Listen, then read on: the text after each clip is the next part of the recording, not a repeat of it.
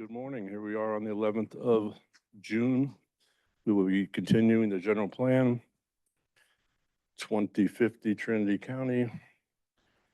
I expect it to go hopefully not as long as yesterday, but as smoothly as yesterday. So we'll start with the Pledge of Allegiance. Rick.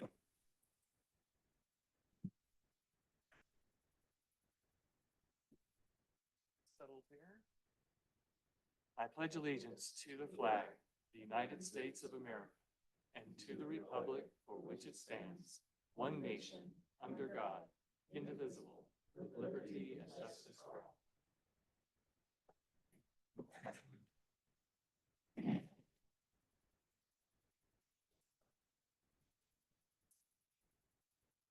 Okay, we will run a very similar format as we did yesterday. As we'll go through the slides, we will look at them, take public comment in room, in Zoom, to the commissioners, and then back to the board for discussion. And we will start now. Brett, how are you? And are you ready? Okay, good morning, board. Good morning, commission. Day 2.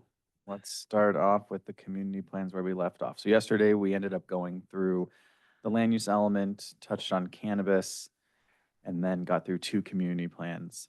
Today we're going to pick up with the community plan for High and Palm. And if you can share the PowerPoint.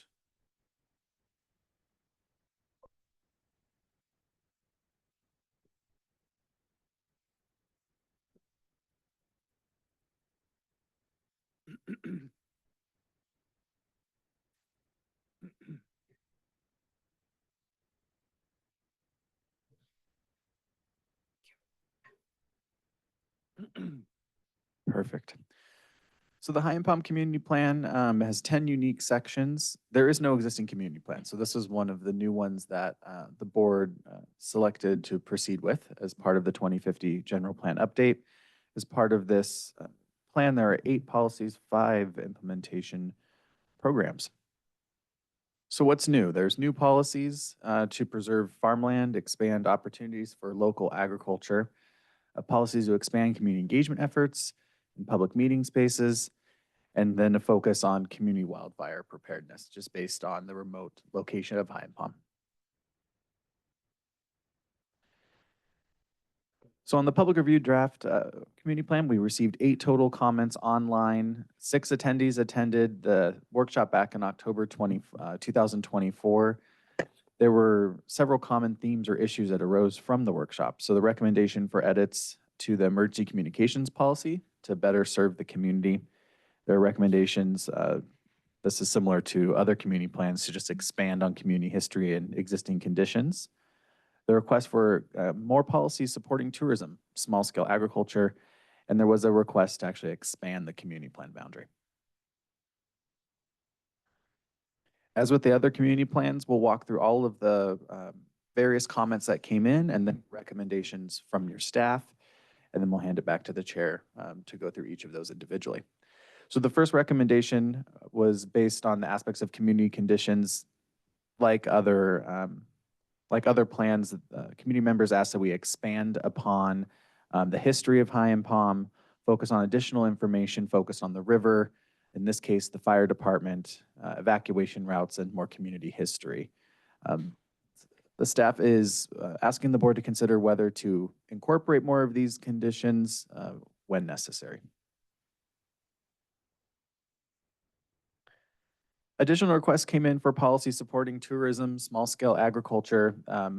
This wasn't necessarily a resounding, where everyone had a common consensus on this. Community members were divided on the impacts of the cannabis industry in High and Palm. And this was different than other community plans where there was more support for policies relating cannabis. But those who did attend and submitted comments would like to see additional standards put in place to address and mitigate any potential nuisances that may arise from the use. So what we're asking the board is requesting policies that are already covered. We're asking the board to look back at the policies that were already covered in the countywide general plan, including the economic development element, as those that are already part of the 2050 general plan kind of cover what High and Palm was looking for. So at this time, county staff is not recommending that the board add duplicative policies since these are already covered in the general plan itself. And based on the discussion yesterday, moving from cannabis as a standalone use to an agricultural use, so it's merged with that, a lot of this has become a moot point.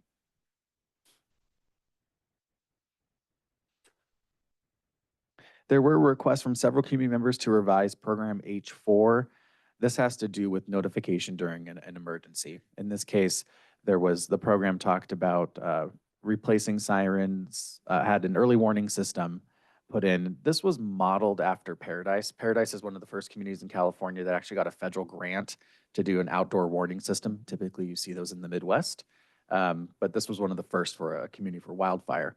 So we had included a program that highlighted this. Community members felt that that was not the best use of evacuation notice or potential funding, and felt that ham radios and additional community training was best for high and palm, not an outdoor early warning system.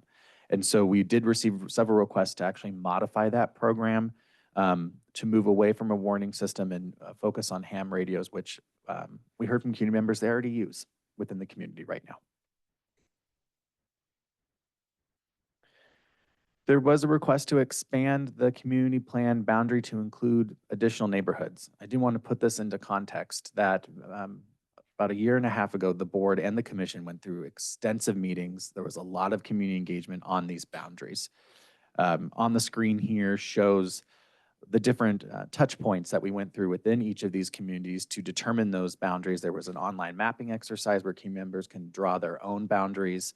We also went off of historical context of where the community pinpoints were. So it's not recommended at this point that the board expand the High and Palm Community Plan. It went through a rigorous round of community engagement. It went through commission and board approval. Issue here is once you open one community plan to expanding boundaries, transparency and fairness, you should open all of them. So it's not recommended to modify the boundary. So that concludes the discussion of High and Palm. I'll hand it back to the chair. Can we go to slide 1, please?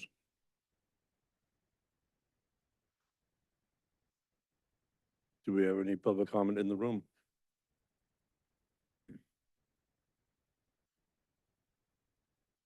On Zoom, I show no raised hands. planning commission?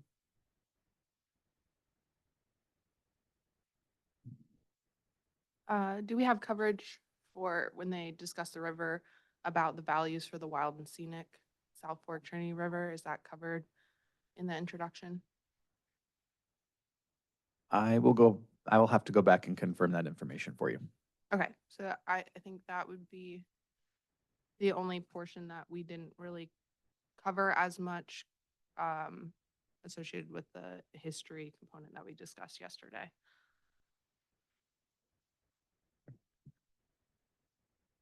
CEO Tato? Brent, that should probably be one we look at for the general plan, because most communities are going to have some aspect of that to build into it versus having it individually in community plans. So let's look at that from a larger general plan perspective. We'll work with county staff to determine appropriateness. Thank you. Yeah, Any- just the South Fork is designated, and so is the Trinity, the New River, North Fork, and then Canyon Creek. There's a bunch of eligible as well. So Yeah, I think where we can have it applicable countywide, we'll do so. We'll work with county staff to do that. If there are specifics that are tied to individual communities, we can take another pass at providing that before the next draft. Any other comments from the planning commission? We'll bring it to the board for discussion. I have a couple of questions, if that's Sure. okay. So, one, this says driving miles in time, not straight line distance. Correct. Does that mean straight line as the crow flies? Is that how we actually measure things? So, for example, if we stated that a hospital is located in Hayfork is 35 miles away, that's how we would state it. How they would like it is to be measured in the time it actually takes community to get there, and not just a straight line distance. So they want us to expand upon the actual effort it takes to get to services outside of High and Palm. They felt it wasn't representative and accurate. Okay, so it's not as the crow flies, but it's 35 miles on a straight road is a lot different than 35 miles on the roads Correct. to High and Palm. which I- And I don't experienced, disagree yeah. with that, going out to High and Palm for community Right, workshops. okay. And is there any concern, risk, liability to the county for putting in time when that can be varying?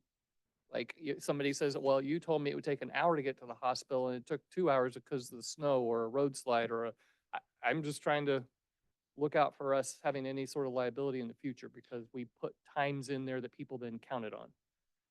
I think I think there is the opportunity to put some language in there, qualifying language, but we can always run that by county staff and legal just to make sure that there's no implications from the text. So Okay. could we take it from the legal speed limit to miles and then say plus or minus a little bit? The legal speed limit? You could do that. And then I would say you could add a caveat that that's under optimal conditions with no road work, with no other impoundments. Things could vary depending on season, what have you. Go ahead, Jill. It looks like Cody has a thought.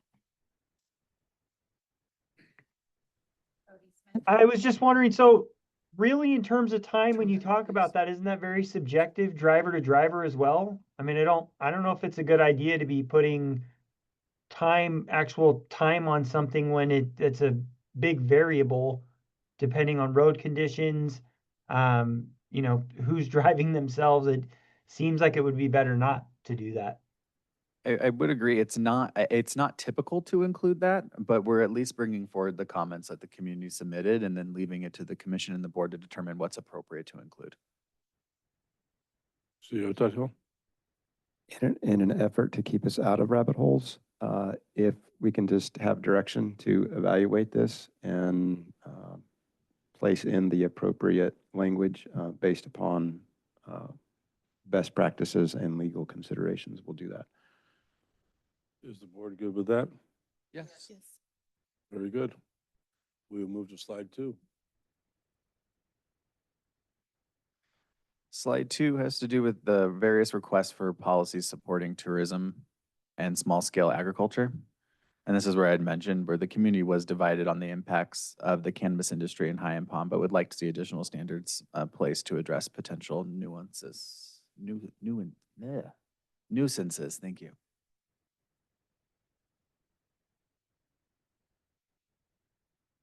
Do we have any public comment in the room? On Zoom, We have no raised hands. planning commission? The board?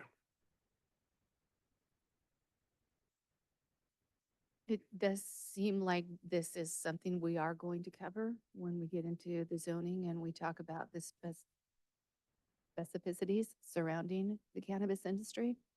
Correct. So what the board had acted on yesterday was there'll be another round of community workshops that'll be focused on zoning and cannabis. So we'll be out in High and Palm to discuss that again.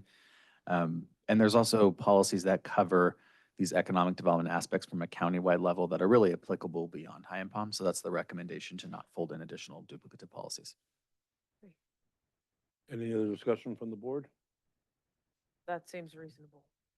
Yeah, I think, I would just say in general, I think that the more that we can do to make our economic development at the county level more robust would be helpful, and hopefully we'll have a robust discussion on that today. I think in this situation, we should just look for anything that a community thinks is unique to them, and maybe we won't really know that until we've fleshed out more about what we're going to do at the economic development plan level. I would think, though, that we would be willing, I hear what you're saying countywide, but that's the reason that we have community plans, is those places where they do wish to be unique. And because in this particular comment, there is the indication that there is division over this idea, that when we revisit it at the community level, we need to make sure we do that deep dive. So I think putting a pin in this particular comment is important. Any other discussion? We will adopt. as stated. I have one question here on this next slide, with the sentence that begins with members and alarm is audible, seems to be needing some refreshing verbally, or to make that a little bit more readable. So members in this, in a manner that ensures to all residents in the community, something needs to be put in there where it says alarm is audible. Comment noted. Good enough. Anybody in the room, public comment? On Zoom, We have no raised hands. planning commission? Just a question. So it's a relatively recent development, I think, since the public hearings on community plans. But there now is the potential to have localized FM radio stations in these smaller communities. And part of that FM station setup is, we've been told, the fire department, that they can use that to broadcast emergency warnings. And so I'm wondering if, just as part of early warning systems, you want to add something about, potential FM radio network should also be incorporated. Any other? I was just wondering if Trinity County OES had been consulted on this change prior to this suggestion of change language. Just as I know they already are working on the sirens in other communities, and we're planning to do it in a countywide effort.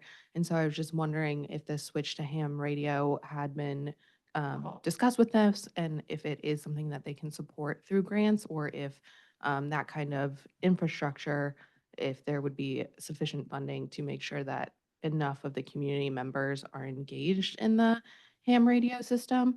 That would be my concern. Wait, Carol? I think maybe I can answer that. The county did have a grant to purchase and install the ham radio stations, and they have been actively offering ham radio training. I don't know that they are providing individual ham radios to people who sign up to be ham radio operators. But yeah, the county OES has been pretty active in kind of establishing the ham radio network as a emergency system. Any other comments from the planning commission? Well, it does say radios should be distributed amongst community members, so then it sounds like then the county is responsible for obtaining and distributing those. So we may need to strike that line or change that, so that the community members are responsible for acquiring their own ham radios for their personal use inside their homes, whereas the county just operates and maintains potentially. We'll have to see what that long-term looks like, the infrastructure in a centralized location.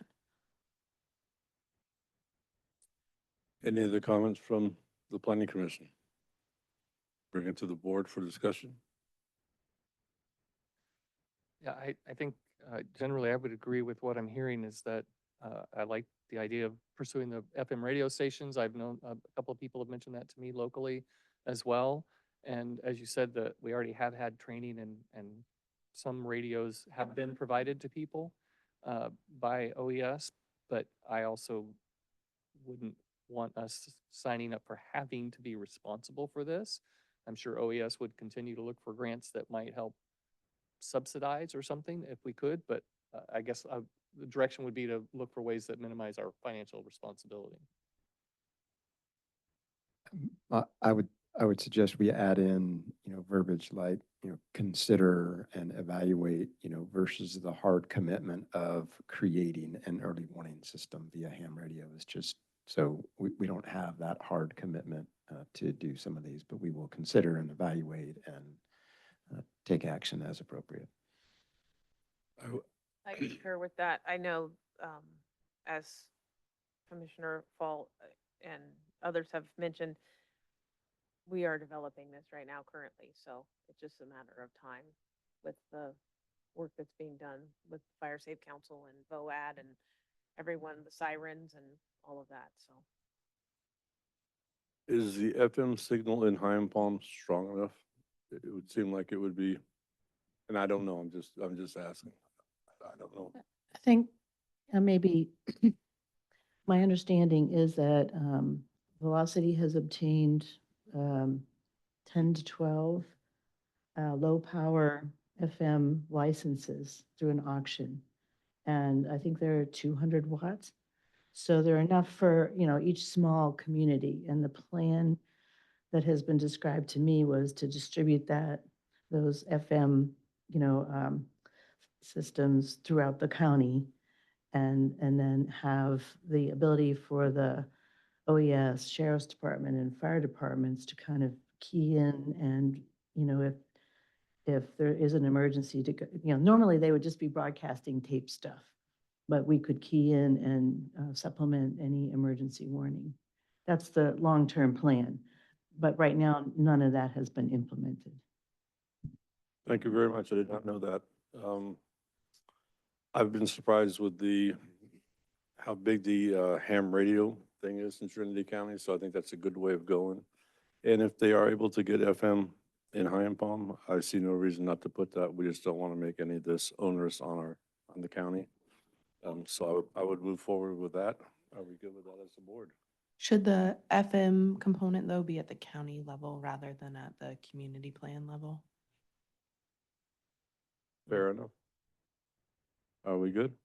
We'll move on to the next slide. This next slide has to do with the expanding the boundaries of the Higham Palm plan.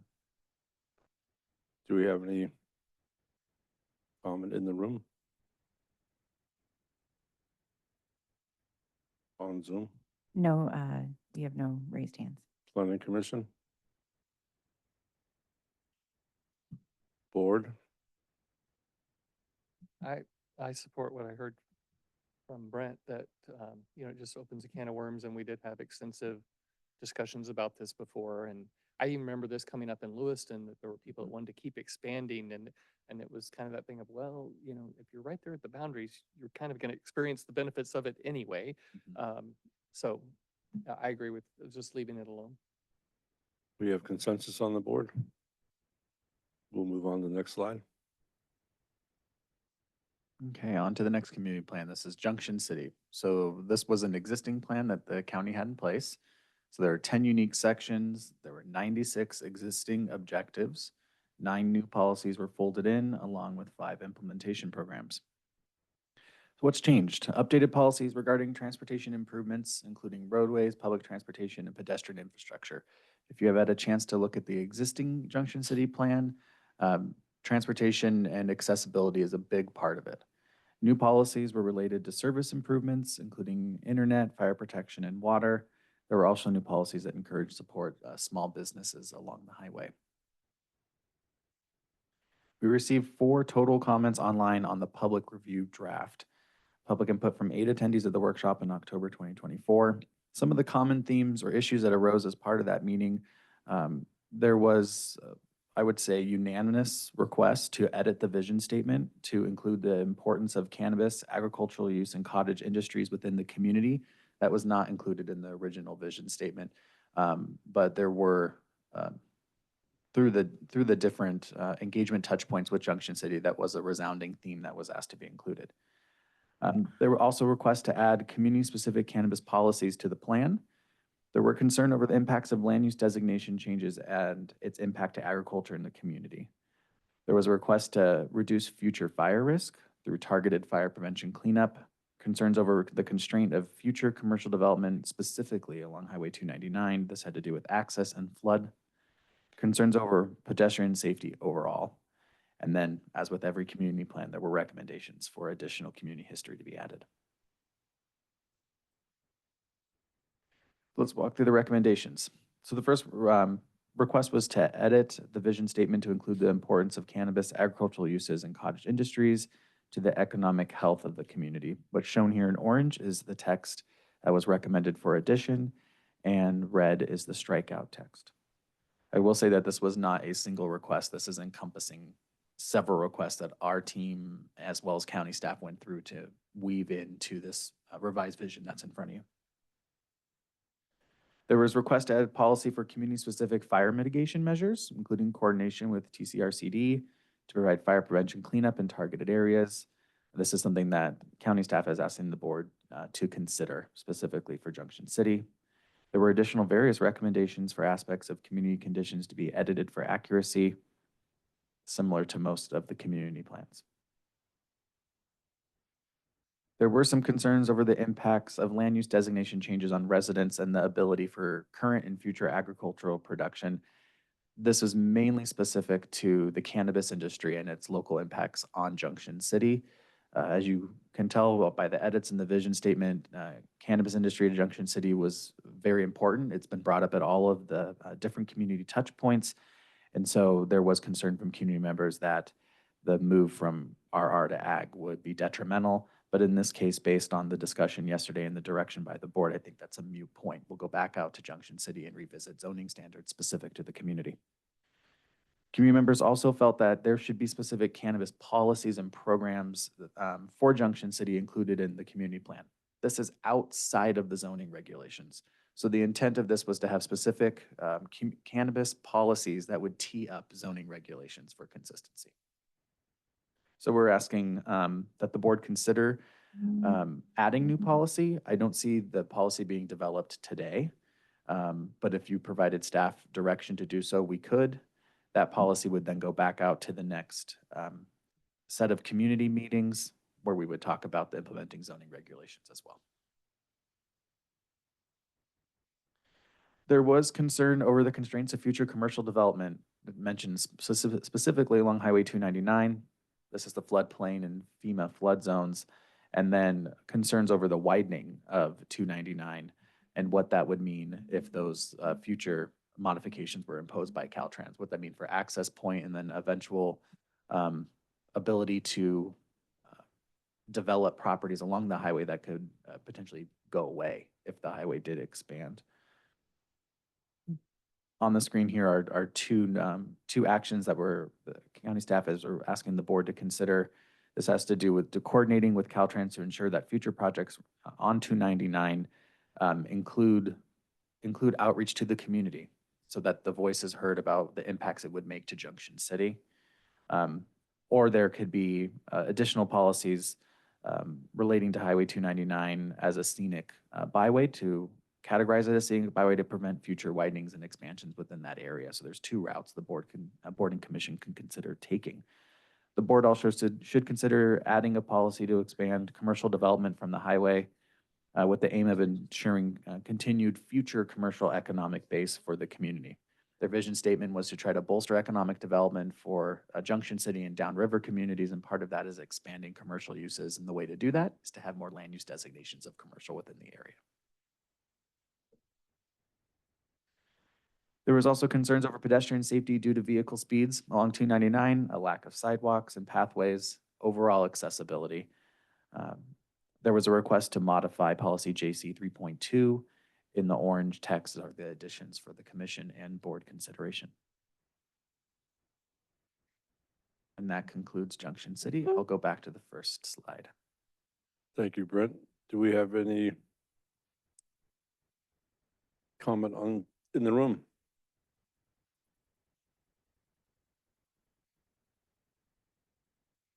Good morning. Morning, Lisa Wright Lewiston. Nice to see you all again today. I'm noting a kind of a common theme, and that is that there was, based on direction that was given to the consultants that did not come from this board, had not been vetted publicly. We spent a lot of time on cannabis-related items, such as the land use designation changes, rezoning requirements, that didn't come from direction from this board. So I have a concern. We're going to see this going through all the time and resources that were spent in this regard. I think we have a great new approach once it was fully discovered how we ended up going in that direction and what the board felt and the community and the public felt.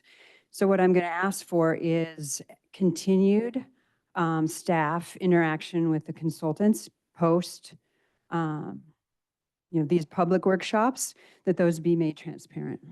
Not for public input, but for public observation.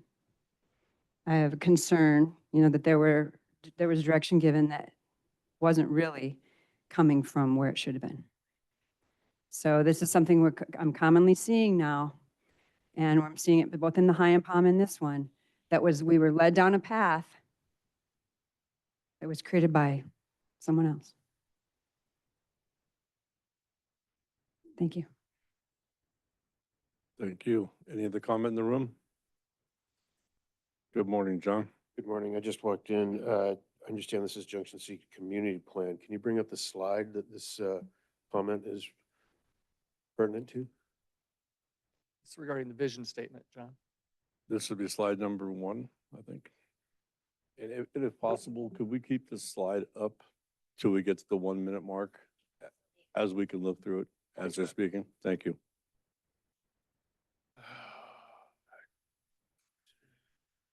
Yeah, I'm supportive of this amendment to the vision statement. Most of the Junction City Community Plan meetings were really focused around the the misstep the county was attempting to make by getting commercial cannabis out of rural residential. It's been a good fit for Junction City. Junction City has participated mightily in the transition to the regulated market, despite the problems with that. Many are hopeful it could be a part of the future along with other home-based businesses. Junction City isn't close enough to Reading for people to commute into Reading or to Humboldt. So most of the economic activity in Junction City is home-based. The commercially zoned properties are largely infeasible to run businesses at because of either county or state matters. I think Brett might have touched on the issues with Caltrans. It's really a shame that Junction City can't operate as a city at this point because of being strangled by this overregulation and the overreach of Caltrans and in some cases the county. So I think the overriding sentiments at the community plan meetings were basically allow for commerce, and especially home-based businesses of not all types, but on rural residential, limited commercial uses. Higher impact businesses, should of course be zoned appropriately or be available via a discretionary permit, like a director's use permit or a conditional use permit.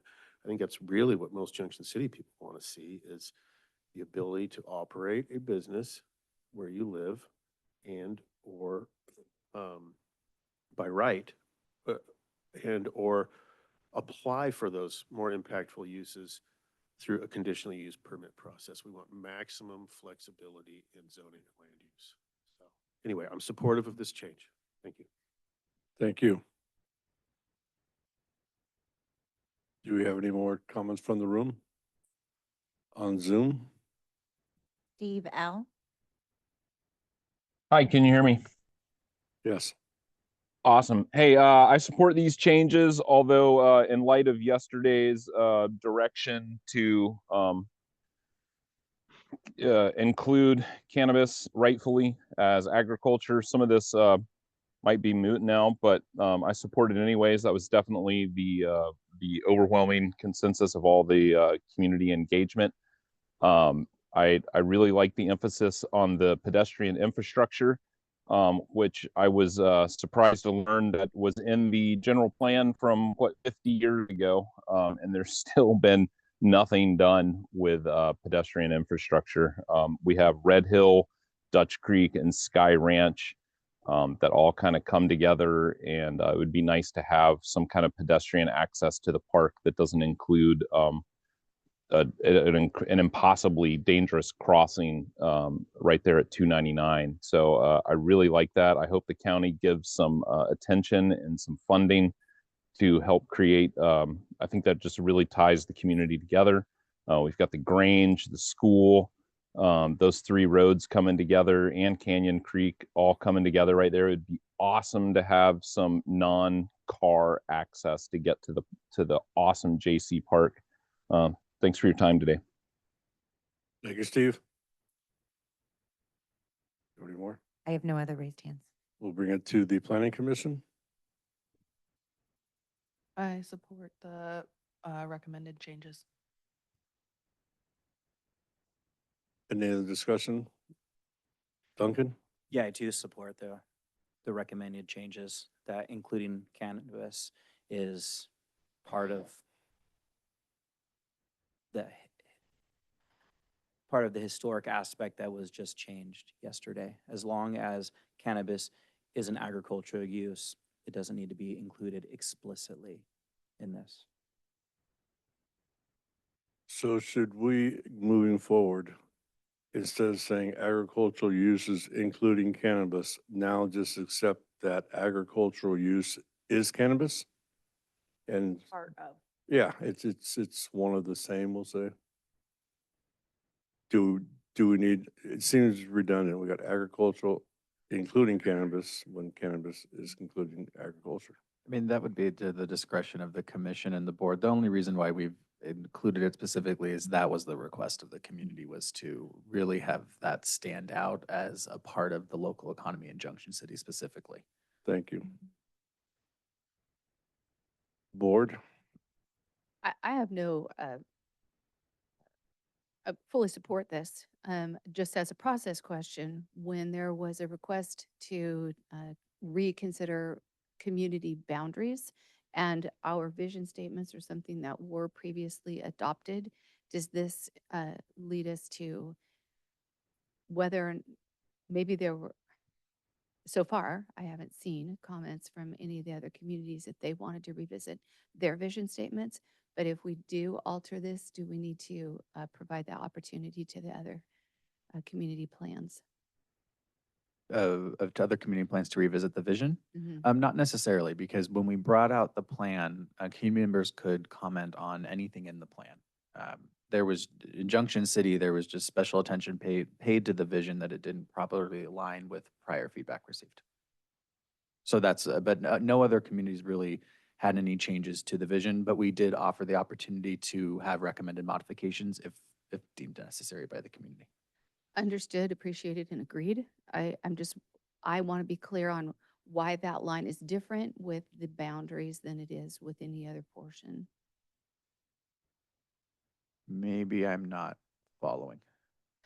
When someone wanted to revisit where the boundaries lay, we had said that went through its vetting process, that is over. And so if we reopened it to one, we would need to reopen to all, and that included an awful lot of community engagement and so forth. I don't necessarily equate the boundary discussion to the vision. I think they're two different animals. We could reopen the vision to the communities when we go back to see if because we will be going back for another round of engagement. So we could open up if there are any additional modifications to the vision that the communities would like to see, especially in light of some of the changes that have come about in these 2-day meetings. We can do that. That would make sense to me. If Sure. we're there talking about it anyway, and it's not any extra, just have a little extra conversation about it. Yeah, we can definitely do that at the beginning of the meeting before we get into the regulatory environment. Any other comment? Yep, just one. So is there any way to get any of this into the general plan for cottage industry type things, CAO Tuthill? Can we incorporate, because we don't have anything that like cottage industries, for instance, and ag uses are huge up where we are. So anything that can help those would be great, if it's possible. I can answer this if you CEO Tuthill? Brett? We do have a policy in the economic development element about bolstering home-based businesses. Okay. Cottage industries is not specifically mentioned, but when we get to economic development element, if you want to hold that comment, we can always add that into the policy so it's covered. Okay, great. Thank you. I have a couple questions. Go ahead. Go Sue. ahead. Go ahead. So I think maybe it was Steve had comments about pedestrian infrastructure and so forth. So the two different questions. Mhm. One is, had a little bit of discussion yesterday about the EIR work that we will do. If we have in plans, community plans, general plans, something about expanding infrastructure in that form, is that then something that's covered in the EIR that then makes that easier to deal with later? Correct. So if there is infrastructure planned as part of the general plan and community plans, that would get analyzed as part of the EIR, which would streamline the process down the road. Okay, thank you. And then the other was, I'm not so familiar with these projects, but I do recall that in Lewiston in years past, before my time, that some sidewalks were put in some portions of the town, but that was done through grants obtained from local residents and community action and so forth. It is, I assume then that's an option as well as what I was hearing in that comment was, I hope the county spends the money. So either one is possible, and putting this here, putting pedestrian infrastructure, which may not even be here, is not committing the county to something. It is saying that this is important to this community, and so the impacts are being studied for if it was done. Yeah, I mean, yeah, there is a slide that's coming later in the Junction City section. It does talk about pedestrian safety. It's not necessarily linking the county to providing the sidewalk Okay. system, but we can add language that opens it up to funding a system like that could come from a variety of sources. So it's not implied the county's constructing sidewalks. Okay, I have- thank you.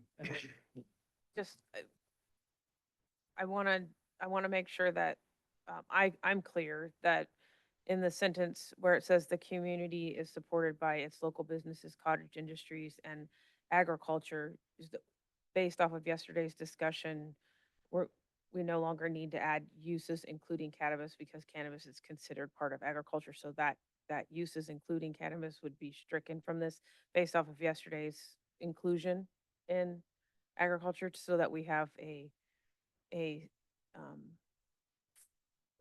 when we mention agriculture, we all know now that cannabis is included in that. That would be to the discretion of the commission or the board. Yes, cannabis now, in light of yesterday's discussion, is seen as agriculture. It's seen no different. The only reason why we would recommend to potentially keep it in is because it was requested by the community to be elevated as part of it, to really call it out. But it's up to the discretion of the board if you would like to see that removed and just seen as agriculture on its own. Yeah, so my input on that would be that as of yesterday, we could combine it to agriculture includes cannabis. I think it was stated yesterday that they are both the same thing. And I would like to know, is there a definition of small scale agriculture? I can confirm that. If there's a definition for it, I'll need to pull it up. If not, I know zoning regulations will definitely have small scale agriculture, and if we need to tie it back to the general plan, we can. Thank you. Make sure the language is Like matched. If I may, Chair? Commissioner Please. from the area. Yeah, 2 points. One with regards to the sidewalk and infrastructure.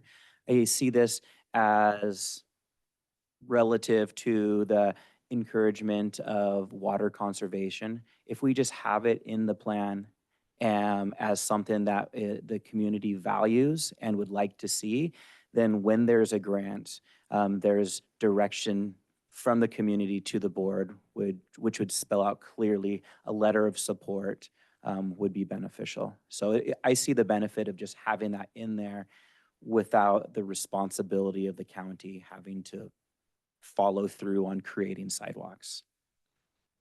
Secondly, I think that for the last 8 years of discussions with cannabis, it has been separated from other agriculture. So these discussions really reinforcing that agriculture with it, which includes cannabis, that is just part of the historic narrative and struggle that farmers have been processing throughout the county. And so I see that if it was recognized as agriculture, since it's recognized as agriculture, that they would not be pushing or the community would not be pushing to include it specifically, unless other communities have other agricultural crops or specific industries that they would like to spell out specifically outside of the general term of industry or agriculture. Are there other industries in other communities that is explicitly spelled out? Not necessarily. I mean, cannabis was asked to be called out in other communities beyond Junction City. So Duncan, are you suggesting that it should be left in because of its history and importance, or should be taken out because of the moving forward approach? I'm not clear. Yeah, I guess my suggestion would be to bring it back to the community for clarity on if it's something that needs to be explicitly spelled out. Duncan, in what respect is that to be spelled out? It almost seems like it's redundant to me, opening up a liquor store and including the sale of liquor. I feel the same way. So- But as you know, Brett reinforced that it was communicated by numerous members of the community, that was really specific. Then in support of their concerns at the next round of meetings, bring back like the need for clarifying that. What we can do is when we go back and do the next round of community workshops in Junction City, if it's at the board direction, we can bring back the vision statement as shown here and just ask for the community to give confirmation that that is what they would like included. And if that is okay with the board, then we would proceed with that vision statement at that time. Just on the heels of that, I would just like to say we spent an exorbitant amount of time yesterday, including cannabis and agriculture. The discussion was made clear that they want that community, those growers want to be recognized as agriculturalists. They want to be seen as nothing more than a farmer, and that is what they are. And so now we've included them in agriculture, and so I don't know why we're back to the conversation of making it separate again. So we need to decide agriculture or not, or agriculture but hyphenated. So I think that decision just needs to be made, and then it just needs to be the way that it is. Point taken. I will second that support motion. Yeah, certainly. Are we good with discussion? Agriculture now includes cannabis. I know these were done prior to the merging of agriculture and cannabis. So now when we see agriculture, we will automatically know that it's included with cannabis. Can I confirm direction from the board? Are we bringing this back to the community to confirm this, or are we striking cannabis and just relying on agriculture? As the board of direction, unless I hear otherwise, we will be dropping uses including cannabis and just agricultural uses unless I hear something different from the board.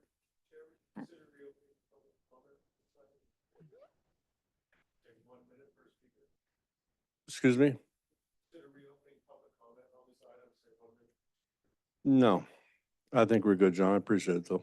I just want to make one thought, and I think that the one thing that I would say about that is the community wanted that, and it should be a community retracted thing even if we look at, you know what I mean? They asked for it or not. It's just a thought, and I'm not. You can talk to John. I I agree with Patty. I think going backwards from what we agreed on yesterday, as agriculture does include cannabis. I understand there was some concern prior to our meeting yesterday from the public in District 4, but as Heidi said, we've come to the conclusion that agricultural does include cannabis, and I don't see why we would go backwards on that. Okay. My view is just that I really want to honor that these are community-based plans. And so I think revisiting with the communities is of value.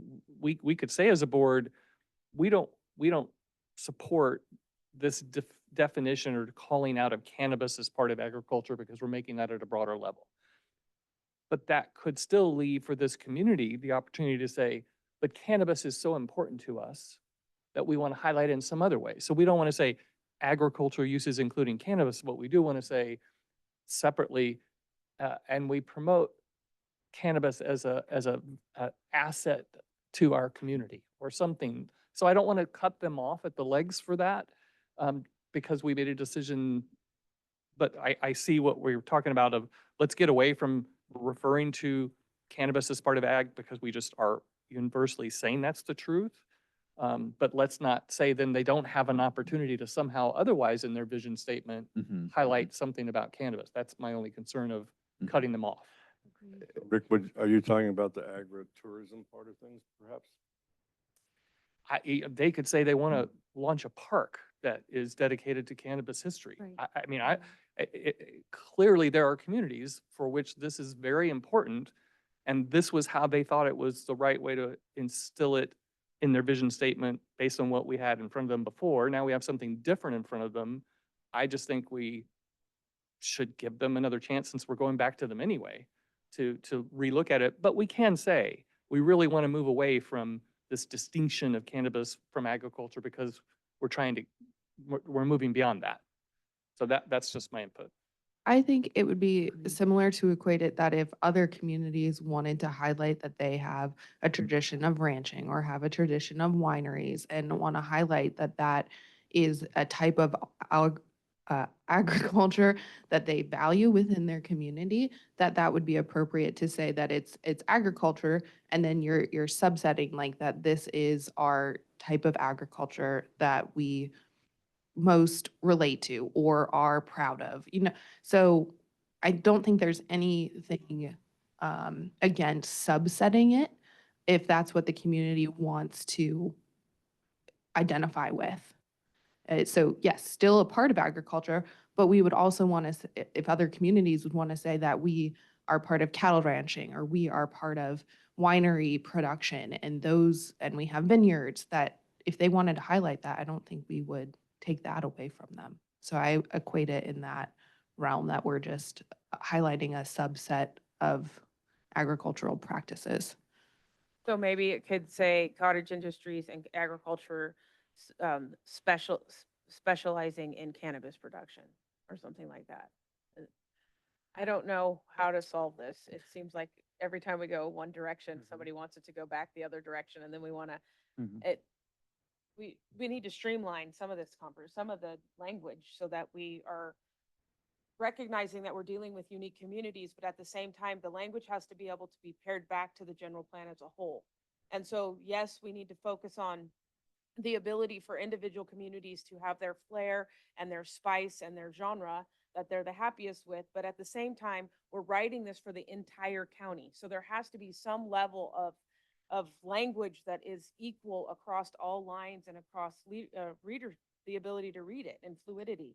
So that's just, I don't know how we can give everyone flowers, but we may not be able to give you pink ones and you green ones, and we have to pull it together in some way. Yeah, this is a real healthy discussion about something that has had such an impact on so many levels in our community. But this is the vision of a community plan, right? This is not zoning. This is not land use. This is a vision statement. And if the community overwhelmingly, explicitly wanted to include cannabis in their vision statements, now, even in light of cannabis just very recently being, as of yesterday, being termed as an agricultural crop, I think it would be in our best interest to allow the community to clarify if they want to include it. And that doesn't mean more special meetings. We are already going back to the community with an updated one. And so we have the opportunity to just ask for that clarity of what their community wants to see for the next 30 years as their vision statement. Understood and well taken. I do agree with Heidi though, and yourself on this being the commissioner of District 4. I get it. We can go with that. But moving forward, unless there is some reason each district wants to zone or bring up cannabis as something different than agricultural, if not, we will be saying and excluding cannabis and just saying the word agricultural.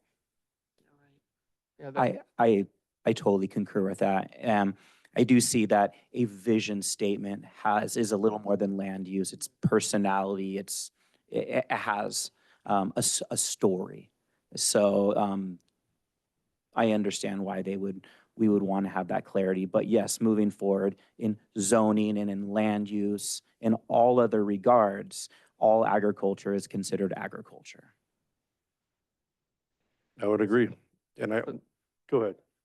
Just say, so what I have, just to try to pull all this together and see if we're in agreement, support for the recommended changes with the exception highlighted below. Direction to remove distinction of cannabis from agriculture while leaving the option of highlighting cannabis in their vision statement in some other manner. And staff to offer other communities the opportunity to revisit their vision statements as well. That's what I took from all of this conversation. Seems reasonable to me. Yeah, me too. Agreed. Did you have a question? Just to confirm that, so we are removing, basically cannabis would be included within the vision statement, not as stated as as agricultural use, but is the board giving us direction to receive confirmation on a vision statement at the next workshop, or to just, how are you wanting us to go about that? What I took was what the board is being sensitive to as both sides of this discussion. One is we don't want to see the distinction of cannabis from ag because we're trying to move past it. And we do want to give them the opportunity to revisit how cannabis might be highlighted in their vision statement. In a different So sentence just format. we don't want this wording, but if you want to say in some other way how important cannabis is or how you want to embrace it as a part of your vision statement, so forth, go for it. But just know we're not supportive of this kind of distinction anymore. Understood. Then we will bring this back to the next Junction City Community Plan workshop based on your recommendation. Okay, everybody's good? Yeah. 'Cause I was trying to Is just that pull it good? together. You feel like that's good? You That- can we'll add move another on. sentence that says okay. And I would like to say, I'm very happy about the upward spiral of North Fork Range. You know, that North Fork Range is doing very well, and that's good to see. Next slide, please.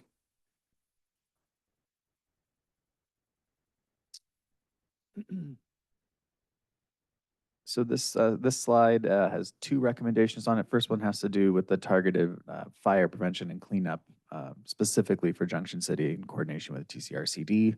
And the second has to do with additional community history. Do we have any comment in the room?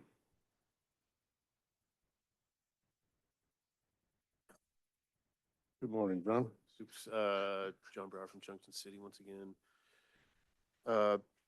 Post Helena fire, nothing happened in Junction City. We've still, Oh, did we lose it? Oh, okay, sorry. I just, Say it one more time. There's no other way around while I set the timer. So She it's- can't keep the it's a slide two- up there. is what It's a she's 2 or saying. 3 second break. yeah, and you can bring it back up then? Is that right, or not? It has to stay on the, I can bring it back. I just.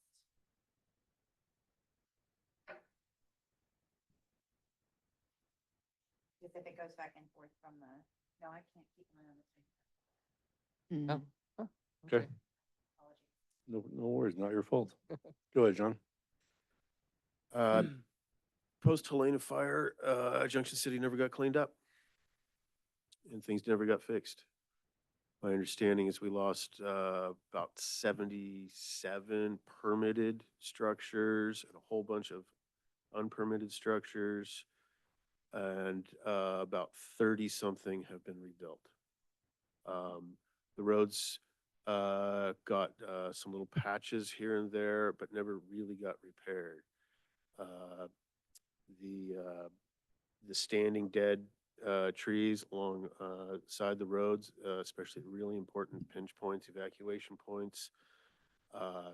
RCD and Watershed did some work, and even our local Forest Service guys did some work, but not nearly enough. And most of the community felt left hanging by all agencies, including the county.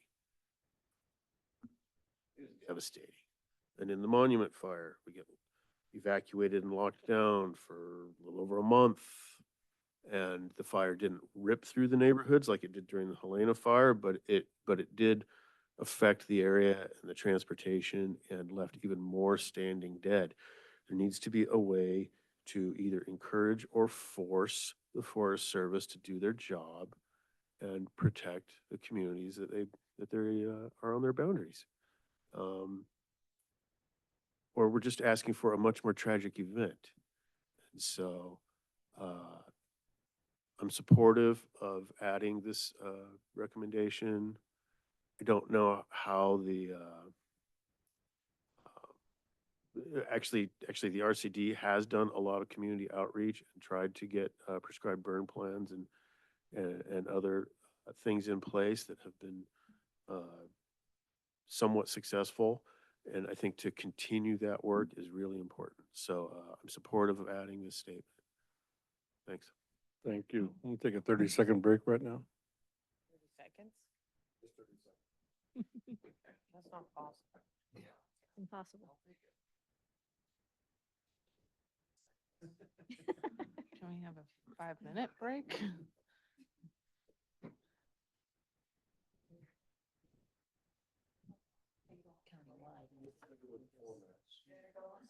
Better go with Yeah. it. No, I agree. The reality. I'm ready to go. Yeah.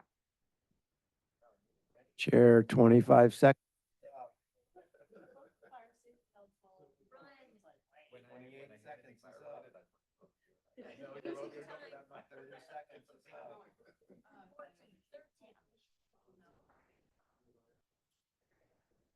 So how about we take a 5-minute break then? Thank you.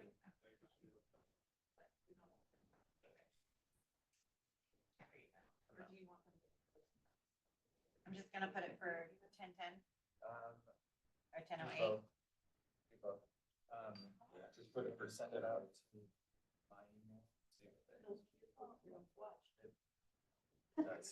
You remember that from the first meeting? Make sure that also goes. Include county staff on that. Give on that. Because I would end up sending.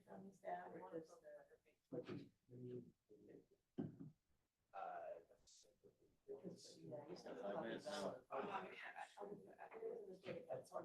3 seconds, yeah, and just anything I get from a commissioner, I always just FYI forward to them, so they're aware of communication.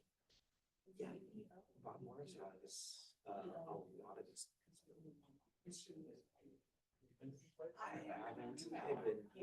inviting me for years, and I just haven't made the time. I would sure like to.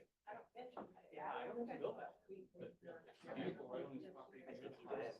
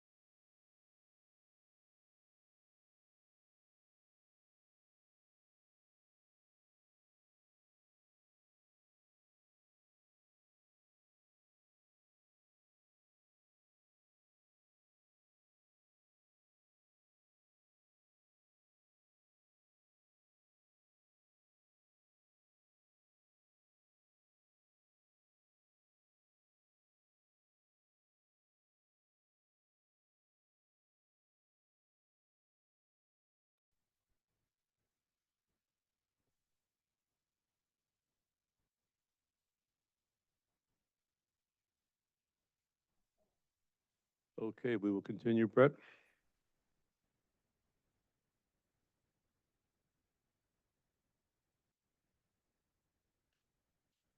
Okay. So we're still on this recommendation, which is the TCRCD targeted prevention. I believe Planning Commission was next, unless there were other community comments from the public.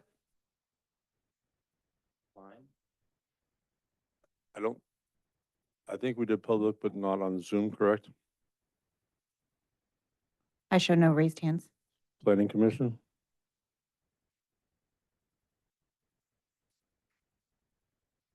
I think it's on. It was.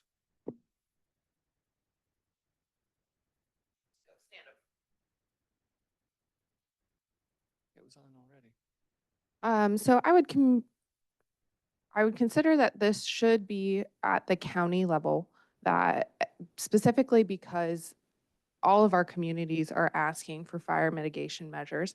I do understand the concerns of Junction City, and they have done a great job advocating with the local agencies and organizations to have projects done within their community. I would like to add that I don't think we should specifically call out any wildfire mitigation agencies or organizations, that we should either include them all or just leave it open to agencies and organizations looking to work in the wildfire mitigation area. That's because here it's specifically targeting the RCD, but we do know the Watershed Research and Training Center. We should not limit ourselves to those two organizations. There's other organizations that have been coming into the county to play. The McConnell Foundation has worked with RCD to do FEMA grant work. There's a lot of other outside agencies that could support work within Trinity County. And so I don't want us to limit ourselves just to those two. I do think it's very important that we do mention partnering with outside agencies and organizations. And I say agencies specifically because we do not want to eliminate CAL FIRE as our partners either, or any of our federal partners, Forest Service, BLM. And so making sure that we recognize both agencies and organizations is very important. There's also private side as well that we don't want to eliminate, so that private landowners could seek funding to hire private consultants to do this work as well. Remembering that also some of the Title III funds also go to volunteer fire departments to do this work as well. Post Mountain has done some chipper work. Willow Creek Fire Safe Council does a lot of chipper work. We don't want to eliminate those opportunities either. So making sure that we're including the broad breadth of all of the wildfire mitigation agencies currently under operations and leave room for future expansion as well. I would just say that, again, Junction City, the community has done a great job to advocate for themselves to have projects in development, and that to the comment that was made earlier, again, I will not speak in this role on behalf of the Forest Service, but that the Watershed Research and Training Center has acquired funding to develop a plan to treat fuels within and around the Junction City community. And so they can reach out to the Watershed Research and Training Center on the timeline for that. But I do know that that is close to the starting line for their surveys and all of that. So thank you. If I Thank- might just question, before you Absolutely. leave, I just want to clarify. So are you suggesting that this be taken out and just covered at the county level with all those comments? Okay, I thought that's what you're saying. Yeah, So- thank you. Can we capture that and condense that, Anna? So you get it? maybe I'll try, because I totally agree with Commissioner Flights. I would say that the board should, at the general plan level, the board should consider, if this is not already there, the board should consider adding a policy that supports coordination with appropriate agencies or relevant partners to provide post-fire cleanup to reduce fire risk in the communities. Because, I'm assuming you're already working on fire prevention in the general plan. But yes, post-fire cleanup is a more specific thing that we need to work on countywide. So, excuse me 1 second. So do you think the word fire prevention cleanup is blurry in a way. 'Cause Yeah. It seems a little bit backwards to me in a way. I think it's clearer to say post-fire cleanup. We went through the same thing with the river complex that burned Coffee Creek, where, since then, for years, we've been taking down hazard trees. It's the Forest Service and the county dealing with that. So it's not, I feel for Junction City, but it is countywide, and it is the post-fire cleanup. It's not only that it reduces fire risk in the future, taking out the hazard trees, deals with the whole tree falling on the road in the middle of the winter and other issues. So it's post-fire cleanup in my mind. So Carol, would you be open to having it say provide fire protection / cleanup? And then the verbiage that Amelia put in? So my suggested language was the county should consider adding a policy to the county general plan. I mean, just adding a policy that supports coordination with agencies and relevant partners to provide post-fire cleanup in the communities. I'd like to jump in if I could with a question, and in so doing, I don't want to muddy the waters between, we're at the planning commission level, it hasn't come to the board yet. I just want to put a question into what you're providing. And I hear what you're saying with the post-fire cleanup serves to mitigate future fires. But this statement that they have asked for consideration on specifically says fire mitigation. Then it gets confusing because the public comment we heard had to do with cleanup. And so we are not clear on what is even being asked. I also want to just remind us all that when the statement says the board should consider, that's what we're doing here. So I would actually, with Carol's comment, say that we need to address both sides. We need to address the fire prevention side of it, but we also need to address the post-fire cleanup side. So at the county level, we need to ensure that we have policies in the general plan that address fire prevention. And then a second one that addresses post-fire cleanup, two separate ideas. And there's specific funding sources for both. So there's specific funding for cleanup separate from general fire prevention. And I think we want to make sure that that distinction is made in our general plan so that our partners and agencies can see that we value that and also have that as an opportunity to branch off of when they're applying for grants to say, hey, look, Trinity County identified that we need support in post-fire cleanup and that that's a problem. And we have this in our general plan that outlines, hey, right here, they call out, we need post-fire cleanup. CEO separate Tuthill, I would from- like your response there, just to make sure that we're not getting fiscally unsound with this policy. So thank you, Chair. I would like to call the board's attention to a future element that we will be talking about today, public facilities, services, and infrastructure. And there are a number of goals and policies in there. One of them being fuel reduction, support coordinate efforts between state, federal, and local agencies, nonprofit organizations, and all local fire districts to plan, obtain funding for, and implement fuels reduction projects to protect residents in and around fire hazard areas. There's other items in there, so I believe we have captured a lot of these concepts already. It's great discussion and absolutely needs to be in the general plan. I think we have captured a lot of that, but I would suggest when we get to this element, we focus our attention there. And if we need to make adjustments, that's the appropriate element to put that in. Thank you. If I can. point Duncan, out, you so- have, go ahead, Duncan. Yeah, thank you, Chair. So, yeah, I totally concur with what my fellow commissioners are saying about putting this in the general countywide general plan.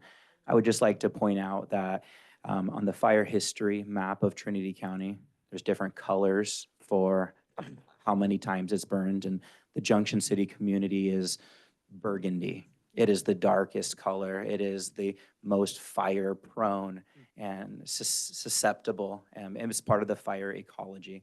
And that's why Junction City, I believe, spelling it out.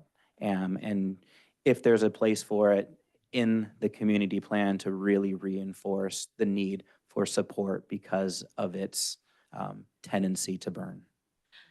Thank you. Drew, did you have something?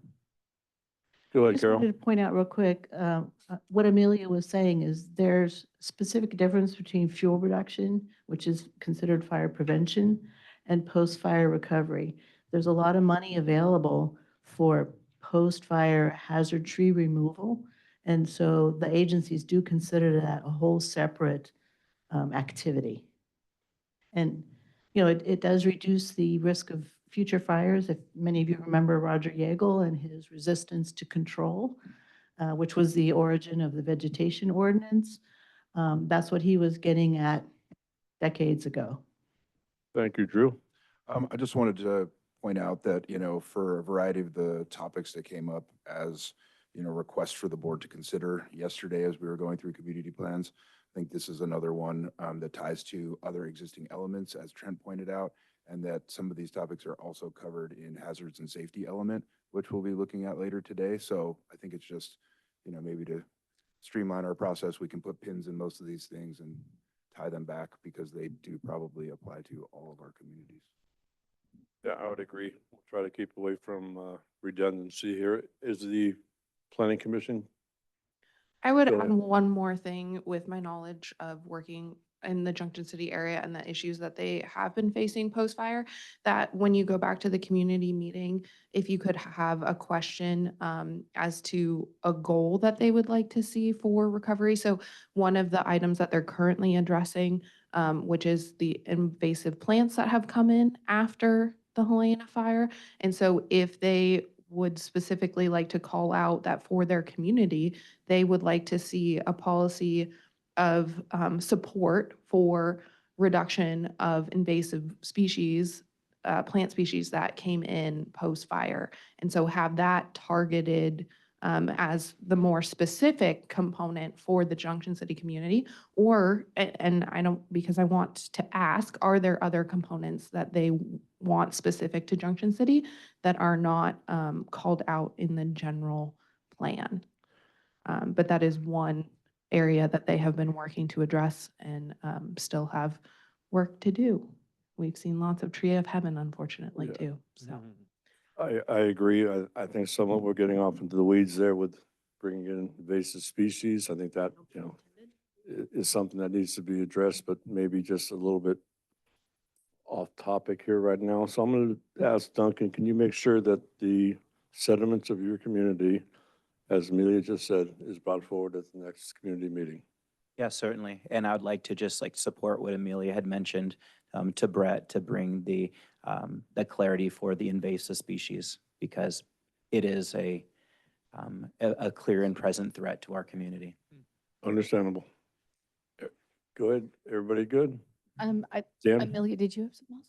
Well, I just wanted to say that it's not necessarily off topic because it's very clear that there are invasive species responses post-fire, and that some of those invasive species have higher flammability due to the different components that they have within them. And so to continue to protect our communities, we actually do need to have the two-pronged approach, the fire prevention, and then also the post-fire cleanup to address noxious weeds and prevent some of our more resilient, locally native species that would come back being extirpated because these invasive species push them out and then actually create a more hazardous fuel loading. And so just that those two do tie together very closely. Thank you. Dan? I'd like to see that countywide also. That's a problem out where we are too. No worries. Just to get grants for it, you need that in there. Absolutely. We'll bring it back to the board then. So I would first like to put the N back in our consultant's name. He is Brent, correct? Not Brett. It's just been bothering me, so clarity. I would also like to ask that there not be any side conversations. We can only focus on one, and if we have a side conversation, we take the attention away from anybody to be able to hear what someone else was saying. I love the knowledge in the room to make sure that all of these points are covered. And I do think that it is a stronger statement when we don't tie it to one community plan. It's super important for every single community, as to your point. I don't think we're getting into the weeds here. I think it's really important to talk about this so we know what we're putting our pin in. When we get to the point later, we've done our groundwork. Also, well, I'll remember those thoughts when we get to that point. So that's good for now. What was your first? His name is not Brett. It's Oh, I've been Brent. saying Brent, sorry. Brett. It's all good. It's bothering me more than it's bothering him. All right, so we're gonna call you Brent from now on. Make sure you get that changed on your birth certificate tomorrow. Thank you. Do we have any consensus on the board here? I would like to add my voice to the recommendation that we don't hyper focus on the Trinity County Resource Conservation District, but open that all the way up to as many agencies and organizations that we can to get help in that. I do concur that this is something that will be and should be handled in the general plan as a whole. However, with that being said, the wounds that are deep in the region from Helena to Junction City because of the severity of the Helena fires the scars are still there. They're still sore, and we're still, the river communities as a whole. I don't know if you guys remember, but we had just got thoroughfare traffic through the Big French Creek slide, had just reopened, and then the Helena fire hit and our entire corridor was shut down again to only timed passage. Those businesses in the river corridor were slammed and nearly destroyed in a lot of cases during that period of time. And then to wrap back around with the fires of the last couple years, the pain that and the trauma that was caused from Junction City all the way down to like the Deloma region in the last 10 years has been extraordinary. The other thing that happened right after the Helena fire was the Santa Rosa fire hit. And so once that came through, all of the support that we were getting from the state evaporated into Santa Rosa. And this is what our citizenry is speaking of when they say everything just got pushed to the side. And we still have houses that have never been allowed to be rebuilt because of issues with contaminants and what have you. And so as much as I agree that this is a whole county issue, we do have to take this time to spend a little extra, I would say, healing salve in the communities that have been truly, truly hit harder maybe than others. And Junction City to Helena and even all the way down to Deloma has been a communities that have just been ravished by this experience of these fires. So I want to support everything that we can to get pre and post fire. And the trees of heaven, I just was thinking of that today on the way here. Those things are insane right now, and they are going to head up the hills and off we'll go. So we need to do something about that. So those are my comments. Thank you very much. Do we have any other input from the board? I completely support what I heard from the commission. I just wanted to ask a question to see if we should be considering this in some aspect of this discussion.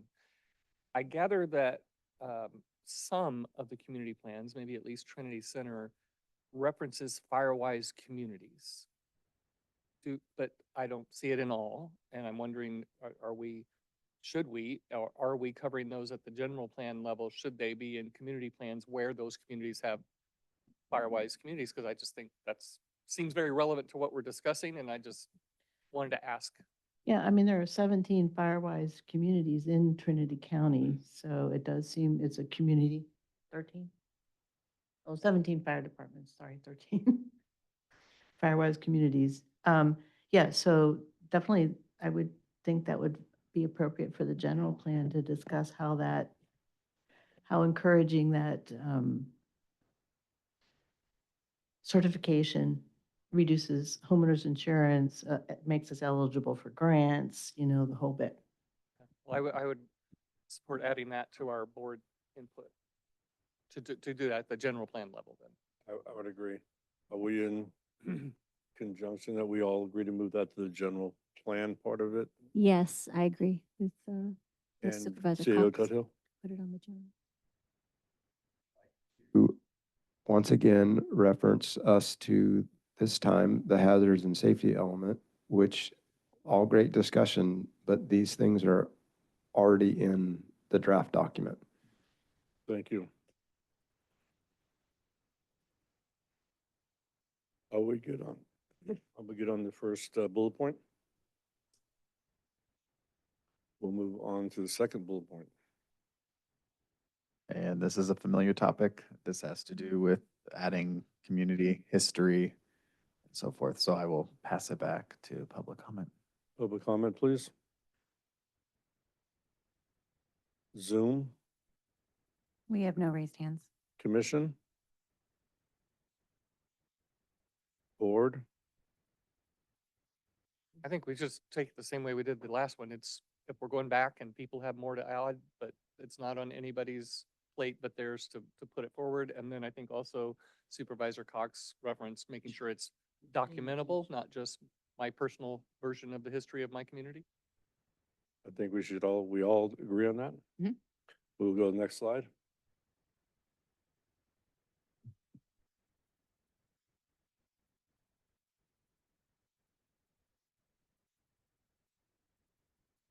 So this comment had to do with the concern over the impacts of land use designation changes on residents. As mentioned earlier in our discussion today, I believe the direction that came out of yesterday's meeting is put this as a moot point, since we'll be going back to the communities through another round of workshops to focus on cannabis zoning related provisions and regulations specific to each of these communities.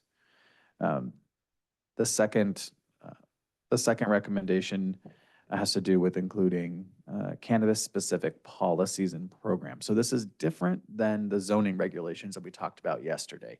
And so what we heard through the engagement process in Junction City was to include specific cannabis community plan policies that bolster the recognition of the industry within the community and its importance of economic development.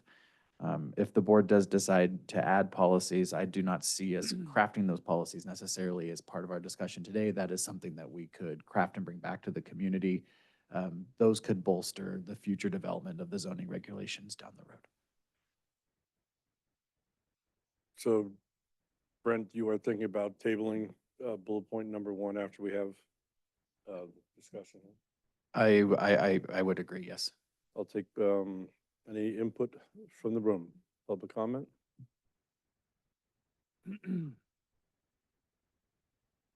Good morning. Good morning, I'm back, Lisa Wright.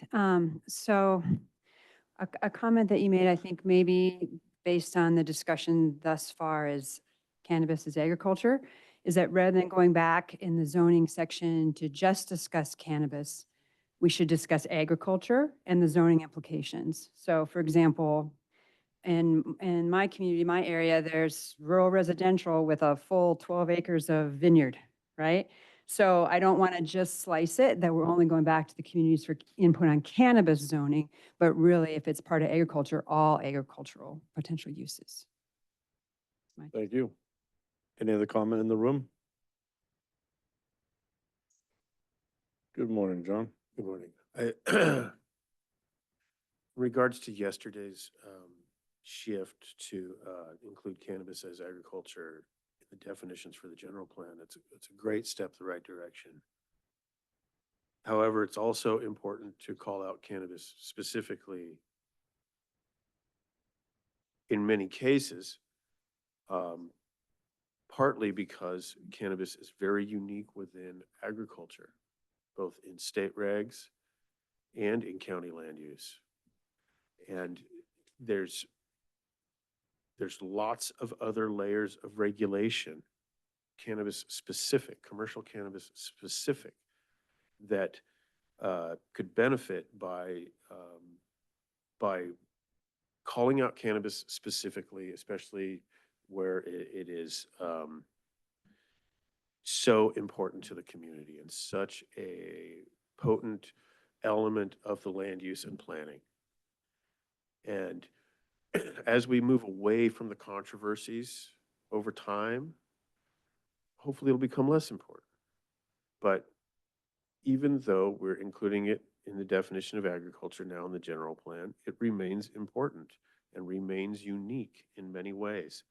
So considering we're going to build the zoning ordinance on top of this, we're going to build other land use ordinances on top of this down the road, it is vitally important to continue specifying cannabis and it being included in agriculture including cannabis.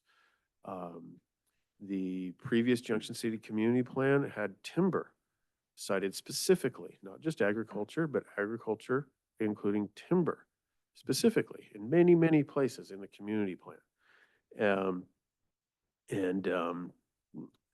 It just as river access and rafting might be called out within recreation, just as fire might be called out specifically within health and safety.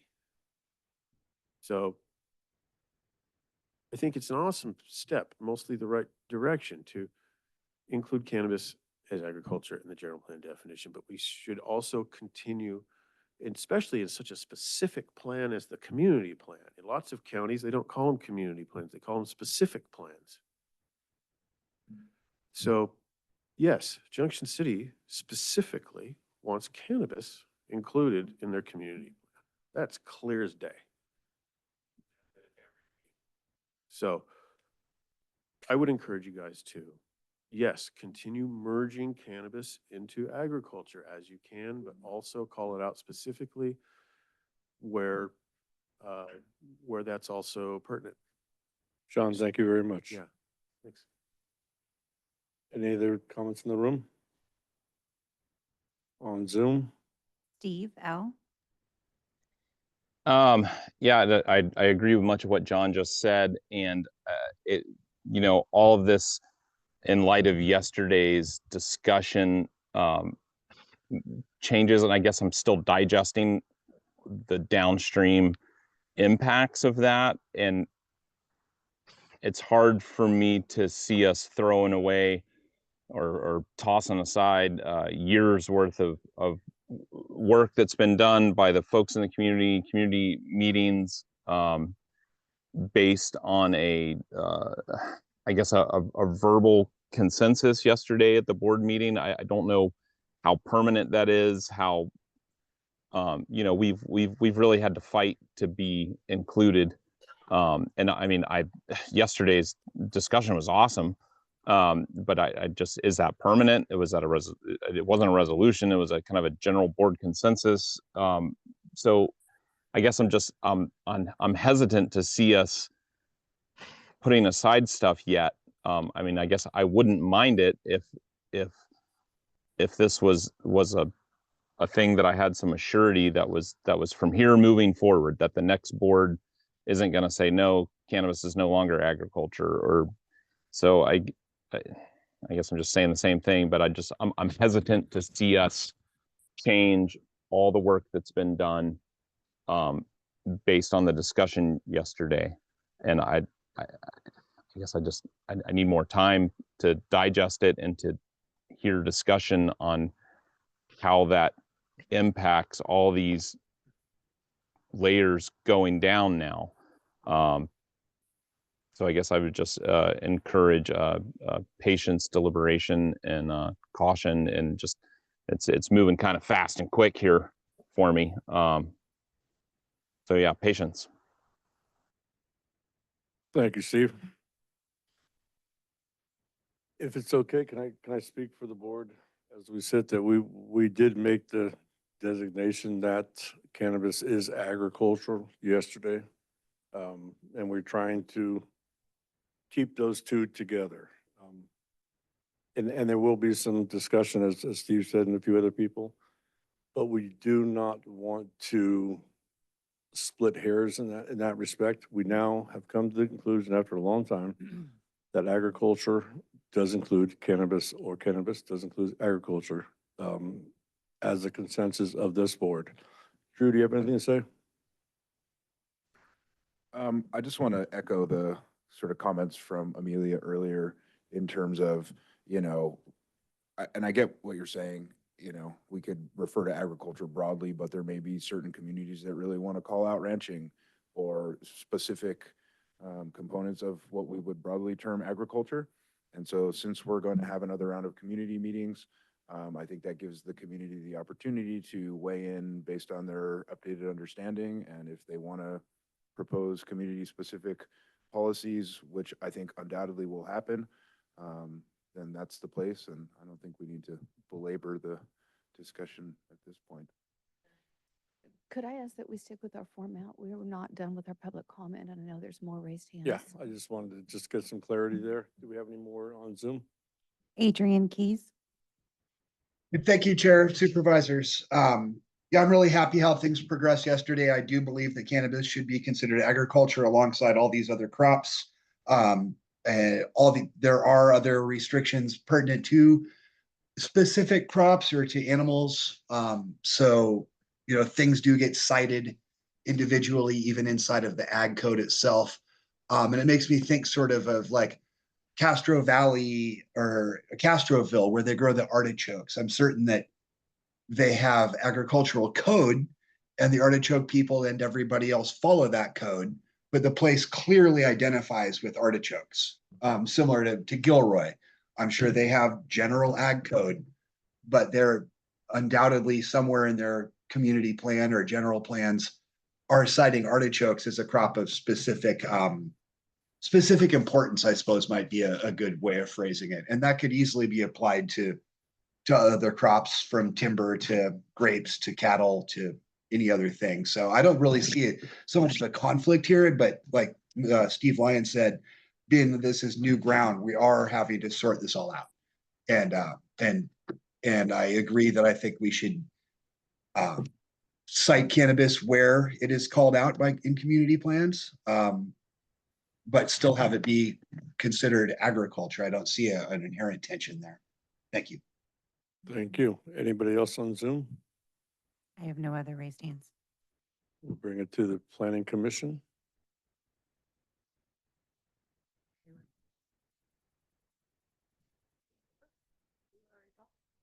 Commissioner Fall.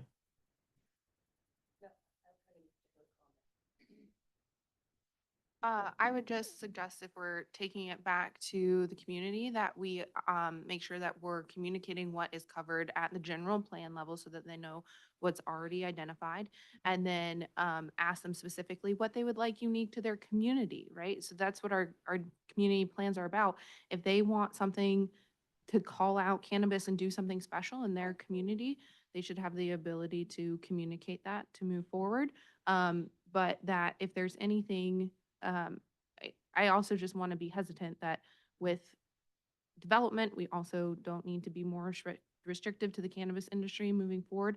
And so I just want to be hesitant that we don't want to create additional policies or programs that are going to then become more cumbersome just in the Junction City community. But that's just my little. Thank you. Anything else from the commissioners? Duncan? I just want to emphasize, I support what Commissioner Flight's notion was. Dan? The board? I support commission and staff input. As do I. Agreed. We'll go to the next slide. Oh, sorry, the next bullet point. Okay, so with that, I do want to add before we move to that second bullet point that I got a little confused if we were mushing down into bullet point number 2, because bullet point number 1 said, if the board considers options 2 or 3, that this was a moot point. We said that in our previous ones. We did support option 3. I do think that the community gets to talk about this again. I just want clarity that for bullet point 1, we chose option 3 yesterday, so your land use designations are already set. Right? Yes. Okay. All right, so with that, I'm happy to move to the next bullet point. Okay, That's what you were speaking to? Yeah, that's what I thought. We got a little mushy. Okay. are we all? Okay, Okay, so then with that, I feel like we've covered bullet point number 2 and we're all in agreement that the community gets to talk about the community. All right. want to make sure, Comments kind of led us there because Yep. they were really more focused on that, I think. I just wanted to make sure we had clarity and on the board. We'll move to the next slide. Next slide deals with the concern over development constraints for future commercial development along Highway 299. This was linked to potential Caltrans widening down the road and also for the FEMA flood zones. This was a large topic of conversation in our community meetings.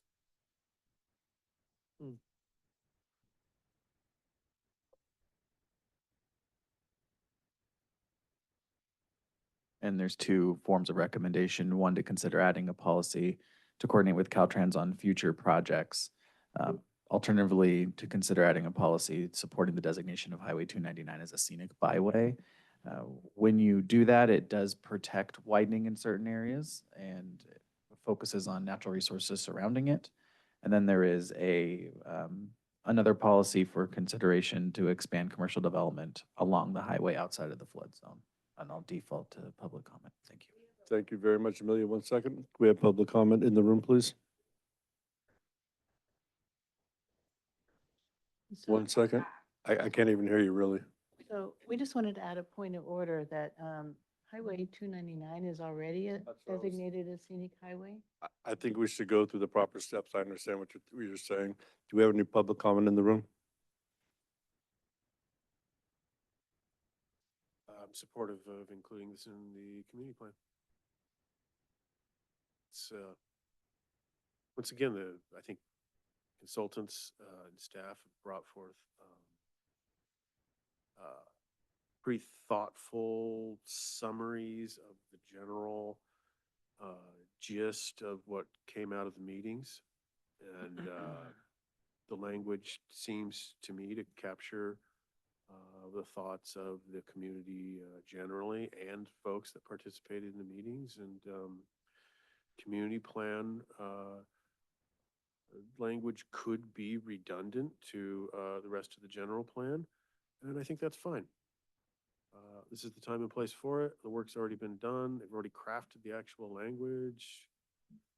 My personal thoughts, go ahead and include it or bounce it back to the next community plan meeting again, but don't negate this important input from a community engagement. Thank you, John. Any other public comment in the room? Drew? I just wanted to kind of address the top part of that, which is coordinate with Caltrans to ensure future projects along 299.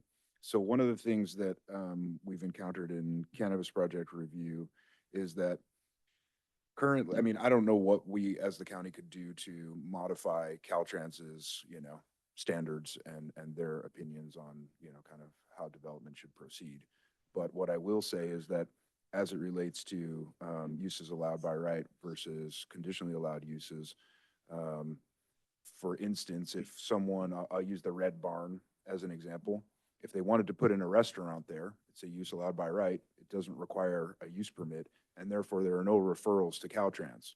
So that's really what killed the project specifically, was that a cannabis dispensary is not a use allowed by right. So we referred it to Caltrans and they came back and said, you're gonna have to do these traffic studies and all sorts of things and meet all these requirements, which, not to say that those requirements wouldn't apply, but I just kind of wanted to bring that up because I think it's an important piece as we look into the economic development element, and then as we get into zoning code and dig into what uses will be allowed by right or conditionally allowed. Thank you, Drew. Any other public comment in the room? Zoom? Steve L. Yeah, the language of some of this is seems to go to kind of both sides, but in general, I think that the general plan should not add more restrictions to people enjoying the use of their properties. It seems like the recommendations kind of go back and forth on it. You know, we have building codes, we have, there is a FEMA flood map, and I think they more than adequately cover what can and can't be done on certain properties, and to not add additional layers of restrictions to people who want to develop within, obviously reasonably develop their properties for either business or personal use. So I would probably recommend not adding additional restrictions. Thank you. Any other on Zoom? I show no other raised hands. Supervisor Frost? Excuse Um, me, Commissioner Frost. Sorry. Time for lunch. I answered on both. So 2 points. One is I was incorrect in saying, so it is designated a scenic byway by the Forest Service. It's not designated a scenic byway at the federal level. Same thing with Highway 3. So the state, but I mean, it's the state program, I mean, the federal program, and then DOT implements it. So I'm confused. So people don't want to, I mean, from what I'm seeing up there, they don't want to have constraints on future commercial development. But expanding the designation from a Forest Service scenic byway to the DOT does allow Caltrans to impose additional constraints. So which do they want? Do they want, if they just want to celebrate the beauty, they've kind of done that. Right now, when you leave Reading, there's the scenic byway signs. If they don't want to have further constraints, then they probably don't want to move to the next step, which is the scenic byway at the state and federal level. And so I see two concerns, two primary concerns: setbacks and wanting to be able to develop on a commercial parcel.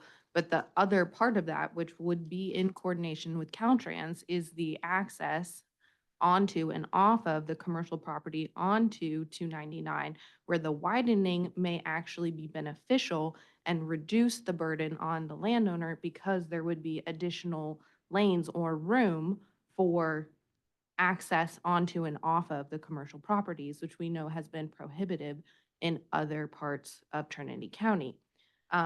So I also see the conflict that Commissioner Fall has communicated.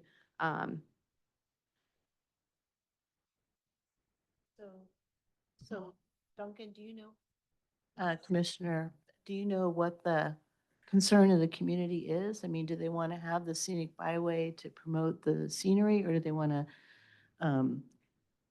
avoid future constraints? Yeah, based on my understanding, well, with just the FEMA flood maps, much of the highway commercial would be prohibited from new development. And so we would like to the community would like to ensure that commercial properties along the highway, or properties along the highway, can be zoned commercial when applicable, to encourage the sustainable economy. If I can jump in here too, but as part of I actually facilitated the Junction City workshops throughout this process. The major concern was the constraints to development. So right now, since the FEMA flood zones go right through the commercial properties, as it was touched on by the commissioner, the expansion of commercial development cannot occur.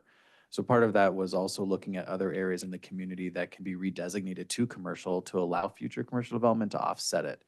The concerns over Caltrans widening is if Caltrans widened the highway at that point, the community was concerned again that the widening would limit the access to commercial fronting properties. It may expand the the flow of traffic between Humboldt County and Trinity County, but it could cut off access to viable commercial properties that may fall outside that FEMA flood zone. And that was all part of the push for more economic vitality within the community. So the looking for the scenic byway, there might have been confusion between the state and the federal designation of a scenic byway.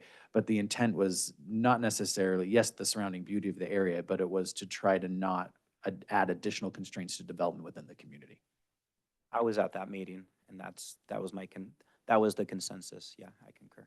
So what I would put forward for the commission's consider to put before the board would be that the board evaluate additional commercial properties, the opportunity for additional community properties or commercial designated properties within the Junction City area, and that as a additional policy that they support the coordination with Caltrans to support commercial development in the Junction City community.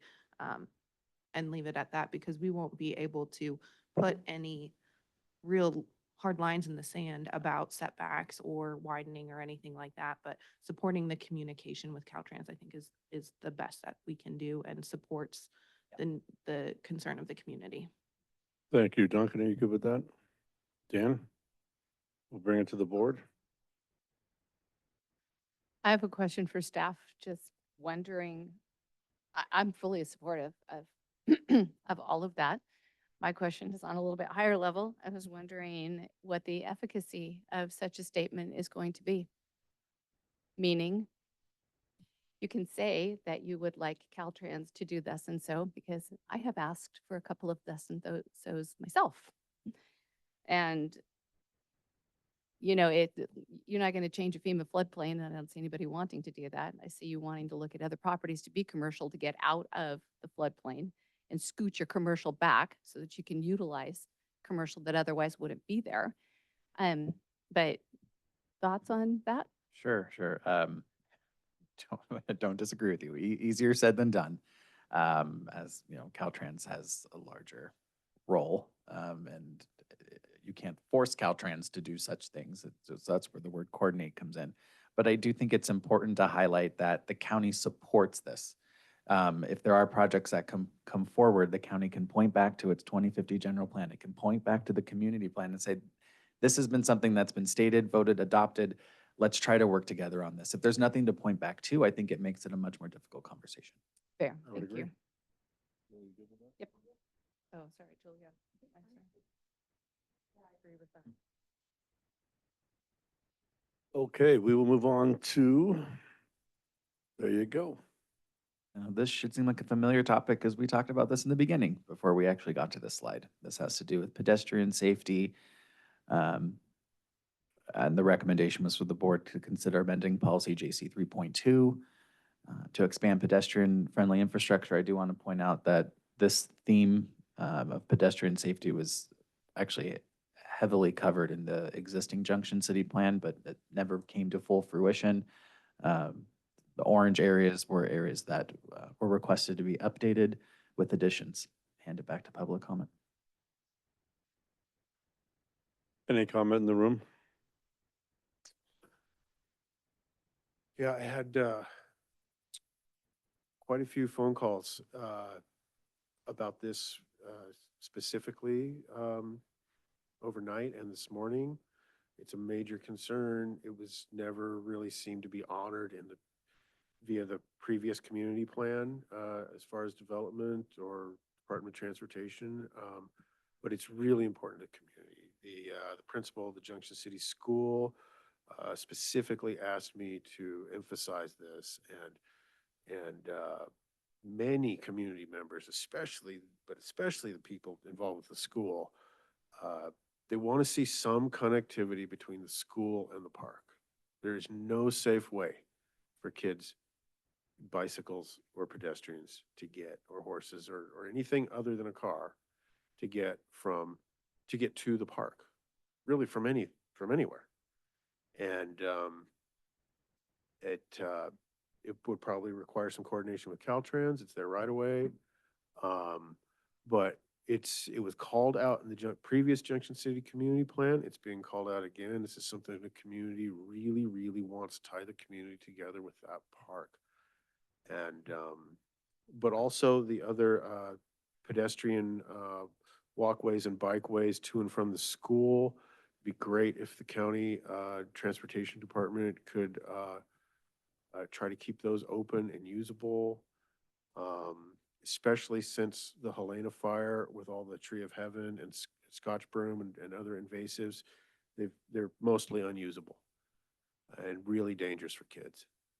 So that, and I also had outreach with people encouraging to retain river access with the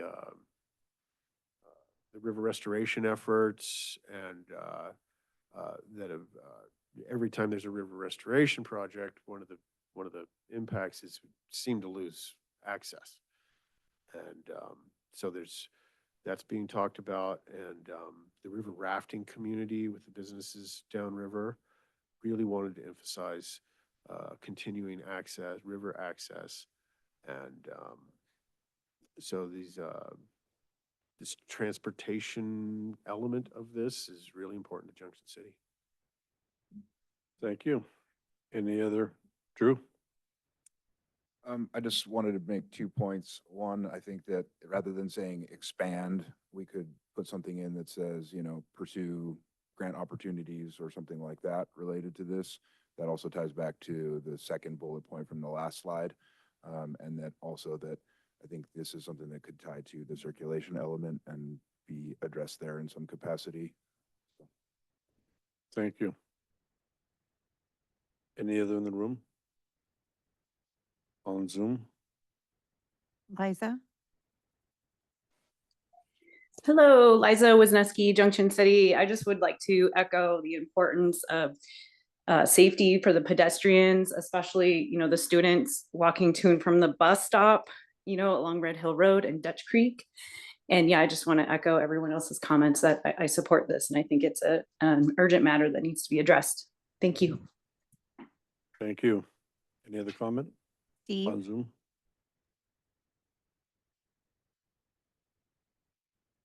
Thank you. Steve? I support this 1,000%, and I'm glad to see it included. Thank you. Thank you. Any other comment on Zoom? I show no other raised hands. Planning Commission? I would make sure that this, again, cites back to the Trinity County Active Transportation Plan. The concerns that were brought up today were incorporated into that plan in 2020. So it does include the crosswalk across 299 between to gain access to the park. It includes the bikeways, the pedestrian walkways. I do want to make sure that language-wise, we are not committing ourselves for the county to pursue grants, but that we support pursuing grants and opportunities. I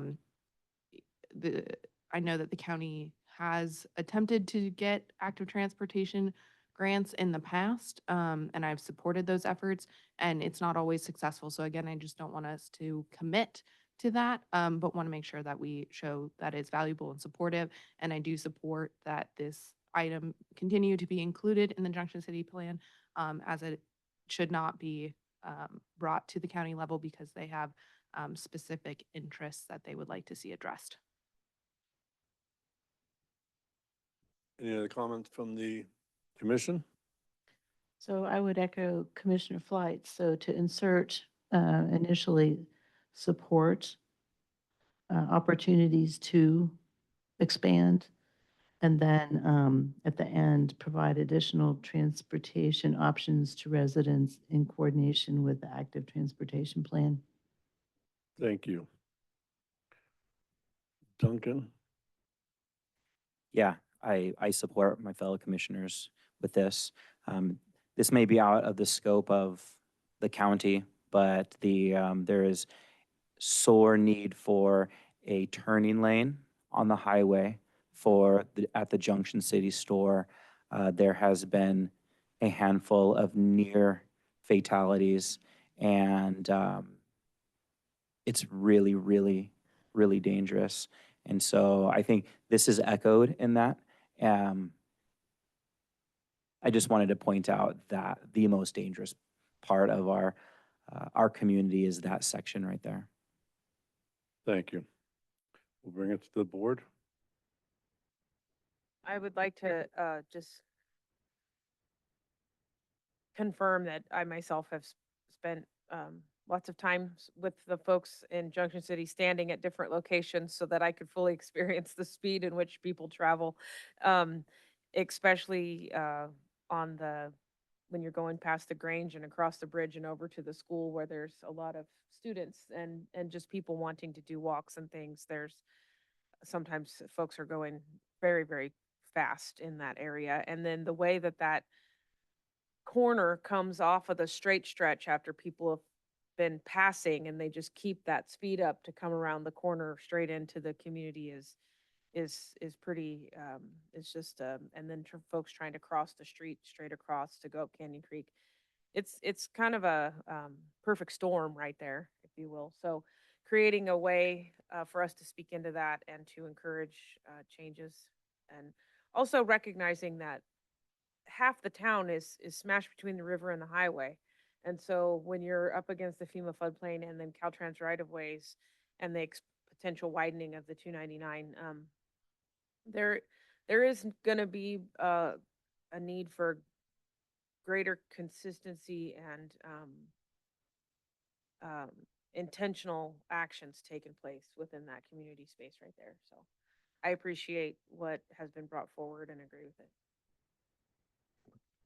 Supervisor Cox? I do have something because I just wonder if you want to, okay, so I know that one of the ways by which Caltrans sets their speed limits is by what the traffic does.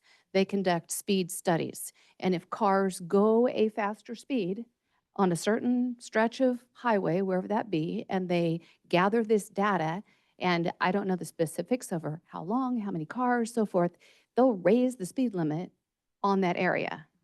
And how their policy works, okay, not okay.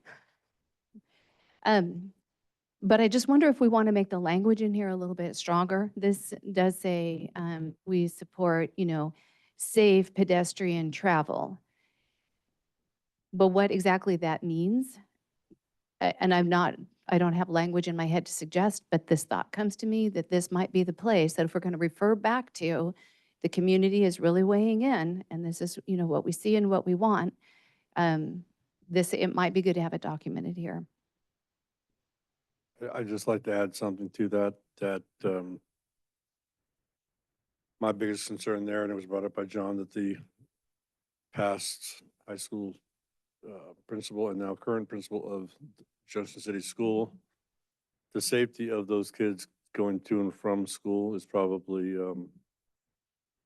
the biggest concern for me. And I know Christina is and I think anytime you rise to a principal, you have a lot of forethought for the children. So I'd just like to make sure that that is encapsulated here. I don't think the grade school is going anywhere in quite a while. I think it'll be here for a long time. So I just want to make sure that we include the thoughts of the grade school principal, perhaps. Go ahead. Just to counter, to provide more information. So we went through this with Weaverville, trying to slow people down driving through Weaverville. And so you can get into a program with DOT with the traffic calming measures. So they define things like the gateway monuments at both sides, so you're approaching a town. They narrow the lanes themselves so that there's less room, add more little diagonal things. So they took traffic calming actions to slow the speed. And that meant that they lowered the speed at the top of Oregon Mountain in order to achieve that desired speed. So there is a reverse kind of what you were dealing with.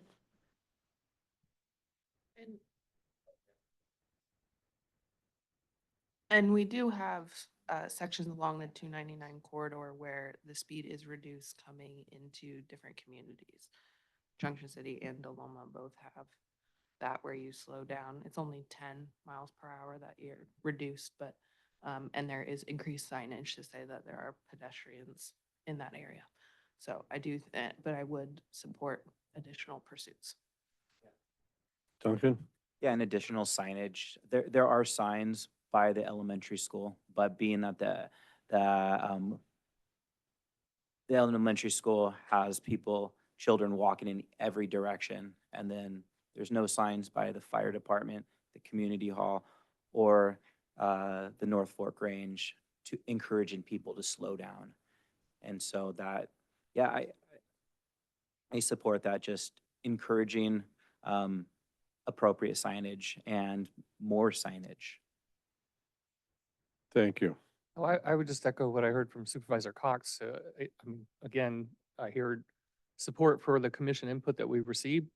Also, maybe direction to staff to look for ways to strengthen the language to support those future collaboration efforts with Caltrans, because it's one thing to say appropriate signage, and I don't want to wordsmith here, but it's another to say actions, including signage that will reduce speed of traffic or near sensitive areas or something. You know, again, you guys can figure that out, but I think that's what I'm hearing.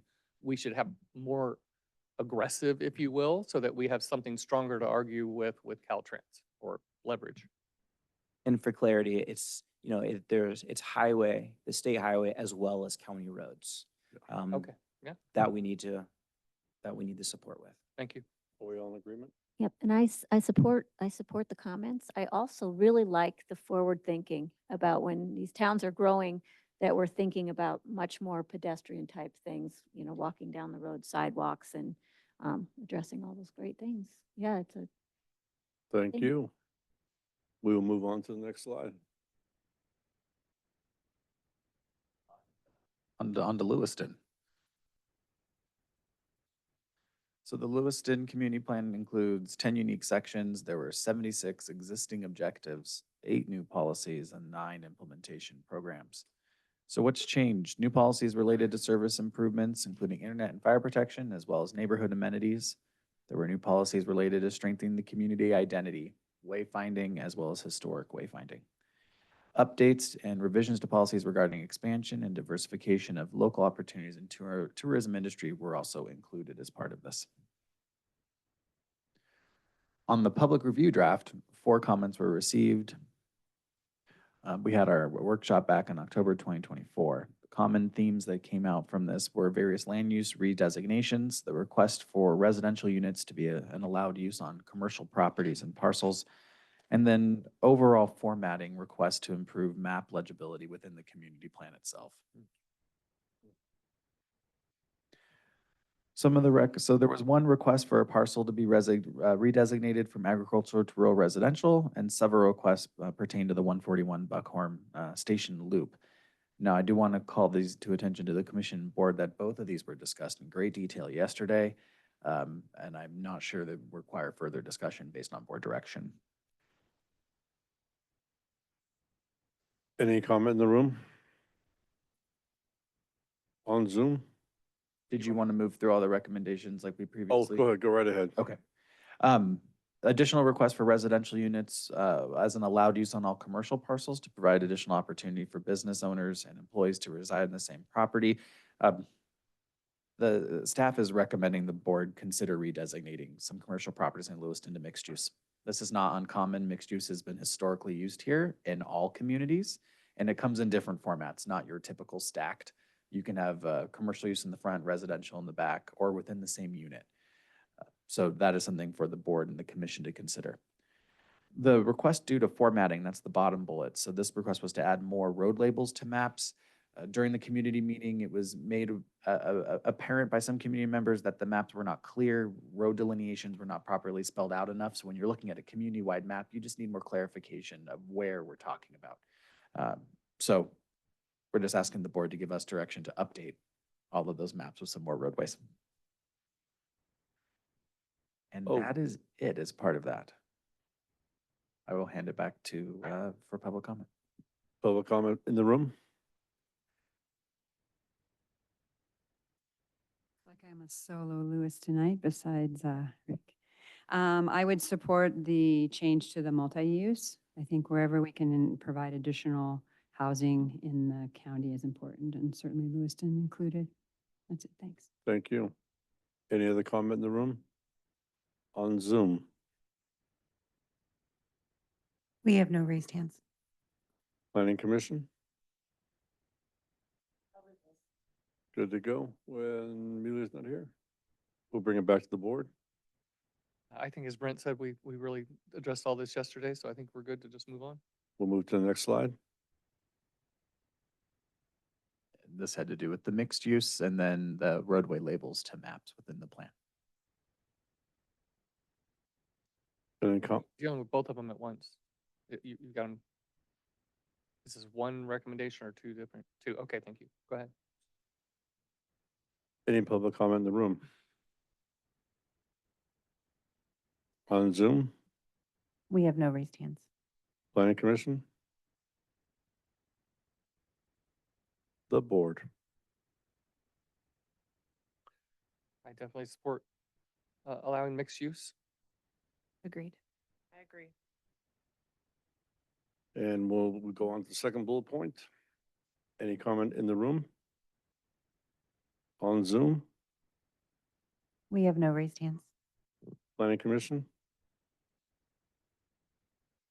The board.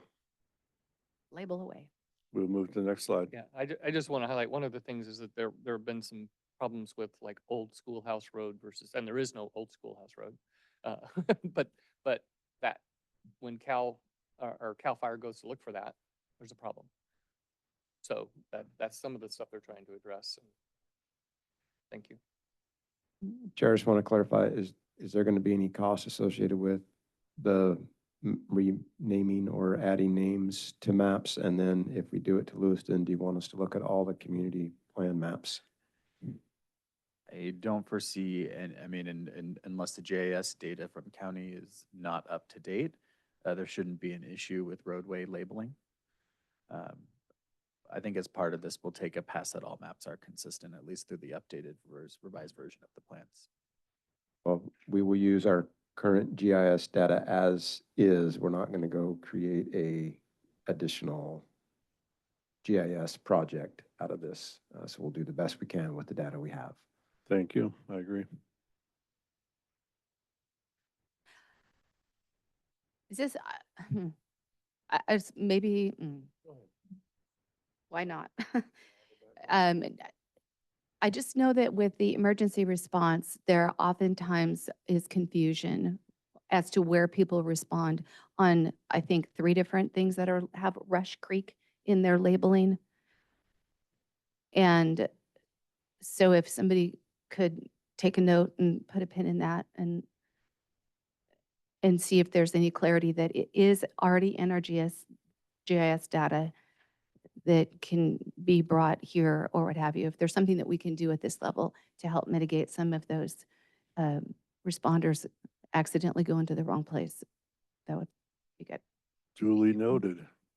And here we are. It's 11:15. Let's see if we can get through Post Mountain. And we will begin. Okay, Post Mountain, this is a new plan. This was directed by the board. So there are 10 unique sections, 9 new policies, 8 implementation programs. What's new? New policies to create community spaces that are safe and welcoming. If you're familiar with Post Mountain, that doesn't currently exist. So this is really more of a ground up approach, and this was primarily community driven to have a community plan for this area. There are new policies to improve, maintain, and conserve agricultural land uses within the boundaries, as well as new policies to improve engagement between Post Mountain residents and then the county as a whole. So we received 1 comment online, but we had over 90 attendees at our last meeting, which was a very highly attended meeting and just a lot of good dialogue and a lot of good discussion. The common themes that came out of that meeting was the concern over community-wide redesignations and its implications for continued agricultural uses. And I'll highlight agricultural uses. That's cannabis uses. That was the concern, was that if we were redesignating, what that would mean. Again, I think we've pretty much covered that topic. There was a need for commercial space within the community and a need, residents of Post Mountain felt that there was need for assistance from the county for ongoing property maintenance that property owners cannot afford. Some of the recommendations that came out of our engagement. So community members were in favor of a community-wide agricultural redesignation. Again, this goes back to if that option 1 was selected, the community was on board with that. At this point, that's already been acted on through the consensus of the board. But with an understanding that a lot of the parcels in Post Mountain have an underlying unclassified zoning district. So there will need to be rezones within this community to align with the general plan. So just want to make that clear as part of this. But the cannabis concerns about going from RR to ag, mute point.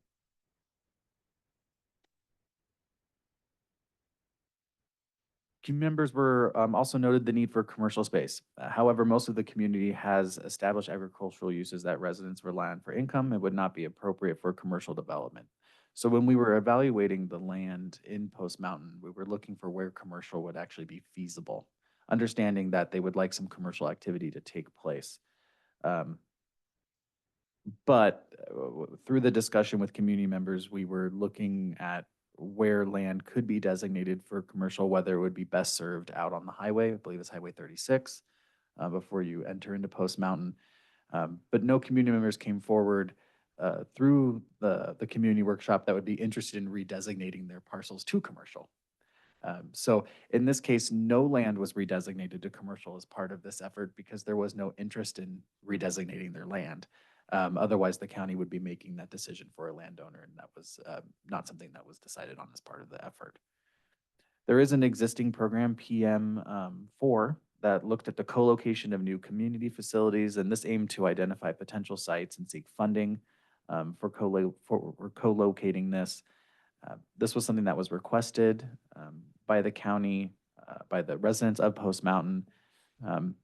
Based on discussions we've had over the last day and a half, I think it's important just to note that to clarify what new community facility means and who's on the hook for what type of facility, whether that is a community owned and operated or whether that is something that the community expects the county to maintain, operate, and develop.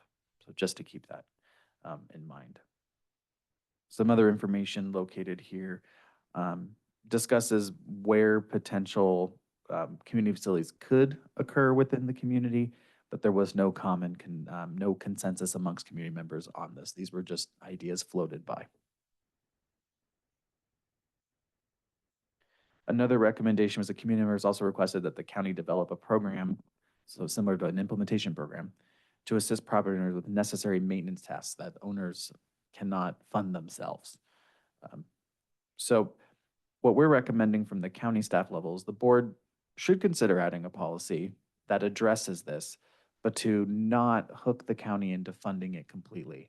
And this could be done through other grant resources that help rural communities get infrastructure or get services.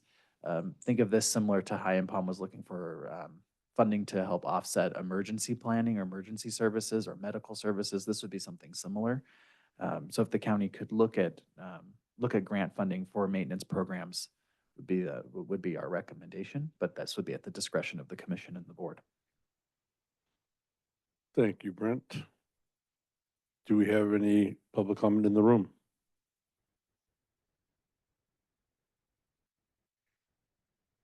Lisa Wright Lewiston. I don't know if we're that formal workshop, but so Flora has done pretty extensive work with the Post Mountain community on a number of fronts. I think that overall, the idea of the community, the commercial area, I do know actually a landowner who's interested in, I think he's got a 7-acre parcel or something. He's got several different parcels. So maybe we could take that, offline or somehow engage with him. I think there is a desire in that community to have a commercial area to better serve their needs, including some county services, particularly around the transfer station. I've always been really interested in looking at the property tax value that comes to the county versus what goes back into that community. I think it would be pretty stark comparison, right? So I would like to see more county investment in that community based on how much they pay in their property taxes. County services we mentioned, important, a lot of rezones needed, that community building idea. I think that's an important point, and where that's located, how it's funded. There's certainly, potentially anyway, some grant opportunities for not underprivileged, but marginalized communities, so perhaps there'd be some funding there. There might also be some creative things you could do through tax increment financing or something along those lines. There are some grants that are currently being worked on, so I just kind of want to throw this in more informationally. We have Flora is a subcontractor on a water board sediment reduction grant that we've completed the road survey portion, so there's the potential for some additional investment there. Those are Post Mountain PUD roads only, not county roads. Recently, the Fish and Wildlife Cannabis Restoration Grant Fund awarded a sediment reduction grant to Cannabis for Conservation, a nonprofit on the coast that we subcontract under, to help fulfill LSA agreements. And some of those, that's actually county-wide. I think we have about 15 in this first phase, but there are a number that are in the Post Mountain area too. NCRP, which a couple of you sit on that board, has funded grant assistance to the Post Mountain VFD to help them prepare to apply for funding for the Blue Fire fuel reduction, or the results, the appropriate term, of the fire there. So that is currently in process and was just funded for some additional dollars. And that would be something where maybe they go to the McConnell Foundation, or I know the Coastal Conservancy, I believe, has a strong interest in assisting. So they're looking at these additional things that can help to improve those community. Now Lisa? that we kind of, am I out of time? I think you might have some more time to comment as we move on through bullet points here. Okay. On all that. So your time is up, All right, thank you. but there'll be more time. Anybody else in the room? Yeah, I agree with everything Lisa said. Post Mountain's probably the second largest town in Trinity County. Not a single commercial zone parcel. And I know of a couple landowners that I think would be interested in that too. A question, so if the community plans are going back for additional meetings in the communities, or are those communities going to be in Weaverville, or those community plan meetings going to be in Weaverville and Hayfork? Those community plan meetings will be in the respective communities. So, yeah, and Post Mountain is even more difficult to reach into that community and get engagement than most of the rest of Trinity County, which is hard enough. So I would say double down on your efforts and really try to get those people involved. There's a lot of improvement that can happen there. The bottom bullet point here, if the board considers option 2 or 3, community-specific cannabis regulations should be created to meet the expectations of local cannabis businesses and other agricultural property owners. So in the context of the Junction City Community Plan and not including and striking that sentence that said agriculture including cannabis, this is one reason it's important to retain that language of agriculture including cannabis in the community plans. There's a lot of need for, Trinity or Post Mountain was basically told for a year, you're zoning to ag all the way down to 1 acre. And now the county seems to be pivoting away from that. But yesterday, a hybrid approach was mentioned several times by the consultants that have put a lot of thought into this. So the county could offer the option of not just cannabis licensed properties or prospective cannabis properties, but other ag interested landowners in choosing an ag designation or ag zoning during this general plan and zoning plan update process, in addition to choosing option 3, which I think was a good move.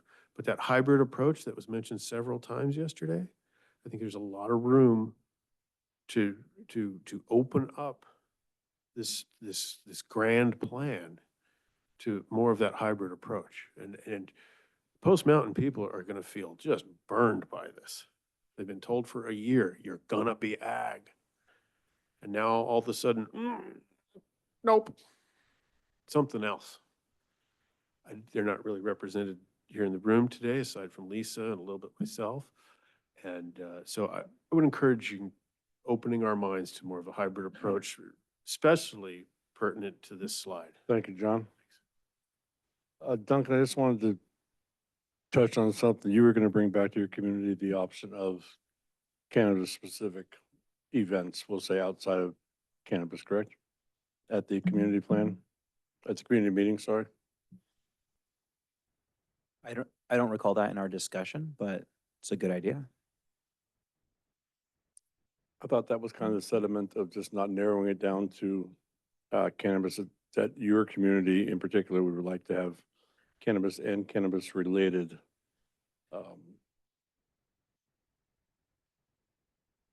activity, we'll say.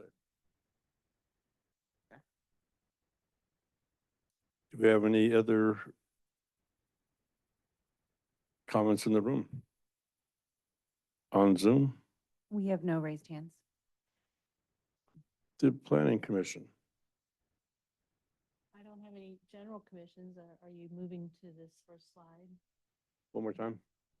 So I don't have any general comments. Are you moving to this first slide? I think we've had public comment about everything, but I think we Yeah. are supposed to be on this first Yeah. slide. Okay, so if we are moving to this first slide, as I said yesterday, I really liked option 3, particularly in the case of Post Mountain, because the language in proposed option 3 says that community plans would drive the standards that are most appropriate for each community. An example could include a community may allow smaller parcel sizes for cannabis operations uses.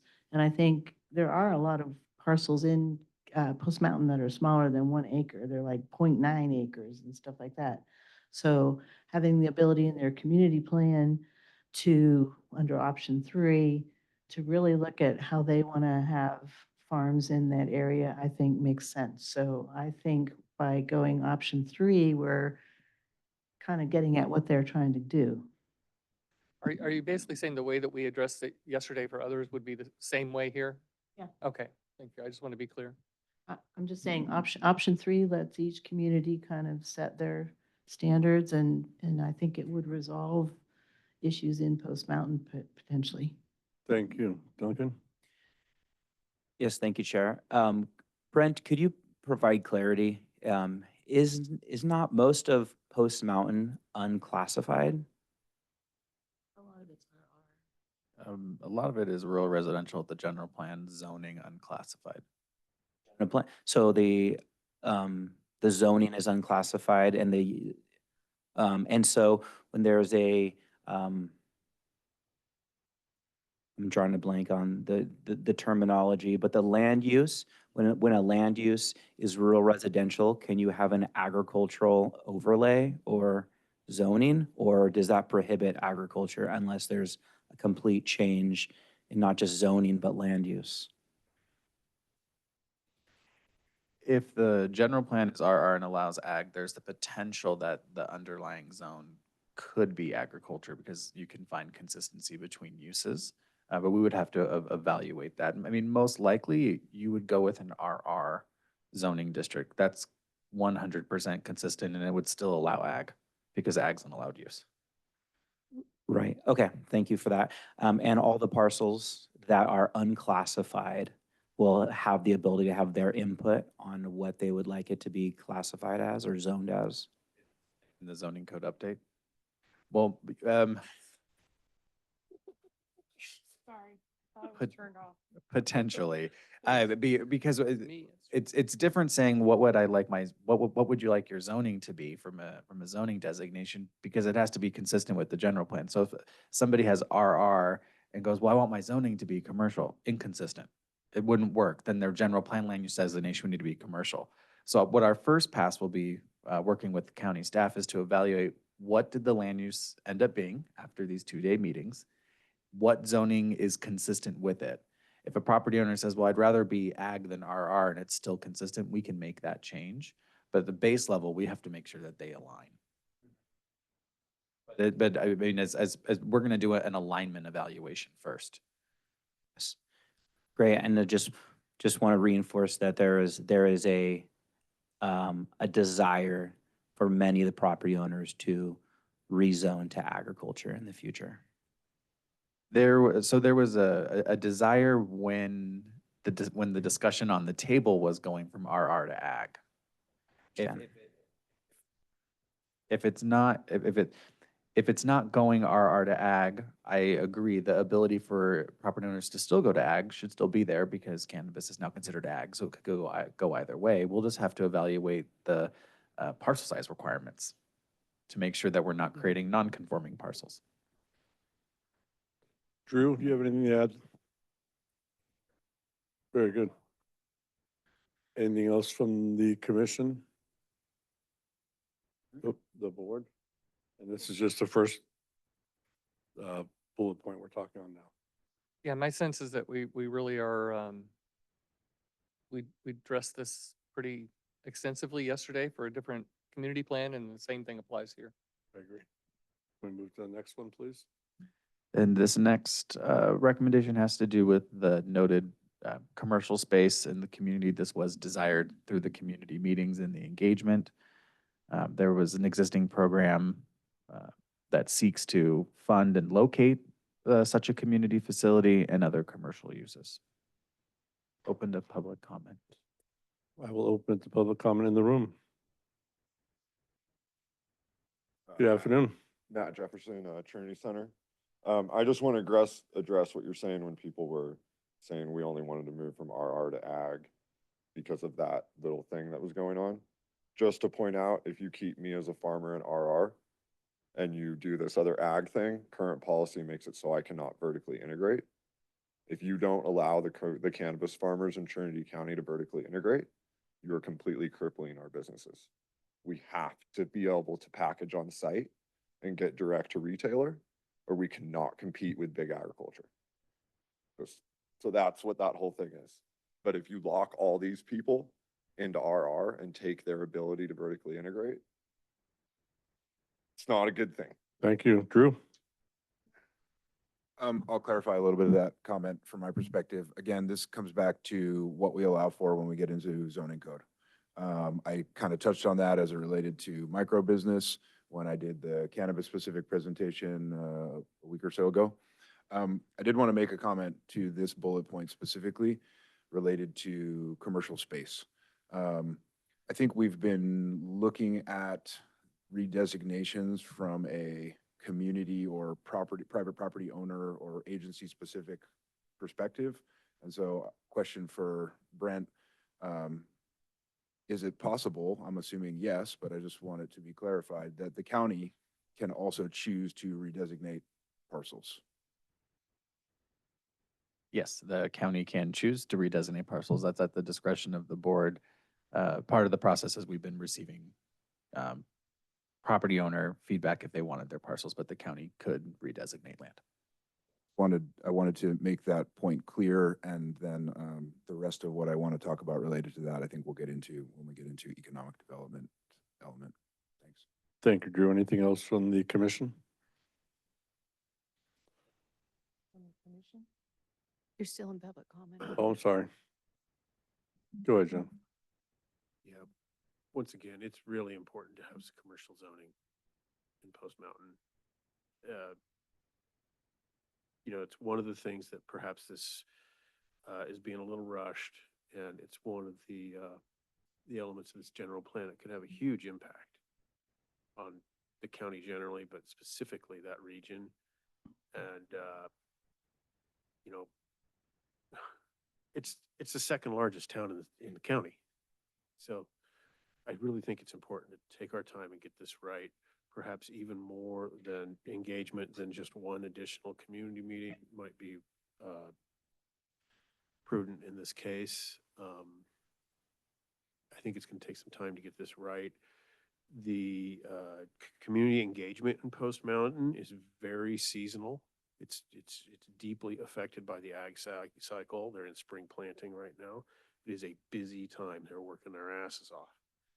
And you know, there's very limited communications out there, and you know, so I think it would be great if there was some deeper engagement into that community, and we really get this right.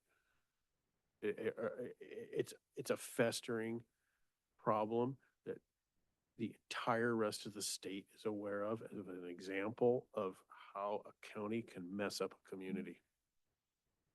And this is an opportunity to really try to remedy some of those old issues that have lingered for a long time.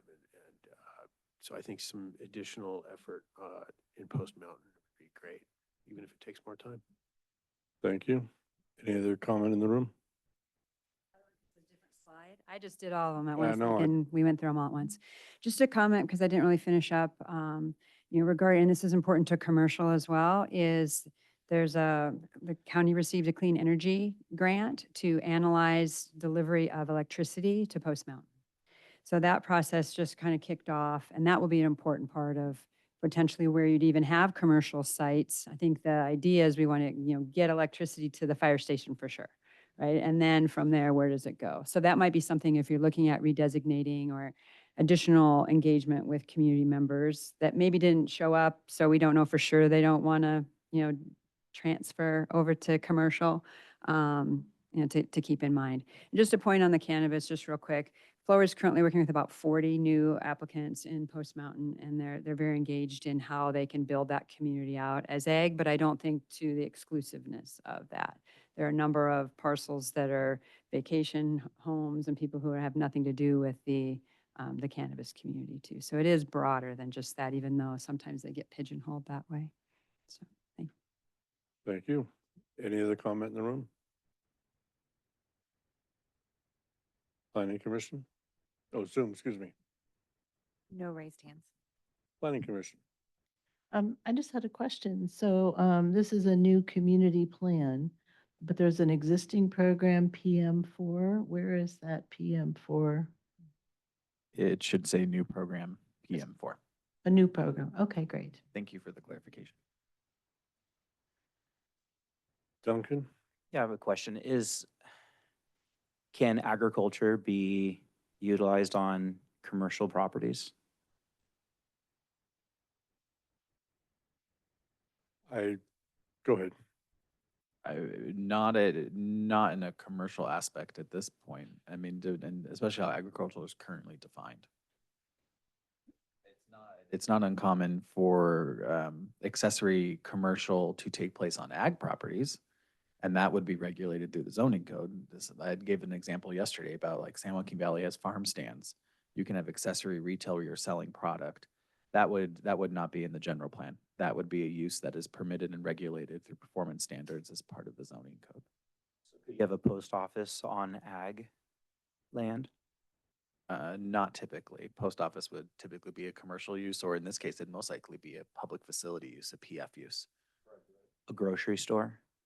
Store would be a commercial use.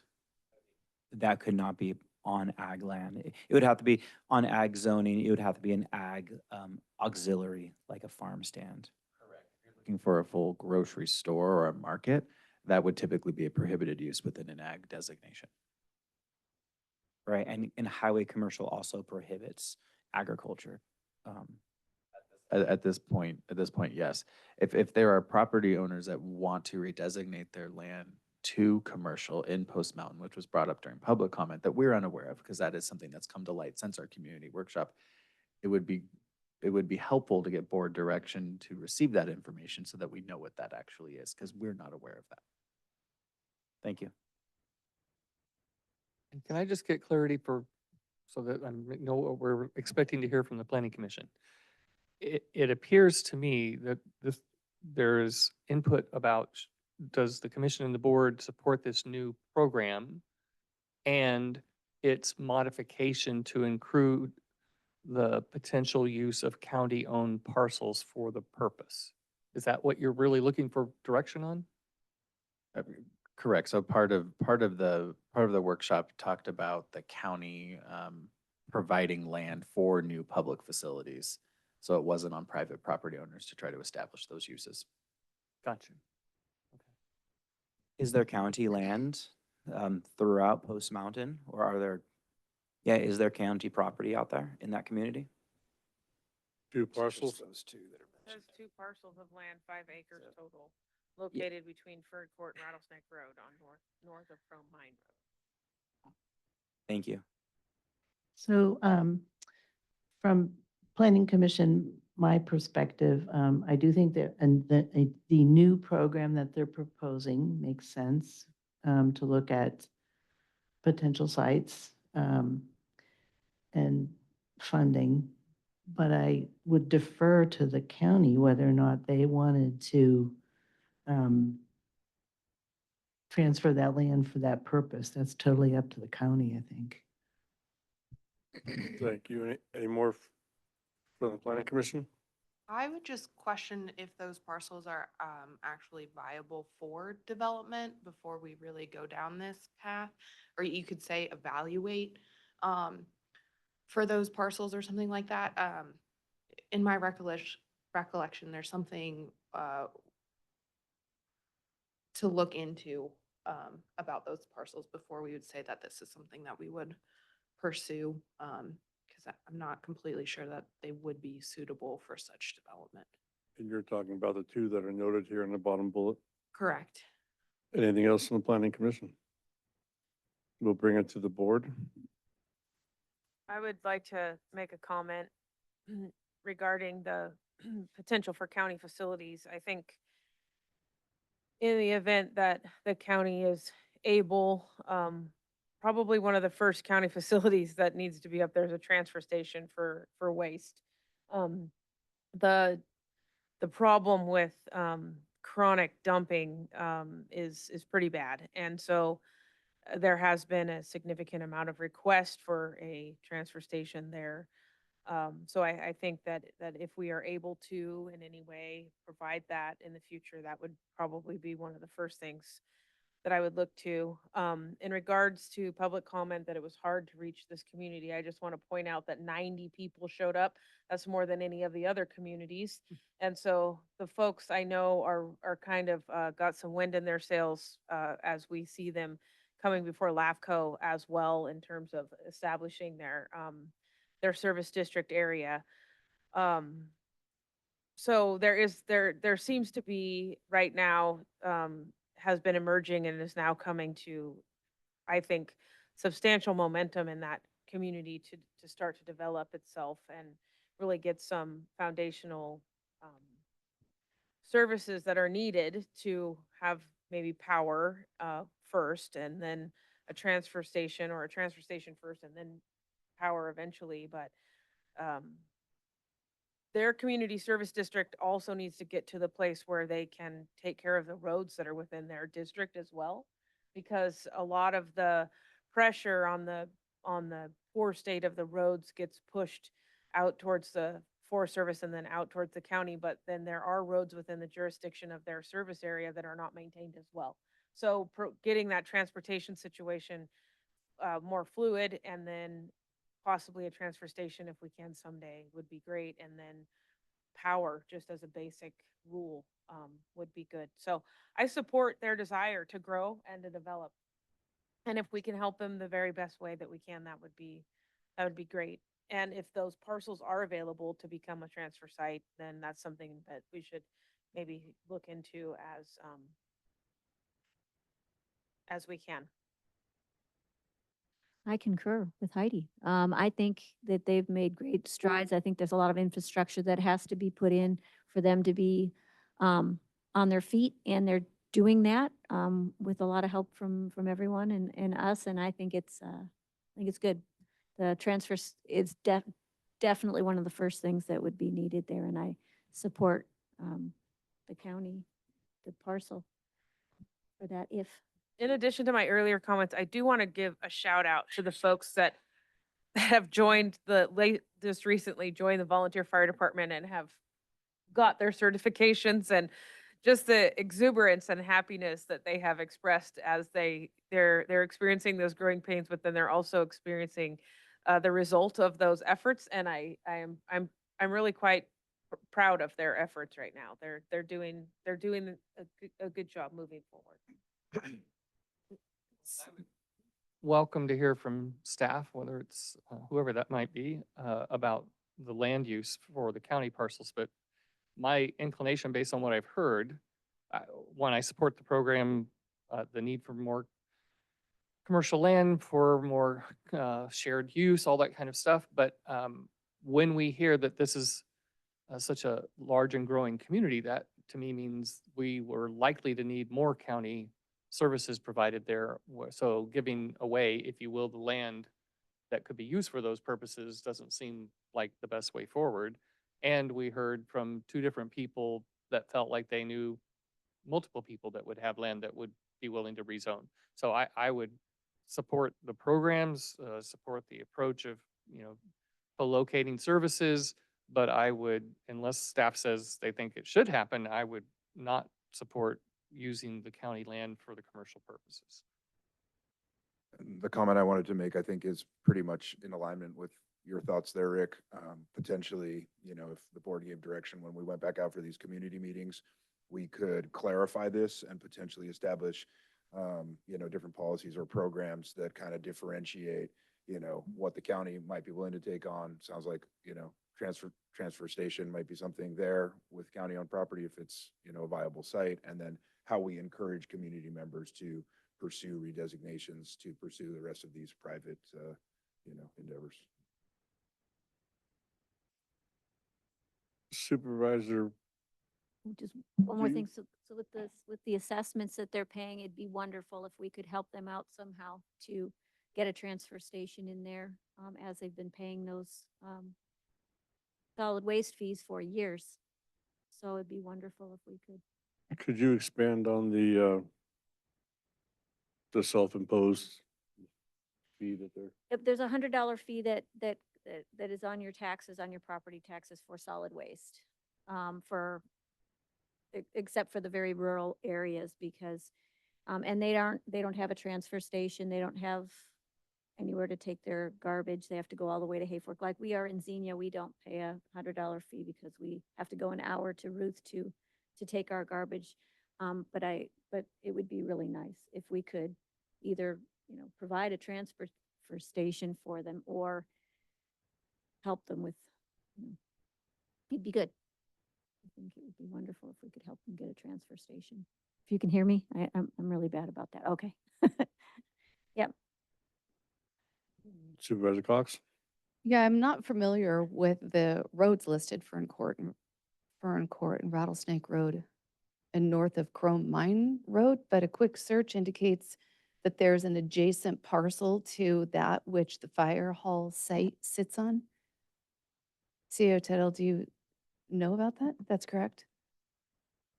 Yeah, the fire hall sits on the site. The sites, the two parcels that are referenced here on this slide are, I can show you later on the map where exactly they are.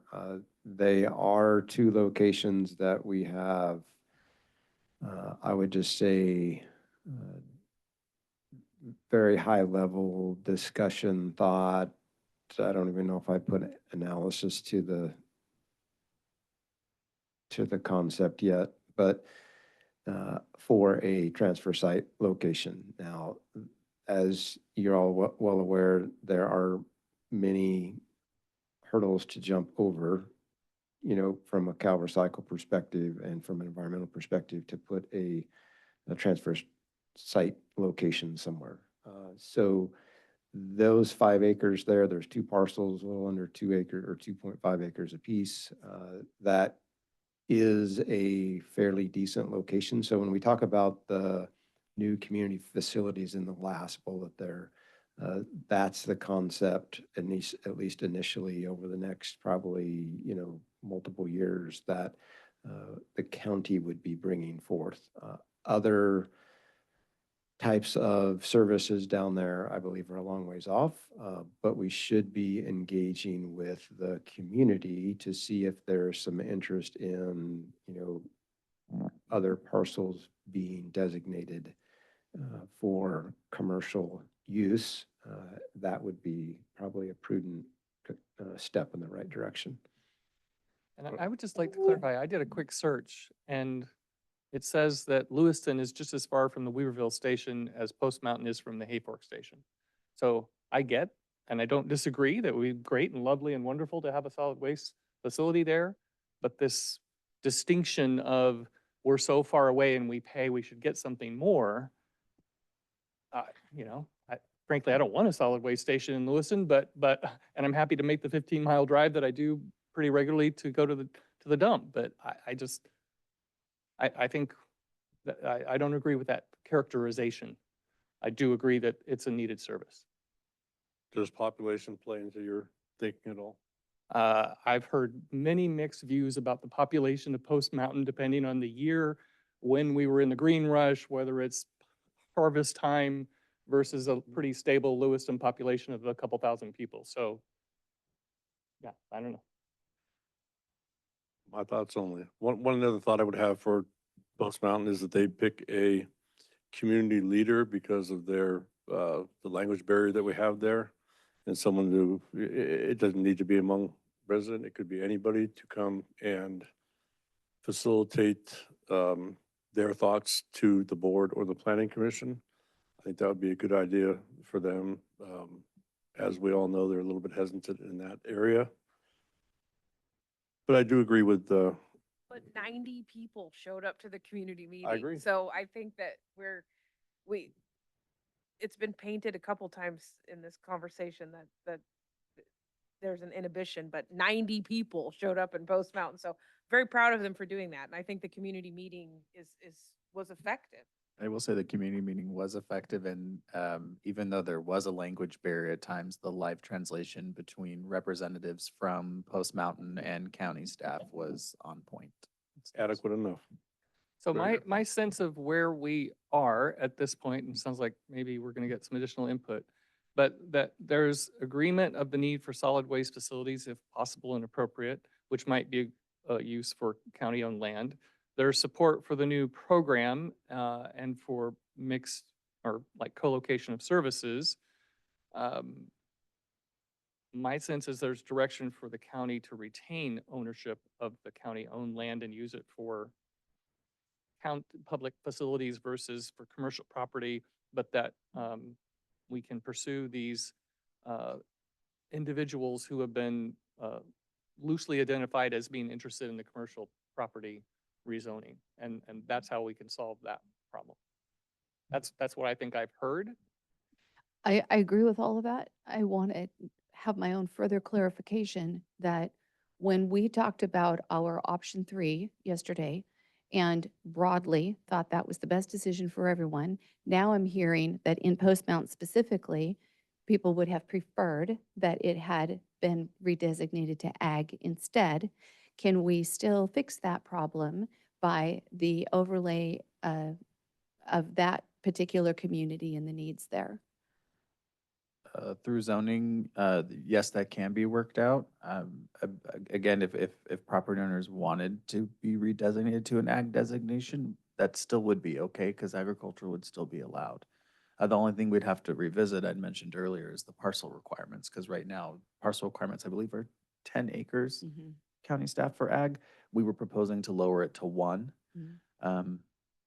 But I mean, I think in the end, it can all work itself out. Some of the comments brought up during the public comment today are new to me. Okay. So I haven't had a full chance to digest some of those comments to be able to respond to those. So the reason for my sort of clarifying thought is which one of those options would be the most streamlined, the easiest to achieve from a consultant position? 3. Okay.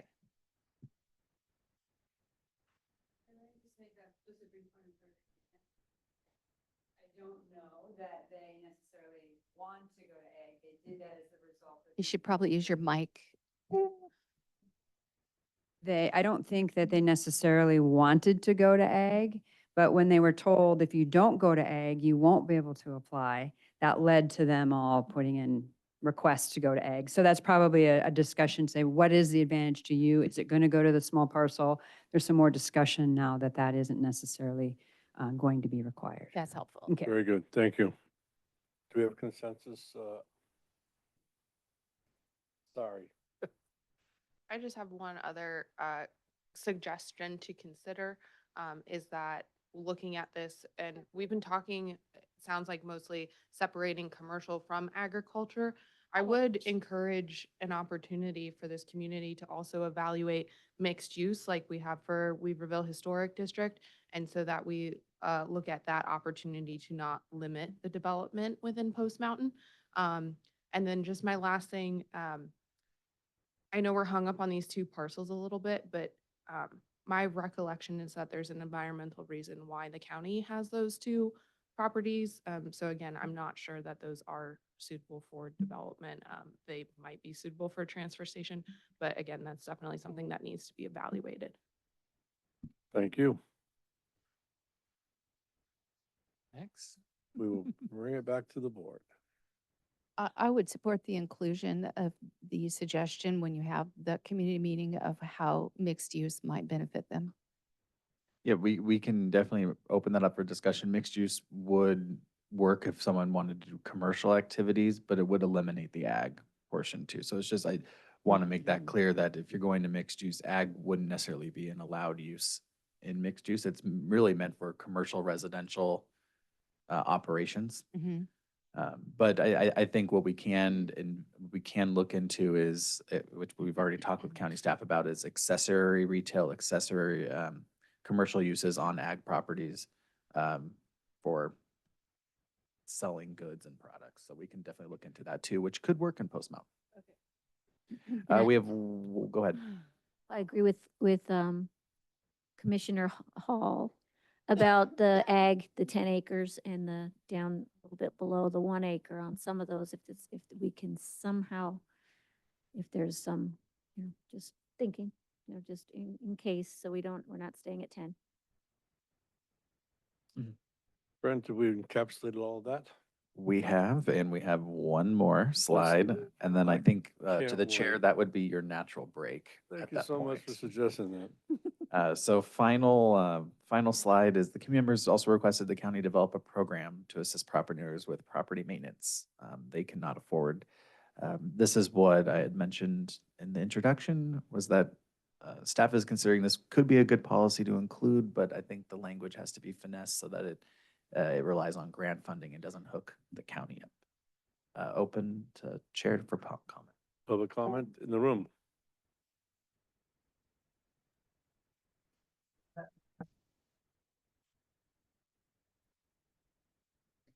Yeah, I think there's a desire amongst the citizens to have help with things like fuels reduction that benefit the community at large. But at the same time, I don't think anybody really wants the heavy foot of the county on them as a requirement, and also bringing on additional chores and commitments from the county in a time when revenue seems to be only going downhill. It's also something to consider. So not quite sure what to say about this slide. However, the last discussion on the last slide is also an opportunity to retain something like the current unclassified zoning that has worked mostly well for the county for a long, long time. I know one of the original goals was to eliminate classified zoning. Most of it, it seems, will just get a magic wand waved over it and will become rural residential through this general plan update process. So But John, can we stick classified zoning is to important. this bullet point here? Sure. Good luck discussing this one.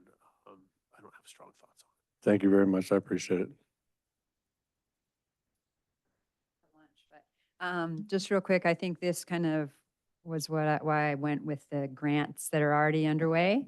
So I don't know if it's the county or maybe maybe broaden it to just beyond the county to seek grant funding, right? Because there's we have the funding from NCRP, et cetera. So maybe we make that less specific to the county, but to certainly seek grant funding. Need-based property maintenance is maybe kind of a maintenance question. Is it more of a cleanup?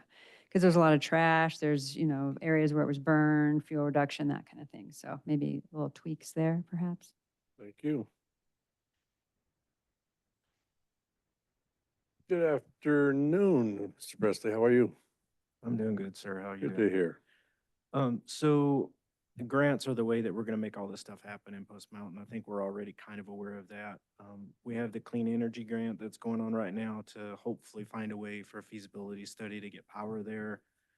We also have the LOTA grant for a feasibility study that's coming to completion finally on how to get high-speed Wi-Fi there.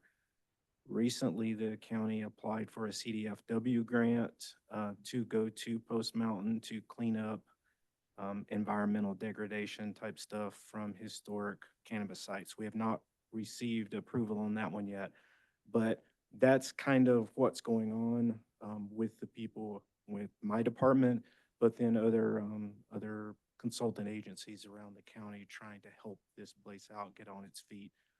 But I just think more of that's what's actually going to be needed to get to where we want to go here. It's just my comment.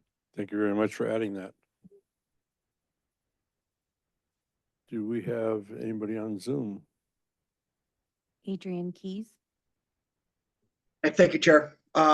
Adrian Keys from Hayfork. Yeah, I want to agree particularly with what Director Presley was just talking about and the grants and all that. But I think this might be one of those cases where this policy should be broadened to be included countywide. I'm really encouraged to hear that the county is actively seeking fish and wildlife restoration type grants. It's something that I've hoped the county would do. I think I've asked the county to do it previously, but there hasn't ever been capacity. So I don't know what division is running that. I thought maybe natural resources would be a good home for those. And that could be another place where if that were to, get on its feet and start moving, and maybe this Post Mountain grants is an opportunity to get that off the ground, that's a way of working with some of the other like policies around sustainable agriculture and how the county might support them. So that would dovetail nicely with another policy, is if the county were to actively support grant acquisition for local citizens, because there really aren't that many fiscal sponsors available, and it's something we've struggled with in the cannabis industry, with many of the local fiscal sponsors not choosing to not work with the industry. And the county not taking the lead on it. So there's been a lot of lost opportunities. So this is a great place to pick up and move forward. But I would suggest broadening it to the entirety of the county and making sure that it's incorporative of grants that would reinforce other pieces of the programs and the various elements of the general plan draft. All right, thank you. Thank you. No one else? Pat Frost. Oh. Yes, yes, I was going to say the same thing Adrian and Lisa already commented on. So I think it ought to be countywide and broader than just the county doing the program development. Thank you. Any input from the Planning Commission? I had a question. So for those of you who were at the community meeting, were they just talking about property maintenance tasks like trash and all that, or were they also concerned about fuel reduction for seniors and low-income people?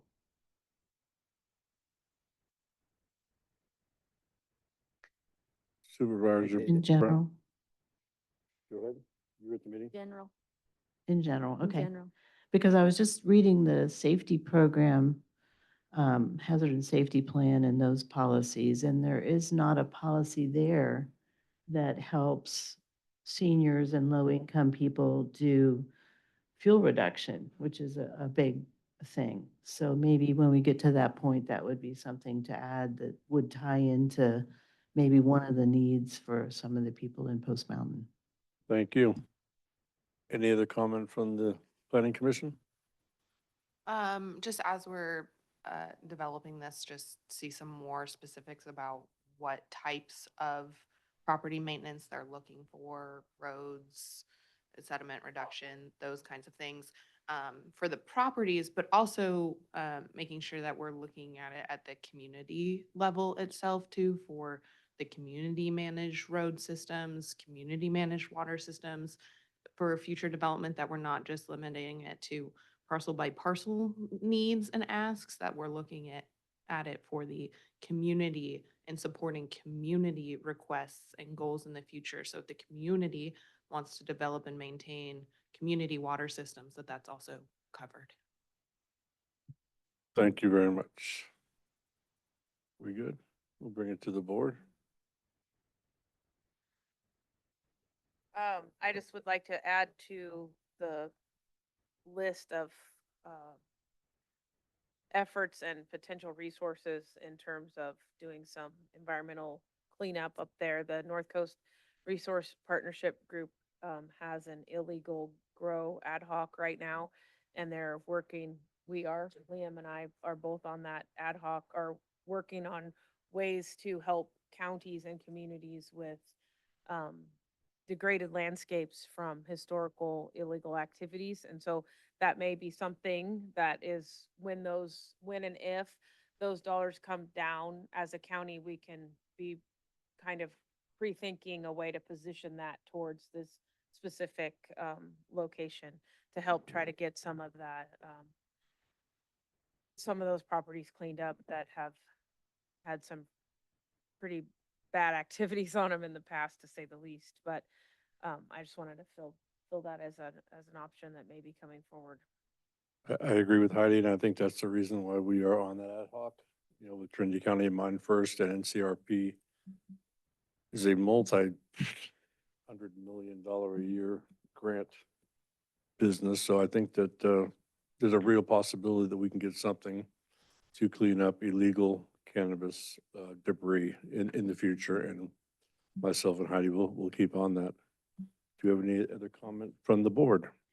I wonder about changing the word seek to support in this bullet point statement so that, I mean, the effort right now that's being made for the feasibility study, that was put forth by Flower, but the county was very supportive of that, provided letters of support and what have you, and appreciate those efforts. And I think if we leave it as seek, it puts onus and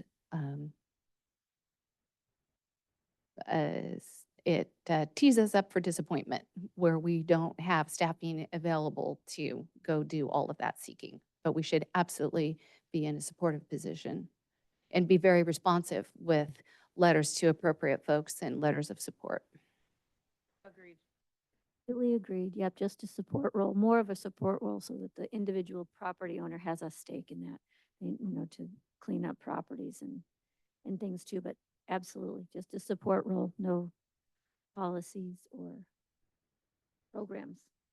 Yeah, and I do think we are seeing the most community-based activity response inside that community that I've ever seen. So I think we're on a good path with LAFCO and some of the other things that they're doing. It's good to see that Post Mountain is kind of rising above where they were. And I think the county should be willing to help in any way they can. So for clarity for what our direction is, what I think I heard was that the suggestion is to move this to the general plan level and address at a broader scale, whether it's senior services, marginalized populations, whatever it might be, to also expand to include things like potential supportive water systems, all kinds of things that have been mentioned, and that we focus any commitment on the county's part to supporting of efforts versus responsibility for efforts. Is that? That's what There That's could what I heard. also be an information sharing kind of component to it, because I'm thinking about the those that have risen up of recent to become a part of their fire department. So maybe some of the Title III funds, God willing, we get some more of that in the future, that go to Weaverville Fire right now, that do the countywide effort for those who cannot do cleanup on their own property. Maybe those able-bodied new volunteer firefighters could take a piece of that program funding and be able to utilize that for some of the cleanup. That might just be something that's the informational sharing piece that I'm speaking to. They likely are not aware of that, and maybe they could be considered players in that sort of arena going forward. And I think just as staff works on this, to me, what I keep hearing over and over again and experience a little bit is writing the grant application is the easy part.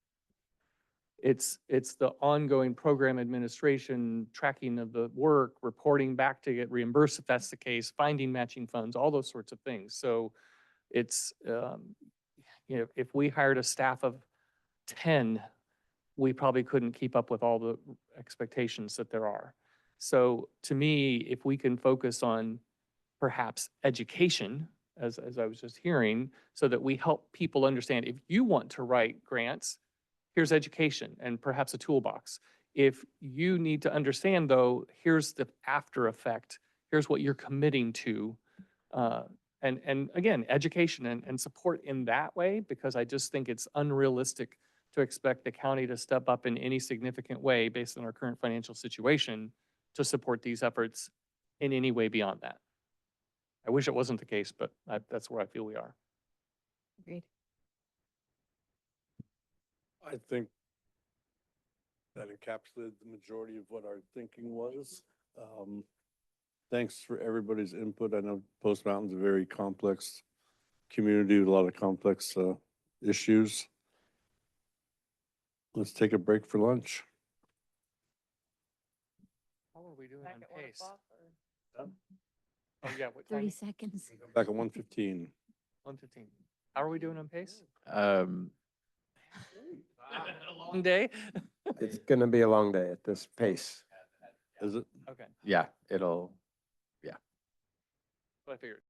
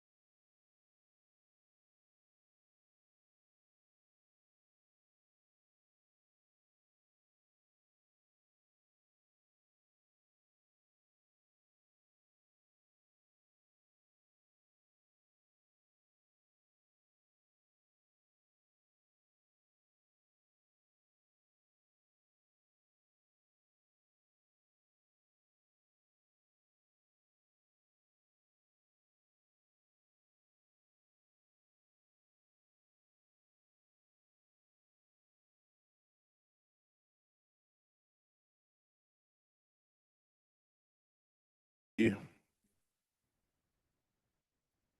Sorry, we'll have a little bit of change in the second half here, just for help things move along. We will have Brent read one item. He'll bring it to me. I will put it out to the public comment in the room, Zoom, to the planning commission, and back to the board, and nothing further. It will not go back to the planning commission again.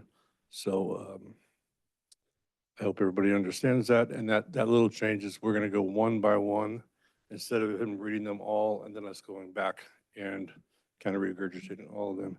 So Brent, go ahead and do your thing. perfect. Well, welcome back. Let's start off with our next community plan, Trinity Center.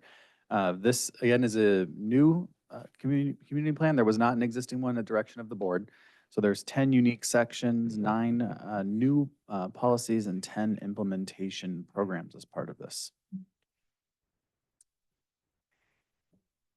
Please click the next slide, please. 1 second. Did you want to mention, is this the time you'd like to mention that? Go ahead, Brent. Yes. There is one thing I want to make note to the commission and to the board. There were a series of comments that were submitted, specifically public comments, specifically towards the Trinity Center community plan. During about a year and a half ago, we set up a Trinity 2050 website, not website, but email that was filtered to staff and then on to us. At the beginning of that creation of the email, there was a glitch where certain emails were not being auto-forwarded just based on firewalls to our team. I've been notified today that there were about 3 sets of comments, which were about 3 pages apiece, that did not make it into our inbox as the consultant team. So I do want to just note that those comments have not been included in this draft. So I would like to ask the board to provide direction to county staff for us to review those with your county staff and to make their recommended modifications to the Trinity Center plan that can go back out to the public during the next round of workshops. But the draft that's before you tonight does not include or addresses those comments. So what is new as part of this plan, minus what I just talked about, was that there are new policies that aim to increase the number of long-term residents and improve housing affordability within Trinity Center. This starts to tackle short-term rental issues within the area. New policies to invest in neighborhood amenities and infrastructure. Additional policies to promote stability and diversity of the local economy. This sounds like a revolving theme amongst almost all the community plans. And then new policies to enhance recreational opportunities around Trinity Lake. There were a number of comments received online, as I noted a few more. Public input was taken from 15 attendees at the October 2024 meeting. Some of the common themes that arose from that was the request to add information on community conditions, similar comment to other plans we've reviewed. Request to add policies covering recreational uses and historic resources within the Trinity Center area, since this goes beyond Trinity Center. It includes several adjacent communities along the lake. The need for improvements to community infrastructure and services, including electrical, water, phone, internet, etc. There was concern over vulnerability of vacation rentals and what that means due to local crime and theft and how to combat that. And then also there were some requests for amendments to emergency response as well as marina policies that involve Trinity Lake. So what we'll do is we will walk through each of these recommendations and I'll hand it back to the chair to facilitate comment and then move on to the next. So the first request was to add information on community conditions related to cannabis infrastructure and services, wildfire hazards, and fire protection. As staff has noted, the board should consider incorporating this, but we have touched on this on other community plans. So I'll hand it back to the chair. Do we have any comments in the room? And we're sticking to this thing right here, this bullet point. If you're good right there. Is that, if you are talking about the first bullet point, jump on in. If not, hold it till it is your time. Go ahead. Matthew Jefferson, Trinity Center. How you doing? Good to see all you guys here. I own and operate Spare Time Farm and Nursery. We're certified producers of vegetable produce, nursery stock. We're certified egg producers. I'm also a commercial cannabis cultivator. We're the founders and operators of the North Lake Farmers Market. We have a big agricultural community in Trinity Center. I don't even know what that's supposed to mean. Request to add information on community conditions related to cannabis. None of our community, like any of the cannabis community, all of our comments were dismissed. They're not in there. Let me interrupt you 1 second. Just, are you on the first bullet point there? Yep. Exactly. Yep. Okay. Keep going then, I'm sorry. So I'm not really sure what that's supposed to mean, but I know that what our community feels Right. is that they're tired of us cannabis cultivators being villainized and being attacked. This campaign of misinformation and defamation of character that I've been involved in for the past 8 years is disgusting. All of our working class families have been ran out of the community. All the families have been ran out. I can lead on to another bullet point on what that's done to our community. But the opt-out zone is based off of that I am a nuisance to the community. Not true. Nobody believes that. I can fill this room with people that don't believe that. And that we are in too close proximity to high population density. High density is a zoning district that does not exist in North Lake. That opt-out zone, this needs to go away. It's old fear-based propaganda. The people in North Lake don't want crazy illegal grows. They don't want crazy people, but they all strongly support legal cannabis. So I'm not like add information. Our community supports legal cannabis growers. And we're ready to move forward and break down these invisible walls of hate and separation in our community. And I really hope that you guys can acknowledge that and see that. We love our community. We do everything we can to volunteer in it and make it the beautiful place that it is. I mean, I work full time at a resort there, the biggest resort probably in Trinity County. I work the marina. Like, I'm a big part of the place, and I don't want to just sit here and keep staring down the barrel of a gun that every single year, everything I've worked for my whole life is going to be ripped for me. Because somebody did, oh, we're going to change the opt-out this way. Oh, now there's this whole rumor that all new development and any expansion of my facility is going to be taken. Like, you can hear me. It scares me. I don't know what I'm going to do if I lose. This is my life. And I want to continue to do it. I'm Sun and Earth organic certified. I've never had a complaint on my facility. I just did my CEQA with no action needed, passed with flying colors, and we want to stay in the community, and I just hope that we can start to move on and get rid of these walls of separation and be a community together and accept everybody in the community. Thank you. Any more comment in the room? Carol Fall, I'm going to take off my planning hat and put on my fire department hat. So just a point of information for the consultants, because this is since the community meeting. So we are no longer a federal responsibility area. It has changed. There's now a new agreement between CAL FIRE and the Forest Service. So we are now a state responsibility area under the direct protection agreements. So that section would need to be updated. Thank you. Page 33. Do we have any comment on Zoom? Rhoda? Hi, this is Rhoda Kane from the Trinity Center. I have the same sort of, I went to all of the general plan meetings that have been up here in Trinity Center so far, and have the same request to add information on community conditions related to cannabis. I'm not exactly sure what that means, but I do know that at none of the meetings has anybody ever asked for more restrictions on cannabis activity. So I just want to make sure we're really clear about that never came up in the meetings. One of the very first meetings, there was a little bit of support for the cannabis program, but never in any of the meetings has anything come up related to restricting the grandfathered farms or properties up here in any way. So I just want to make sure that stays very clear. I'm also curious how, well, I was definitely also planning to mention that there were significantly more than 2 comments received, but I think that was already addressed. But I'm also curious as to how that will marry with the decision to consider cannabis as agriculture at this time instead of its own separate bullet point. And I think that's the only comment I have on this particular bullet point.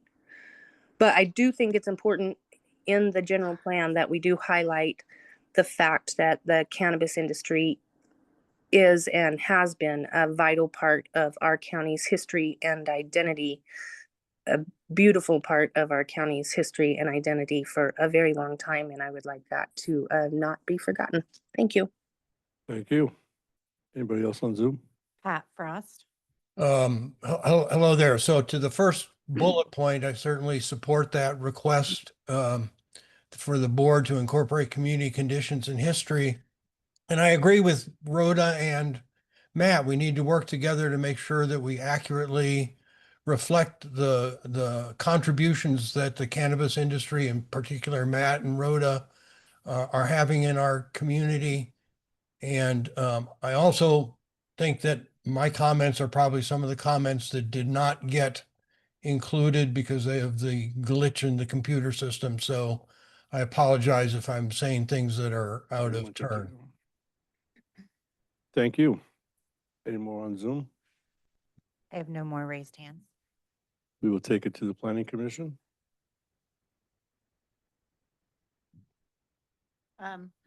Yeah, I mean, a lot of my comments that were submitted were kind of that additional information and yes, Brent now has that information and I think, I'm glad to see that it will be included. I think you said you had 3 pieces that weren't included. Was that one of the pieces that the previous speaker? So now we're down to 2 that are. Okay. Any more from the planning commission? Yeah, I have a question for Brent in the process. So in the first section about cannabis, and then it was mentioning going to each community and having their insight and input into how it was regulated, community to community. And so this is, cannabis is in this, it's in every, pretty much every community plan in one regard to the other. Is there, and maybe you've already touched on this, but is there going to be other input outside of the community plan for communities by community to have their input in regulating how it is allowed in each community? So as part of what the board direction yesterday morning was, as part of option 3, was there would be another round of community workshops for the community plans. So there's 8 community plans, so there would be another 8. At those workshops, we would re-release the revised community plan based off of the 2 days we've been here today. And as part of that discussion, we would talk about cannabis-related zoning standards for those communities. And it would be incorporated into the community plans? The zoning standards for those communities would actually be incorporated into the zoning ordinance, which we're doing at the same time. Zoning ordinance. So those are regulatory development standards when we're talking about allowable uses, permit requirements, performance standards. What we're using is we're using the community plan meetings to be the arm to have that discussion on zoning related matters as it pertains to cannabis, or in this case, I should say this, agricultural use, because that's what we're categorizing that as now. But yes, those meetings will discuss that. But a lot of those zoning regulations will not be in the community plan. They'll end up in the zoning code. In the zoning code. That's specific, that is catered or unique to each community. The intent is to, as part of option 3, is to create zoning specific standards for the individual community plan areas. Thank you for that clarity. Thank you. Amelia? Dan? I support the inclusion of the information, and I have heard from Commissioner Fall that some of this has been provided, which is great, and looking forward to seeing it in the next draft. Bring it back to the board. And just to confirm, you'll be able to get this in time for when you do this next round of meetings. So since you're incorporating feedback that nobody's seen yet, they'll be able to review it and give feedback as to what they agree with being included or not. Yeah, so the plan is to incorporate all the feedback into revised drafts, and then we will need to coordinate with county staff for when those next sets of workshops will occur. There'll need to be proper noticing for those 30 to 45 days in advance. The plans will need to be out in that window as well, so people, community members can show up to those meetings and be able to read the document ahead of time. But we still need to work out those details about when those plans, when those meetings will occur. We're in peak summer, peak fire, and then we're going to move into like harvesting season with cannabis. So we want to make sure that we schedule these around all these different moving parts within the county. Thank you. Does the board have anything else to add? Then we will move on to bullet point 2 on this page. Bullet point 2 is request to add policy covering the expansion of recreation planning within the Trinity Center Community Plan area. So Brent, this is a duplicate policy. Do we want to be redundant or should we just kind of? It is not. Okay, I'll open this to comment in the room.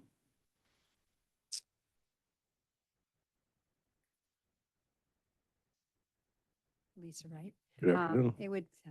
It would seem that perhaps they could build it into their vision statement, as they would like to be able to leverage the expansion of recreational planning under, these existing provisions, something like that. So it's still built into kind of the flavor of the community and what they want. Thank you. Any other comment in the room? On Zoom? No raised hands. Planning Commission? So, policy 12.5 is recreation planning. So it's evaluating recreational areas to ensure they have maximum flexibility and adaptability, blah, blah, blah. Perfect. Then it says 12.6. 12.6 is water-oriented recreation uses. Encourage the development of lakefront and riverfront property clear of all floodplain areas where not in conflict with established conservation plans for suitable types of water-oriented recreational uses. 12.6 does not cover a lot of the comments at the community meeting where it was non-water-based recreation that we wanted to develop. So 12.6, so there's nothing in any of those plans that talks about encouraging the development of non-water-based recreations, trails, OHV parks, campgrounds. That's totally missing from where they're saying it's a duplicative policy. And those came up at your community meeting? Yeah, we need all kinds of recreation, not just the lake. In fact, the group pretty much said we need to have things besides the lake, right? Absolutely. Anybody else from the board? The commission, excuse me. I support Commissioner Fall's comment. I've also heard multiple comments of additional recreation needs throughout that area, OHV and others as well.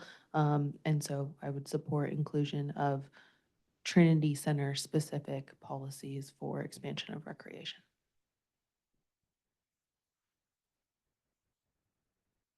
Bring it to the board.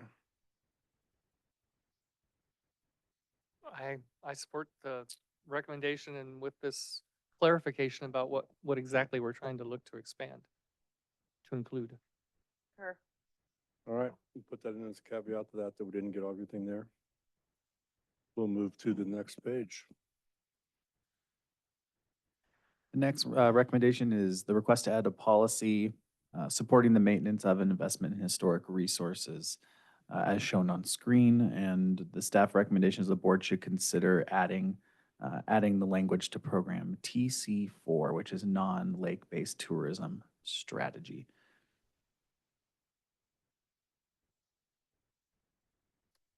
We'll open it up to public comment in the room. Matt Jefferson, Trinity Center. I don't have much, just to say that like I super support this. There's a lot of really cool historic stuff in North Lake, old historic buildings. It's an amazing tourist draw, and a lot of people don't even know what's really up there. Maybe I'm getting off topic here, but for sure I support the investing and development of historic resources and structures. I think everybody up there does. Thank you, Matt. Anybody else in the room? On Zoom? Pat Frost.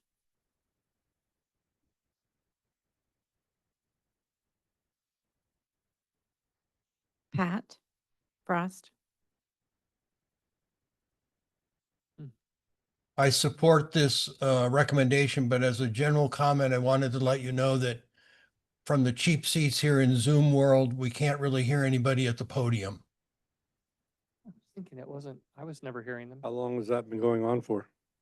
Mostly since this afternoon session. I think it's just people are speaking too softly. Okay, thank you very much. We'll speak up. Let us know if that continues. Thank you. We will bring this to the Planning Commission. Wait, I think I saw Rhoda's hand was up earlier. Was Yeah, there we have one? one more hand. Rhoda. Hi, Rhoda Kane, Trinity Center again. I thought we were going to go bullet point by bullet point on the slides, but it looks like we've moved forward past a couple of slides. But I do just want to kind of support Commissioner Fall's statement that there was a lot of talk in the meetings about the non-lake related recreation because we don't always have a lake up here. It's, some years there's no lake and we still need to keep the tourists somehow. Thanks. Thank you. If I don't mind, if I just jump in here real quick, this program is a non-lake-based tourism strategy. So there is a program for it. I think what would bolster it to align with comments and with Planning Commission's concern is to, if we add that policy as the board outlined, we can tie that policy back to this program. But there is a program highlighting it. Yeah, one of the comments that I made that didn't get in there was to add what I talked about earlier to this program. So I was going to bring it up at the end. Understandable. So let's open it up to the planning commission now and see where the rest of your commission would like to go with this. So I just want to say it makes sense to me to delete investing in terms of the county commitment, to just say that the policy would be to supporting the development and maintenance of historic resources. I agree. Amelia? I agree with Commissioner Fall's statements, and I support including this with her amendments. Duncan? I feel the same way. Dan? To the board. We're gonna, Let Rick go first. Yeah, I agree with the planning commission input. Thank you. okay, we'll go to the next. Chair, I would suggest that we, under the funding source there, that we also include other potential funding sources such as grants and other agencies in general, and not necessarily commit general funds or only general funds towards this. I think with that, we were removing the word investing, correct? She's talking about the bottom square. Funding source under this particular program. Thank you. So we'll add that and others. Sounds good. Can we go to the next slide, please? Thank you, Trent. The next recommendation was the need for improvements to community infrastructure services, electrical, water services, phone, internet, and school. Staff is asking the board to consider adding a program to prepare a 25-year action plan for the development of public facilities infrastructure for this community plan area that meets the needs of its residents. The bottom bullet just says that this plan could aim to engage with the Trinity Public Utilities District and other agencies in the preparation and implementation of such plan. Any comment in the room? Matt Jefferson, Trinity Center. I don't know, I could go on for days. I think definitely for sure there's needs for improvement to community infrastructure. I think we've all heard miles of stuff about water systems in Trinity Center struggling.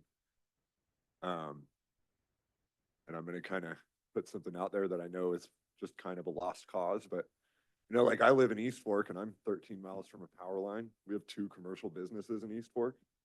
I know it's probably nothing that you guys can do anything about, but boy, it'd be cool to have power in our valley. Thank you, Matt. Any other in the room?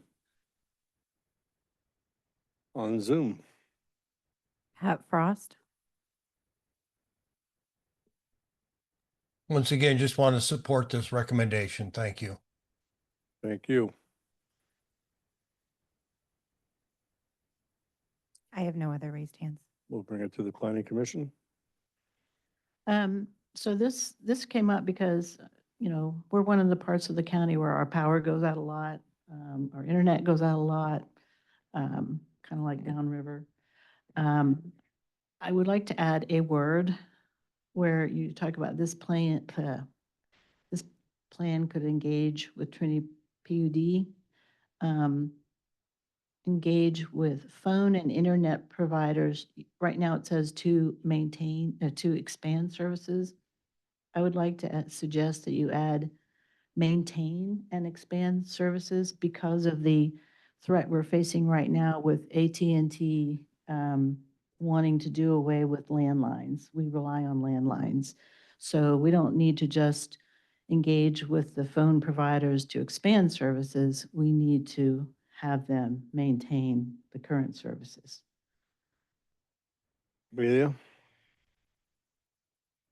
I support this and support Commissioner Fall's requested change. I would also just support that and advocate that when looking to engage with TPUD, when we're working with communities that already have alternative sources, it adds some resiliency and redundancy, which is a benefit all around. So. Thank you. Duncan? Yeah, I'd just like to echo what Commissioner Fall and Commissioner Flights had put forth. I'd just like to know what, would that be the county's responsibility to prepare the 25-year action plan? And would that come from the general plan? Would that be part of the updated the general fund? Would that be incorporated into the updated general plan? Where would that come from? I would lean on CEO Tuthill.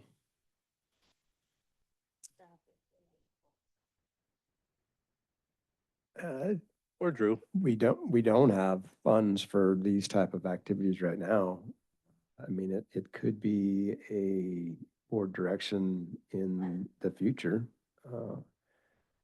I would recommend the word be the county consider a plan, an action plan versus actually committing to one. But if the board wants to commit to one, then there's going to need to be an appropriate funding source for it.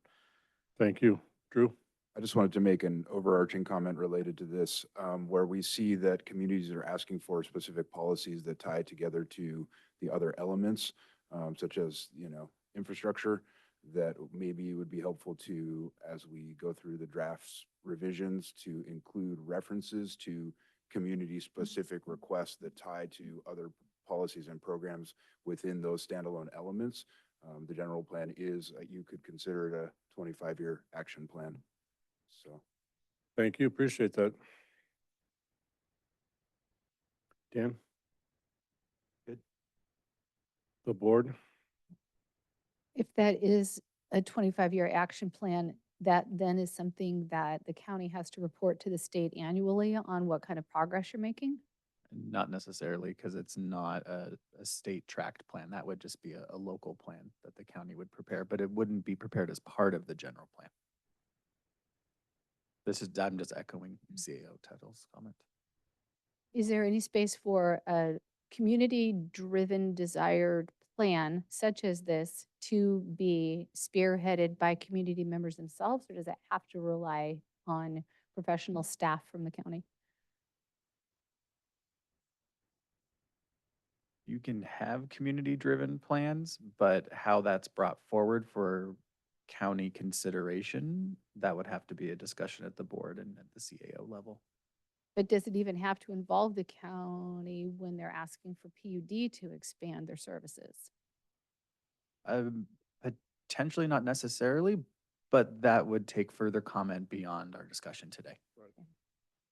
So I wonder what would be good language to, or can we just suggest good language that you find that sets the stage to say we value this, we believe it's important, and we are not in a position with finances and resources to commit to doing this.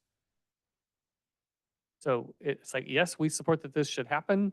A future board may decide to allocate funds and resources to accomplish it, but not committing in any way. And I think we can modify the language to meet the intent that you're talking about, and then bring it back out to the community at the next community plan meeting for them to weigh in. If that is acceptable, we can also obviously coordinate with county staff on that language prior. Brent, thank you. Consensus on the board?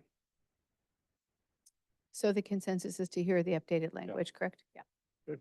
Next slide, please. The next slide was focused on the concern over the vulnerability of vacant vacation rentals within the community plan area. And the more vacant vacation rentals could potentially lead to localized crime and theft. The community plan currently contains 2 policies and 2 programs that aim to increase the number of long-term residents by filling rental units, trying to move away from as many short-term rentals. There obviously is a housing shortage and affordability crisis statewide, but definitely here in Trinity County. At this time, the staff is recommending to the board that no additional policies are added to reflect this, because the intent of filling these units and not having them be vacant would reduce the probability of crime within the area. But we would go to the discretion of the board and commission on action. Thank you very much. Do we have any public comment in the room? Matt Jefferson, Trinity Center. The first thing I would say is it's not concern over vulnerability of vacant vacation rentals. It's vacant properties Yeah. in general. Just, we're talking about crime, we're talking about theft and what brings that into our community. There's a trickle down effect that happens from all of this. And I'm not trying to get off topic, but this all relates to crime and theft. Now, when you put in an ordinance, and I want to say too, this has nothing to do with anybody in this room. I'm hoping we can look to the future. We can come together and we can resolve problems of the past. The fact is, when you have an ordinance that says you're not allowed to grow cannabis in this over 100,000 acres of land. And the reason why is because you are a public nuisance.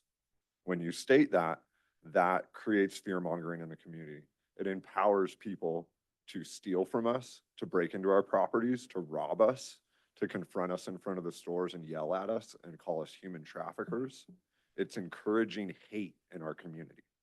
And then when you put in the piece that the opt-out zone is also in there because it's in too close proximity to high population density, not picking on anybody, but that's just like outright a lie. That's not factual. There's no we're one of the lowest population areas in there. If the opt-out zone was gone and you went under normal ordinance, none of Trinity Center proper can get a license.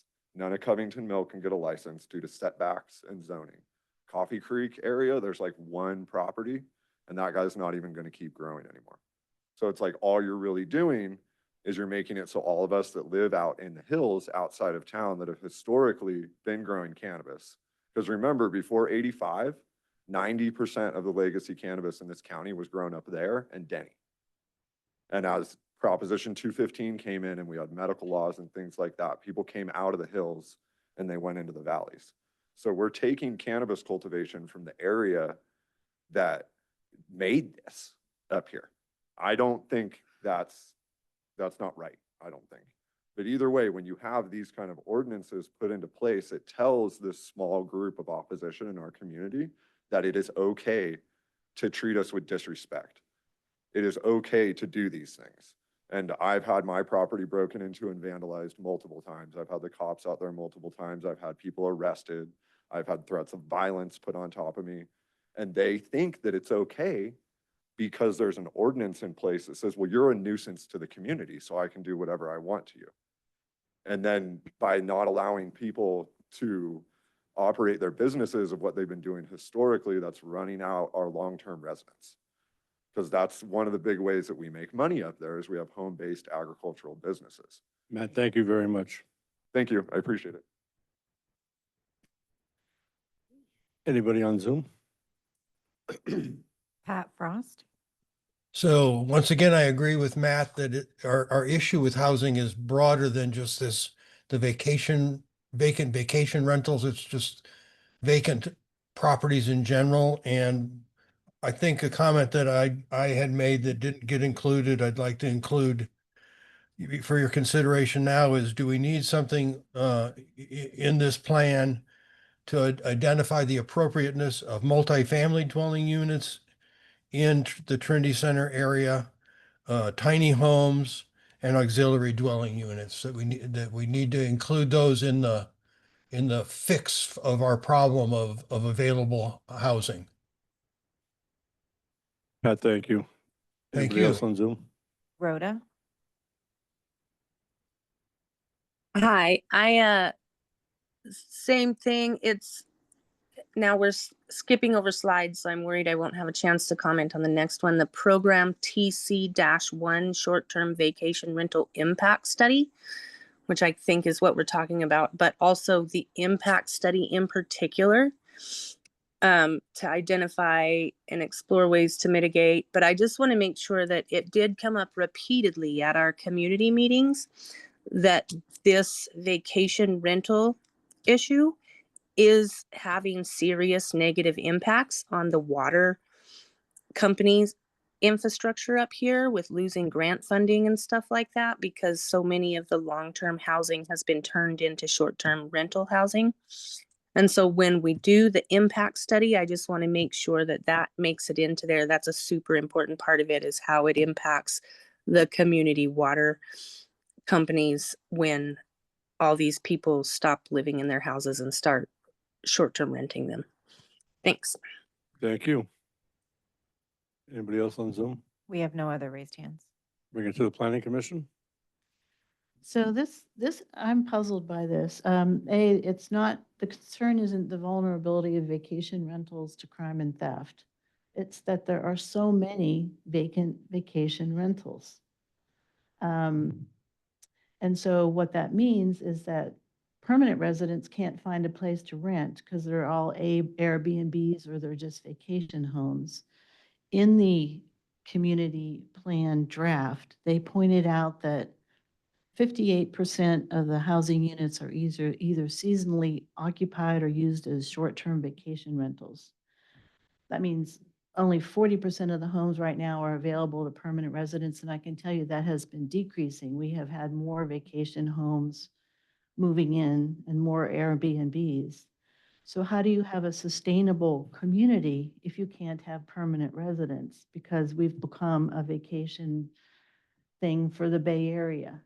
So I think it's actually critical. It says no additional policies are recommended, but I think both those policies to increase the number of long-term residents and increase the availability of rental units, that is what is going to keep our community alive. And you're saying that's not important? And that was the major issue at the community meetings was, how do we get commercial stuff if we don't have a permanent population, blah, blah, blah. If I can just clarify, the two policies and two programs up there, those are not being recommended for removal. What we're stating is that no additional policies beyond the 4 shown on the screen. Okay, and never mind. Thank you. Amelia? Erase. Clarity. And the program, the short-term vacation rental, I mean, typically jurisdictions that have a vacation rental ordinance, in order to prepare the ordinance, you have to have the data behind it to prove along the road. So that's where the impact study comes in to prove actually how many units are there, what is the impact, how many are left for residents, and then that's how you proceed with the short-term rental. There's a whole host of ways you can handle it. I don't need to go into it, but that's the intent, is to try to provide more housing for long-term residents within the community plan area. Amelia? Do you still need anything that addresses vacant parcels in general?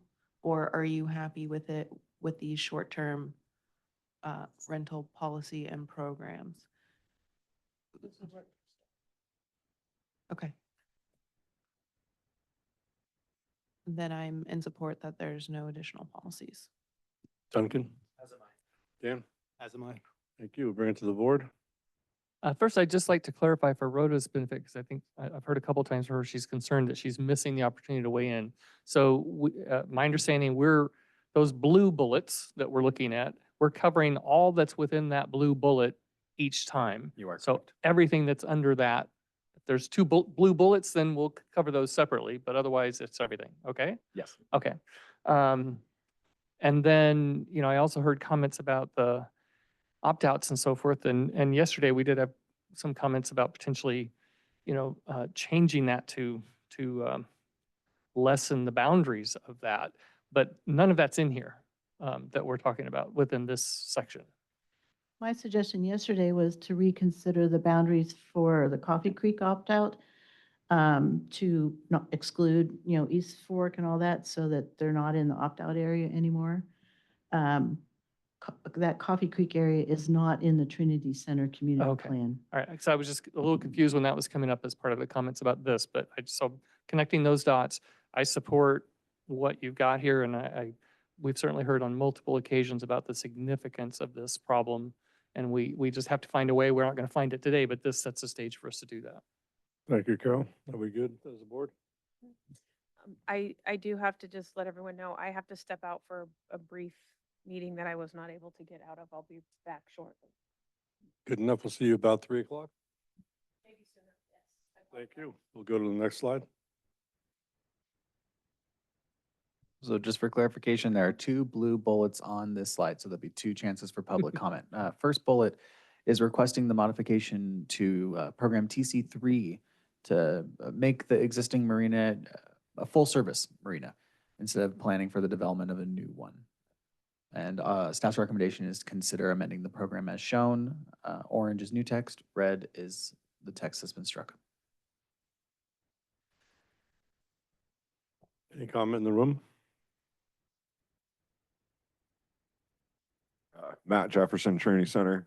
I work on a marina. Just want to kind of comment, there's a lot more moving pieces and components and other agencies you have to get approval from and all sorts of other things before we can just make the Trinity Center Marina full service. It's not all in your hands. It's not even in this county's hands. Just to remember. Thank you, Matt. Anybody else in the room? On Zoom? I currently do not have any raised hands. We'll bring it to the Planning Commission. Carol? So the word coordinate. Can I pause for just 1 second? I saw Rhoda's name Did pop up somebody pop- twice and she hasn't spoken since. And so I'm just thinking she does want to comment on this. Go ahead and ask her Give her if a she has shot. comment. Rhoda, do you have a comment? No, I'm okay. I thought I did, but I. Okay. Were we getting it wrong or was she getting it wrong? She took her hand down, so she's good. Okay, good enough. Okay. Good enough. Carol? Amelia? So when we say coordinate, have we identified who from the county is going to do that coordination? Or should we change that to supporting or a different point of term? Because are we going to be sitting in, as Trinity County, going to have a representative sitting and participating in all of these meetings when, again, it's been made clear that there's a lot of decisions and players, and some of these conversations are outside of the county's purview. And so I just want us to be clear about what the county is committing to under this. But I do support looking at any opportunities within the Trinity Center Lake area to expand opportunities for recreation. So would support coordination work? Based on what you're just saying? If that's the direction that the commission and the board and CAA Hill would like to go, I think that's appropriate to support this development. I just want to make sure that we're clear that if we want to commit the county's participation or not. CEO Ted Hill, so as I see it, coordinate with the appropriate state and federal agencies. We are not putting any county dollars into that. We're just making it feasible to give them our. Well, I think Amelia brings up a good point, that if we adjusted or change coordinate with to support, then it makes it a little clearer that the county would not be responsible for the actual coordination of, but we would support whatever state, federal agencies, or other entities would be involved with any type of marina efforts. So I would support changing coordinate with to support. Duncan? I think that's fine, but in my mind, just as simple as Supervisor Cox meeting with Rachel Berkey, that's coordinating. And so I think we do have it covered at the county level. Be clear, I do that because I choose to. And so if somebody following me continues to choose to, then you will have that support. But nobody mandates me to do that. No, you're welcome. I'm just saying you might want to consider that when you decide what you want your verbiage to be. True. Yeah. Duncan? Yeah, is there pushback from the community on a new marina? Not needed. It's just not needed. There's one there. It's just there periodically, and we never know when it's going to show up and under what conditions. And so we're trying to be more proactive in terms of having it there as a resource. Okay. Thank you. Dan? Good. The board. So I support what I heard from the commission, basically supporting this, but with the change of wording from coordinate to support. I would agree. Agreed. We'll go to the second bullet point. Second bullet, this has to do with the early warning system program. The edit was to include periodic training for the ham radio use similar to high and palm. And the staff is recommending board to consider the amendment shown in orange. Anybody in the room? Public comment? This is not the last slide. Anybody else in the room? Yes, it is. I apologize. Okay, this is the last one. This is the last one. I apologize. And I don't have to say my name every time, do I? Good afternoon. So question regarding, so you had said at the onset of Trinity Center, because there were some public comments potentially missed, I assume then that opens up the ability of all the community drafts to receive public comments again? And is there a timeline for that? For one, you kind of got to open it for everybody. Understandable. So Carol, I think you're aware of the ones that are missing and the flavor of those. Have we, Matt said there were like 15 or so missing. I'm not sure, I'm not sure exactly, but you guys have talked about it, and I think we came to a fairly accurate amount. So Chair, if I may, so we had a process set up where the generic email would go to multiple people. For a short period of time, that was not going to the Metro Harnish staff because of firewalls and other things. That does not mean that email or those comments were not received to that generic email. It just was not distributed from there. So I would like us to be able to go back and analyze what comments we did in fact get, verify that we got them, and then distribute them properly to the appropriate staff. If we find that we truly didn't receive comments, that's a different issue than just receiving them, but then not distributing them to the appropriate staff for action. It's by the low number of Post Mountain, for example. So I guess how will you discern if what wasn't received in that generic email without just opening it up to all the communities if you're going to open it up? I don't. We did receive the emails. We have them housed somewhere, whether they were distributed out for some staff. So we have, I'm anticipating, we have the doc with the comments. They're just have not been distributed in this case to staff, but let us go and analyze that.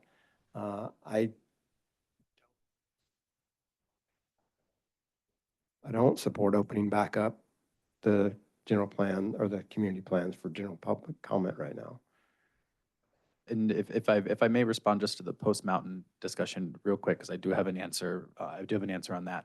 We did only receive one comment as it related to the community plan policies itself. Post Mountain community members did send in a majority of the land use change requests that came in out of the 183. So we did receive a lot of those, but those weren't counted as community plan requests. Those were separate land use designation requests. So I just want to clarify that. I'm just still kind of missing that if you go through and see what was received, how will you still know if it was missed or not without going back to somebody? You had mentioned that, like if it isn't there, then you would allow Trinity Center to add comments that maybe didn't get to that box? Or are you going to limit it to only what came into that box? Chair, if I may, I mean, two things. One is we're not in public comment mode right now. We're in question and answer. It's We're a in workshop. But that's not how we're supposed to be handling this process. The chair And two, authorized me to speak. Let me just, I'm making a comment that he can then You respond interrupted to. me. okay, so 1 second. This little talk that we're having now, you can come back up, Lisa, if you like. It got off because of something that wasn't communicated to everybody. Carol got off topic. Trent, we open this up to a discussion for something that is unusual to this situation. So I think CEO Tuthill's Lisa's response to that should be addressed, not here right now. We don't have the time, nor do we know how many are missing right now, but we'll get to it. Thank you. I assure you that. Thank you.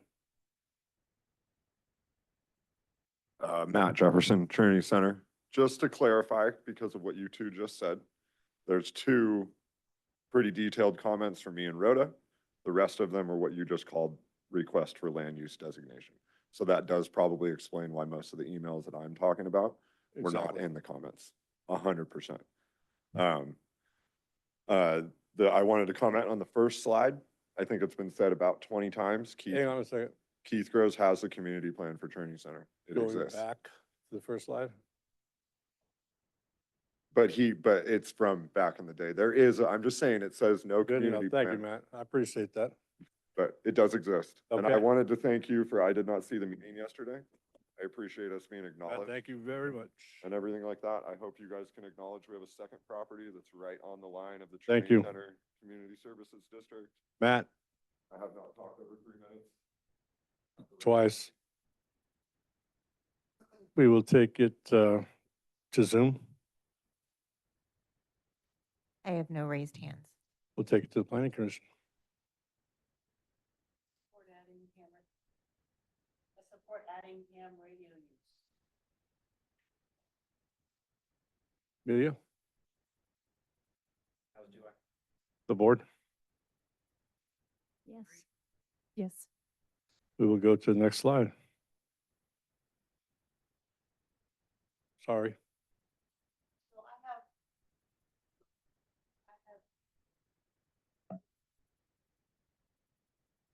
two policy issues that were in my comment letter that were not. I have two policy issues that were not incorporated. You know, all my minor technical changes Brent can deal with, but I have Sure. two policy issues that perhaps you would want to provide board direction on, if you'd like me to bring those up very briefly. Were those included in the emails? Yes. And so far, it seems to me that there was 3 lost emails. One of them you have referred to, and we've corrected that. Brent, are the 2 that she's speaking about, will this resolve the issue? These are issues that would warrant board discussion. Say it again? These are issues that would warrant board discussion. So one, we talked about earlier, the non-lake-based tourism strategy, and I pointed out that it doesn't include campgrounds and so forth. If you can scroll back up to the language which has TC 4, non-lake-based. So what we had requested was a 4th bullet, which said, identifying and implementing improvements to U.S. Forest Service campgrounds, which would attract more visitors, including electrical and water service, dump station in Trinity Center, playing area, Wi-Fi, and conversion of camping sites into larger RV pull-through sites. So that's what we were looking for in the non-lake-based tourism strategy. You have trails, you have our OHV, you have recreational events. What we're looking for is a bullet that pretty much is upgrading the Forest Service campgrounds, identifying, the community can identify things that, you know, improvements that would attract more visitors, if we can kind of have some Okay, support for that.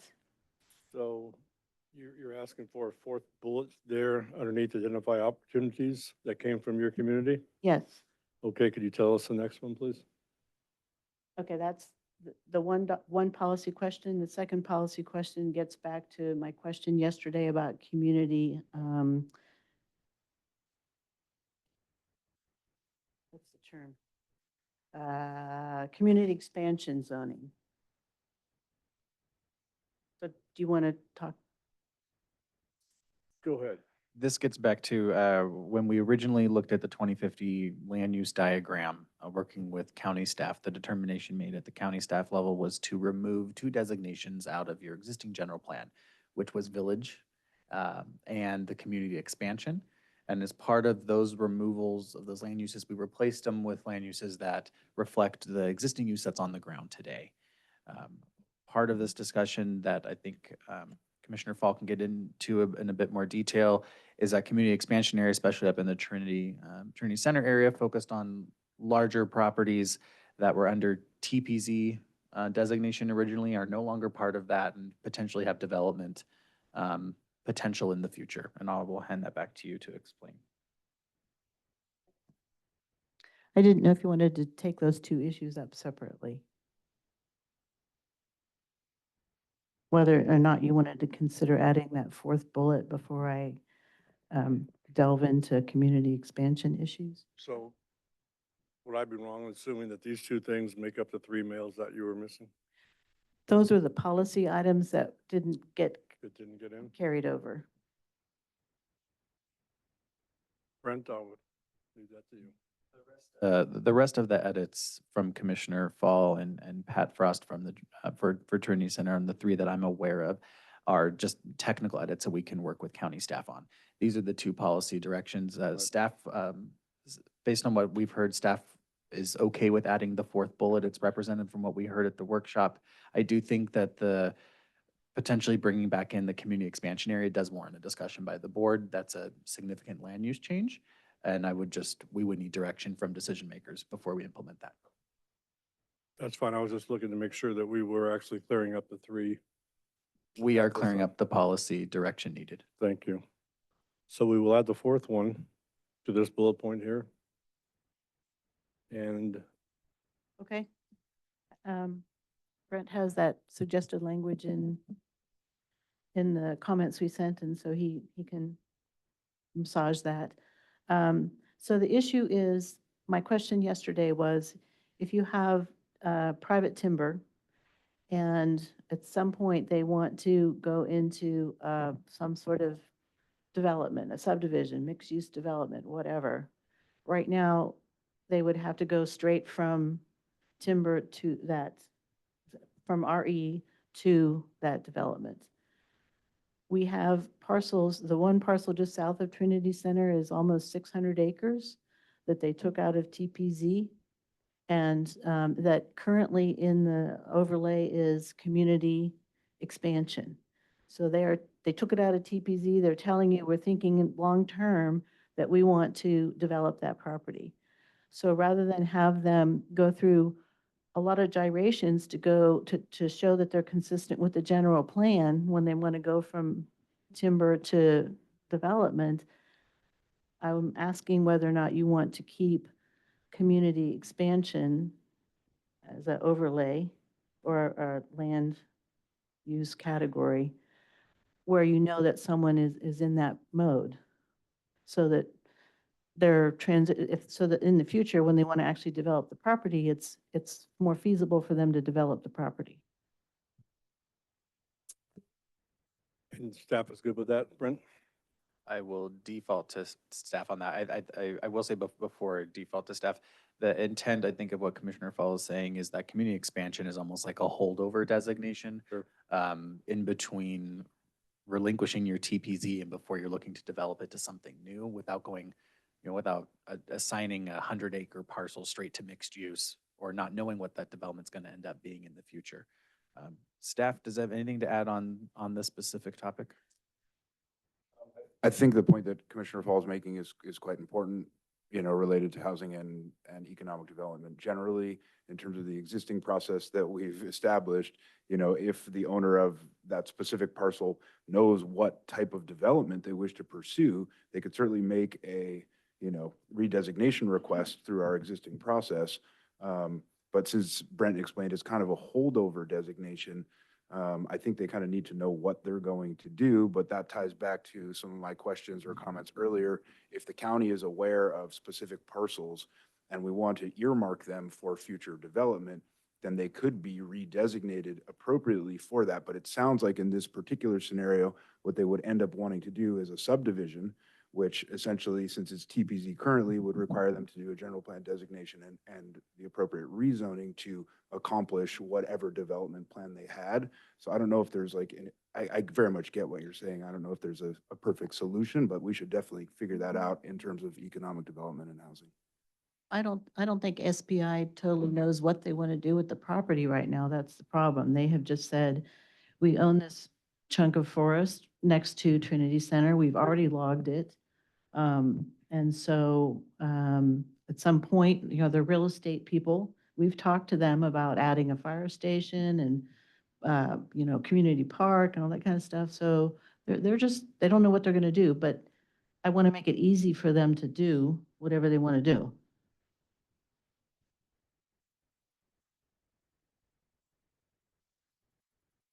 Are we good with adding that to this content here, Brent? I think what we can do is, if the board directs staff to evaluate the community expansion and evaluate the specific property that Commissioner Fall is bringing up, I think that would suffice. I think it's going to take additional conversation on our part to evaluate that if the community expansion is brought back in, that it is serving the purpose that we're talking about. I would hate to bring the designation back in and it doesn't get them any closer and they would have to do a general plan amendment later. So yes, if the board can provide direction, we can talk with staff and work to come to some solution. That would be fine. CEO Tuttle, good with that? Good with that, board? Yep. Okay, Thank you. everybody's good? Next one, so we're going forward some here. Okay, Weaverville. on to our last community plan. Weaverville, this is an existing community plan. There's 10 unique sections, 99 existing objectives, 11 new policies, and 13 implementation programs. What's changed? Many of the policies in the existing community plan are now covered countywide. So we went through and made sure there was nothing duplicative. So if something applied outside of Weaverville and applied elsewhere, we did. New and updated policies on the protection of scenic views, natural environment, dark skies, we talked about that yesterday. Updated policies to enhance commercial and tourism development within the community, and new policies to support local art, culture, and unique community history of Weaverville itself. 38 total comments were received online. 13 attendees attended the workshop back in October 2024. Some of the common themes or issues was concern over various proposed residential land use redesignations. The board tackled that yesterday. The need for improved pedestrian infrastructure throughout the community, expanding upon policies supporting mixed uses in the downtown. We did talk about that yesterday as well. A need for flexibility for allowed residential uses to improve housing availability. There was concern over wildfire risk mitigation as well as evacuation routes out of Weaverville during an emergency. And then there was, again, the request to add more information on community history. First recommendation, so there again, there's two blue bullets on this screen, so 2 opportunities to weigh in. First one, several requests to look at the redesignation of residential areas. I will pass this back to the board because we did cover this yesterday. I feel like we did. Mhm. That's done. It's done, I just need to. We're done with it. Consensus, yeah. Would you like to Mhm. move? Yeah, thank Bullet you. point number 2, please. Several requests to add policy that supports the construction of pedestrian infrastructure along 3 and 299 that connects to the Weaverville Basin Trail System. So the staff recommendation is the board should consider adding a policy that supports this topic as part of their community plan. Any comment in the room?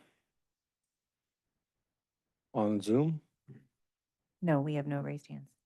planning commission? The board, Supportive. support, we'll move to the Correct. next slide.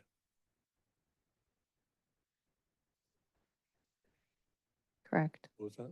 It's also in the active transportation plan. It's supported there. And I think we can make that, if the would like to see a modification, we can add that in as text so it connects both. Yes, please. The next recommendation is several requests to expand upon and amend policies encouraging mixed use.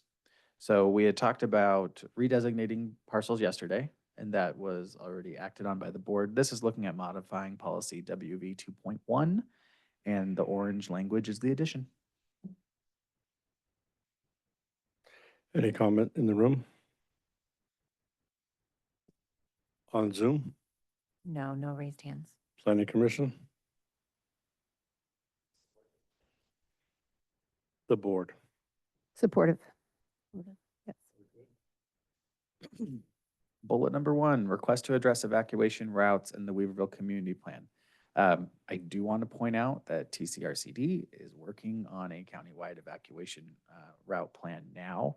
That will be included as an appendix to the general plan. So just to keep that in mind, it will be covered as part of that plan so we can cross-reference it as needed. Any comment in the room? On Zoom, No, no raised hands. planning commission? I'm just wondering why this is specific to Weaverville and not at the general plan county level. Specific to Weaverville, because this was brought up by constituents of your community. But it is a countywide issue, so our recommendation is to default to the evacuation analysis and state requirements in the countywide general plan and cross-reference it. Copy, so there will not be a policy or a plan or anything in the Weaverville community plan relevant to evacuation. It will stay at the general plan level, correct? Correct. Okay, thank you. I'm in support of that direction. Duncan? Dan? I absolutely support that. It'll be referenced there though, as you've said, and then you'll find it in the other. Perfect. We'll go to bullet point number 2. This request is for community-specific wildfire risk mitigation, such as fuel reduction programs, reduction of unique fire risks specific to Weaverville. Community members expressed the importance of maintaining the fire-wide status of the community. 2 bullets on here, the board should consider adding policies. This is at the discretion of the board that are specific to wildfire risk mitigation and fuel reduction. And secondly, the board should consider adding a policy encouraging the maintenance of the fire-wide status of the community. Do we have any comment in the room? On Zoom, No raised hands. planning commission? So I remember from participating during the meeting when some of this was discussed that for the first sub-bullet, adding policies or programs covering wildfire risk, some of this was specific to Weaverville being county seat and having such essential infrastructure for county at large management. And so looking to have some specific community level plans or policies to help support the protection of broader or more essential infrastructure within Weaverville to then support greater county level operations. And then to the second sub-bullet point, I believe that we already are supporting and encouraging that at the general plan level. Duncan? Dan? Adding policies and programs, would that incur a cost on the county? Adding policies would not necessarily incur a cost. Programs have the potential depending on the funding source recognized. Does that answer your question, Dan? The board? So to Amelia's point actually, I agree with her point on both bullets. I want to just cover it generally. I do think that adding policies is good. I don't know how to speak to adding programs because of added cost. So I'm not trying to raise the dollar value overall, but I do think that making sure that our infrastructure is there for everyone's support is a good idea, but I'm also not sure what specifically that looks like. This is a very general, broad comment that could have lots of conversation around it. I agree. But we're at the board, so I don't know what needs some more So you're more conversation. concerned about My comment again? the broadness of this here? I don't know personally how to narrow that down without staff weighing in. I agree. Duncan, go right ahead. Oh, Dan, sorry. We're at staff level, I think. Okay. How are you? I'm doing well. Good. What we need to do, specifically to your point, is prioritize resources and infrastructure that we would want to make sure get that fire-wise protection. So it would just start with looking at Weaverville, having a map saying we need to make sure this, the senior apartments, trailer parks, but it's got to start with infrastructure for the county. If the courthouse were to get some members, what would happen type thing, you know, so we would need to prioritize. And so that map would be the first step. Okay, and to your point, more largely, then we're looking at social services beyond that and all of the things. And so I would be supportive of that type of a policy. And then I would think that based on where that lands, there would be a subsequent decision as to what kind of a program would then support that, correct? Right. I mean, like every year we look at weeds growing in a particular place that we think is endangering a community. And so every year we revisit the same place, and that would be a priority, because if we do catch an ember, you know, we talked about the Helena fire. When the Helena fire came over the hills, we were all concerned about losing our homes, not because the fire is going to burn to our home, but because the wind is going to blow the embers in and start somewhere else. That's the kind of methodology that you would use, in my opinion. So I would suggest that we add, that we leave the language that says that we add policies and consider then programs that may be supportive of such.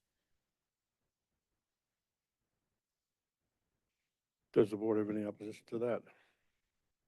I would just say supporting policies and programs, not necessarily adding. That's kind of where you've gone on everything else as far as not putting the burden directly on the county. That was my only consideration on that. Thank you.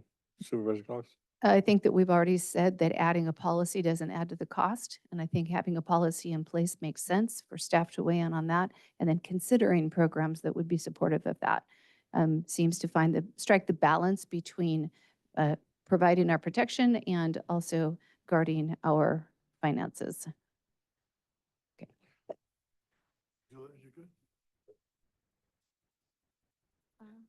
Okay, we'll move on to the next slide. Recommendation was for the need to allow flexibility in the type of housing that could be developed within the county, specifically Weaverville, as it is the county seat.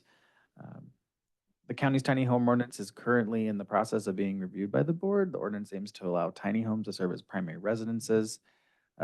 So the county's already started to undergo this process. I know the original comment asked for the including of recreational vehicles as tiny homes, but at least at this point, the ordinance that's before the county is excluding that type of housing. So I think what staff's recommending here is, one, fall back on the housing element, which I think is important, and two, default to the zoning code here. The zoning code can provide standards for all types of housing that could be applied throughout the county, not just in Weaverville. And I think housing is needed, yes, here, but there's elsewhere in the county that housing is desperately needed as well. That would be the recommendation, to default to the zoning and default to the housing element. Thank you, Brent. Is there any comment in the room?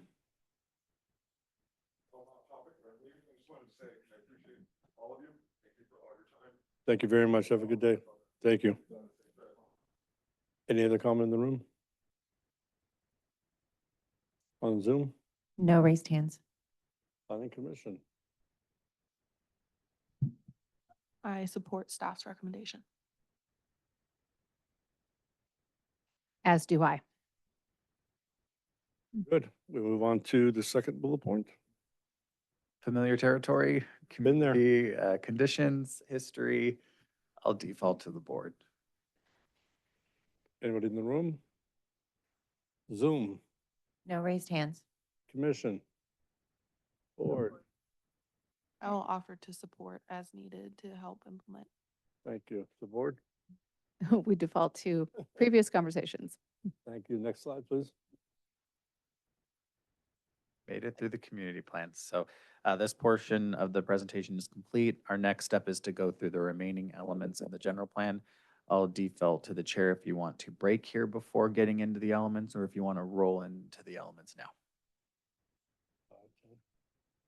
5-minute break.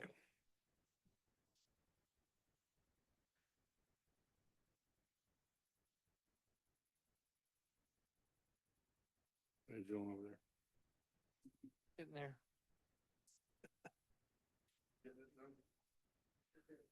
Yeah, I was just trying to.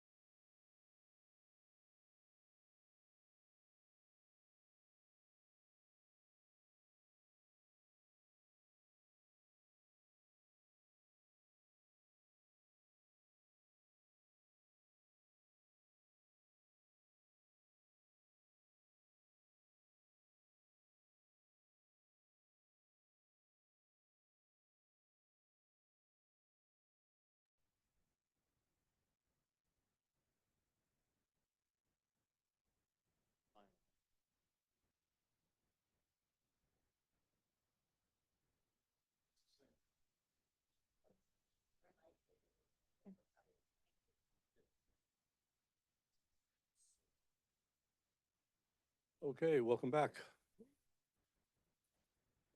We will continue on. Brent, could you lead the way?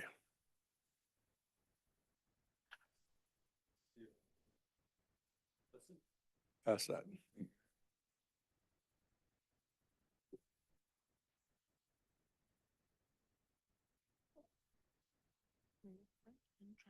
Next slide.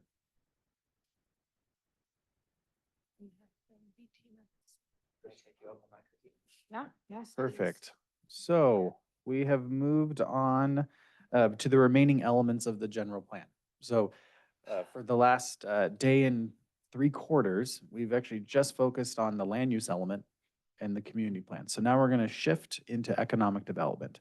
Same format as we've gone through. So economic development element, this has 5 unique sections, 2 existing policies, 29 new ones, and 6 implementation programs. So what's changed? There's an emphasis on community-based tourism, including but not limited to heritage, agritourism, cannabis tourism, and the diversification of attractions countywide. There's the support of the expansion of allowances of home-based businesses to diversify the local economy. It's a recognition of existing conditions today. Encourage local manufacturing of goods and products within Trinity County. And there are a whole host of new goals and policies related to cannabis promotion, including the strong local economy by improving critical infrastructure and regulatory systems. So different from the community plan comments, these are general comments that came in during the 60-day review of the public review draft general plan. So 8 comments that came in were tied to the economic development element. The common themes or issues that came up was the emphasis of the importance of cannabis to support the local economy and replace significant past natural resource industries that are no longer common in the county. Also to promote natural recreation and tourism countywide. And then there was concern over the impacts of port internet and cell service and how that has economic development hits for future industry coming in. So we'll start with the first recommendation, 2 blue bullets on this page. First one, several requests for the county to support the local cannabis industry as a way to bring more jobs and businesses to the county and support its overall economy. I do want to note that there are a number of policies and programs in this element that encourage the support and development and expansion of cannabis businesses within the county. The board could consider adding or amending policies further supporting this and small-scale agriculture in this element. Do we have any comment in the room? On Zoom? Adrian Keys. Good afternoon, Chair and Supervisors. Man, another long day. Thanks for sticking through this. It's a lot of work and hard to keep focused, so I understand to a degree how you guys must feel right now. What I'm reading in here that I appreciate is how this policy could support potential amendments to our zoning code that relate more to like up the supply chain facilities that may be able to have enhanced impact on tourism and other elements. So I would support the adoption of this particular recommendation. And then it's another thing that we'll be discussing further in zoning code as the time passes. And I hope that when we get there, you'll appreciate the direction that TCA has been building out that would be supported by this particular policy. Thank you. Thank you. Any other comment on Zoom? I show no other hands. Planning Commission. To the board. We are good. We'll go to the next slide. So we're Oh, sorry. good being as it, 0.2. we support it? Well, look like it. Yeah. Okay. We've lost one and they've lost one. So just to confirm, the board is asking staff to consider adding or amending policies further supporting cannabis and small-scale agriculture within this element. Yes. Thank you. And now we're on bullet point 2. Second bullet, there were requests to add additional organizations that further economic development in the county. This would be modifying policy ED 6.1. Orange text is new, red text is struck. Any comment in the room? On Zoom? No raised hands. Planning Commission?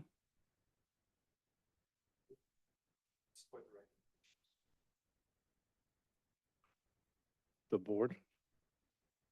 Support? Yeah, I would support this.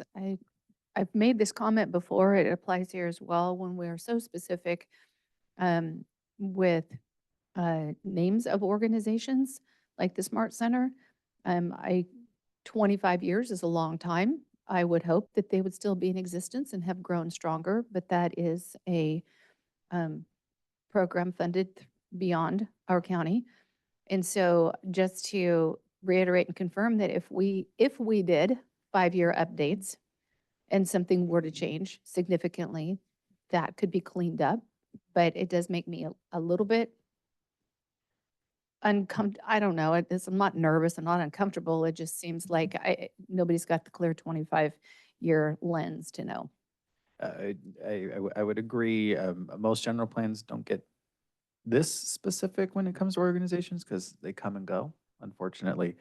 But you can update a general plan 4 times a year, state law. You can do general plan amendments, and we've written in a proposed policy that does the 5-year review, and you can make modifications at that point as well. Okay. And it does say other similar organizations. So if somebody looks at this in 20 years and can't remember who that is, it's fine. So yeah. Yeah, I would just echo some of the comments. I can already think of about 4 or 5 others that we could include here, but I don't think that we need to. I think we just need to make sure that it is not an exclusive list. It's inclusive and provides for changes. Yeah, quick. Is there any value in explicitly calling out these organizations or just keeping it coordinate with workforce training agencies and organizations to ensure the available, et cetera?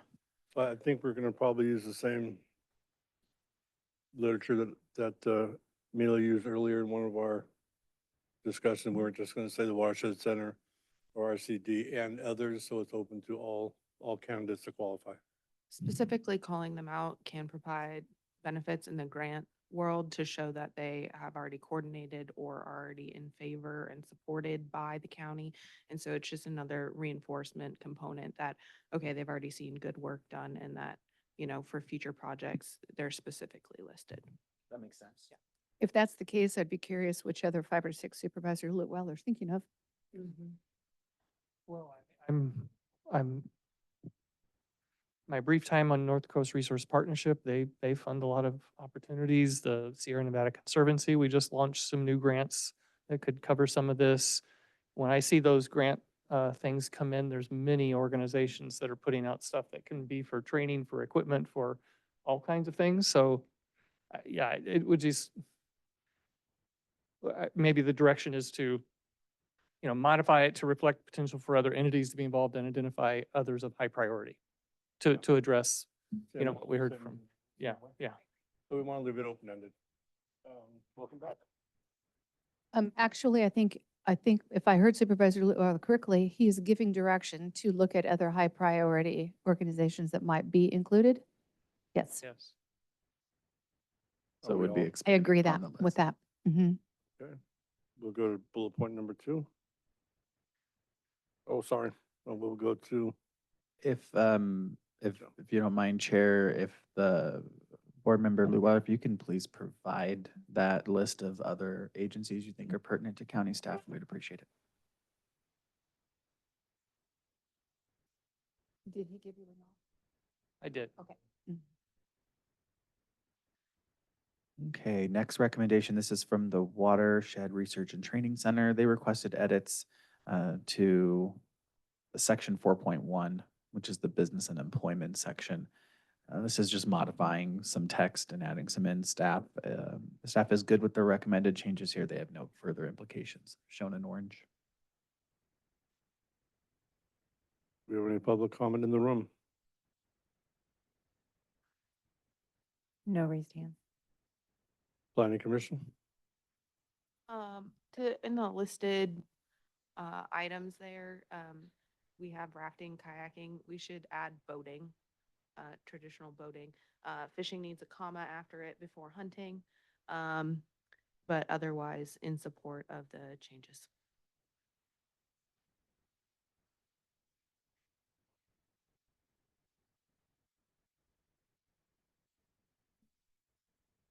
Drew, how are you? Doing well, thanks. Quick comment. While I very much appreciate from the ecological perspective, increasing groundwater retention, I really don't think it has anything to do with business and employment. So it can stay in. I don't have any objection to that, but it seems incongruous and it's not really the appropriate place to include that under business and employment unless we're proposing crews that are going out and digging swales by hand to increase groundwater retention or something like that.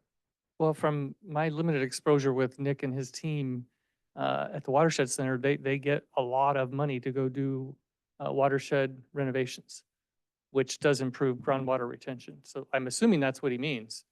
And they get a lot of money for that. Diversion. Let's keep it then. Okay. Strong opposition there, Drew. And are you good, Duncan? Yes, I'm good with the recommended additions. Ag- Agreed. Agreed. Yes. I think what we're agreeing with is the minor modifications provided by Commissioner, otherwise supporting. Next slide, please. This is also from the Watershed Research and Training Center request, and this is to amend policy ED 4.1 and to add a new policy. Both shown in orange. The first policy is to add the term water. The second is to add a policy focused on streamlined permitting for restoration projects. I do just want to confirm with county staff that that final bullet you are in agreement with, or do you have concerns over adding that for board consideration? I was planning on making a comment on that one. I very much appreciate the intent there, and I think that that's appropriate. However, I checked in with the other planning staff that are here, and we're not aware of any planning-specific permitting required. So there's no use permits that we're aware of specific to restoration projects. So we could certainly try to facilitate that, or, the board could write letters of support to, create, I don't know, new CEQA exemptions, or potentially we could figure something out in the EIR with the general plan to try and pave the path. But it's not really, to call it streamlining the permitting is I think not quite the right way to. Overstated. Encourage. Perhaps we just say that we support. Do we go through public? Well, once we. Nothing, get to a and sense. nothing? Good. Good. Drew, you were This is first. The so- public comments done and now to Yes, the and now to commission. the Okay. commission. So, my one thing with this policy is it in the right place and do we want it? Because it's also very similar to a policy that we're gonna discuss on, it's on page 261 of the package. I can't actually see what slide number it is, maybe 136. But yes, it's under conservation and open spaces. And so, I don't think we need to have it in both locations for redundancy. I think that we should look at just having it in one or the other. And that I agree that we need to change the word promote, where it appears in either location, to support.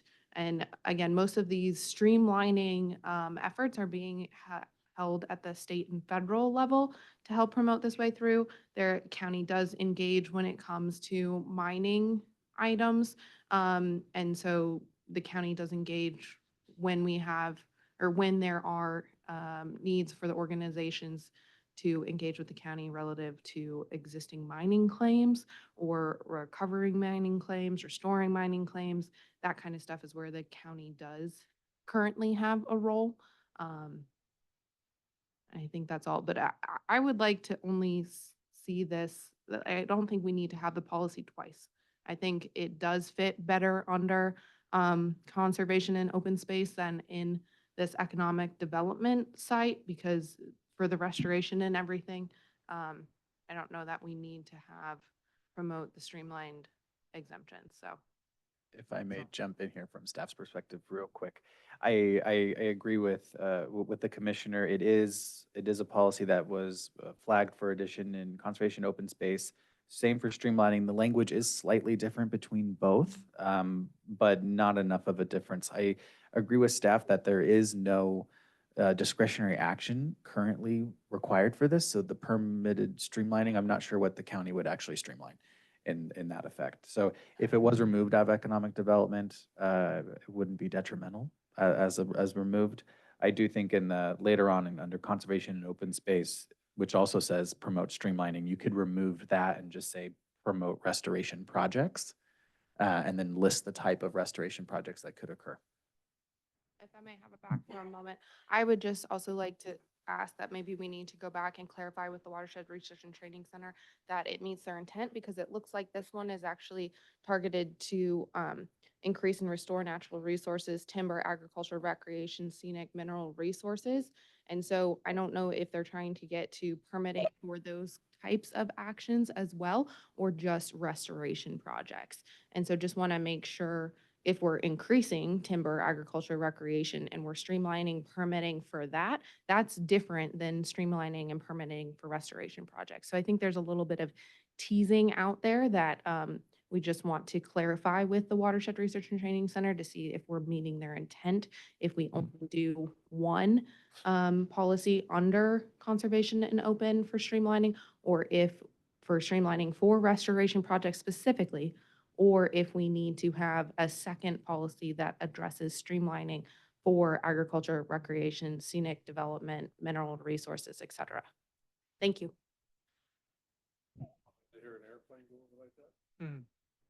Not a little unnerving in these time of year. All right, so first of all, we need to know if we want to address it here, or the rest of the planning commission want to address it in the later part. I agree that these details specifically to recreate, these details are more broad than just restoration, recreation, agriculture. And so getting clarity from the Watershed Center would be pertinent. Yeah, I agree. It does seem more appropriate in conservation and open space.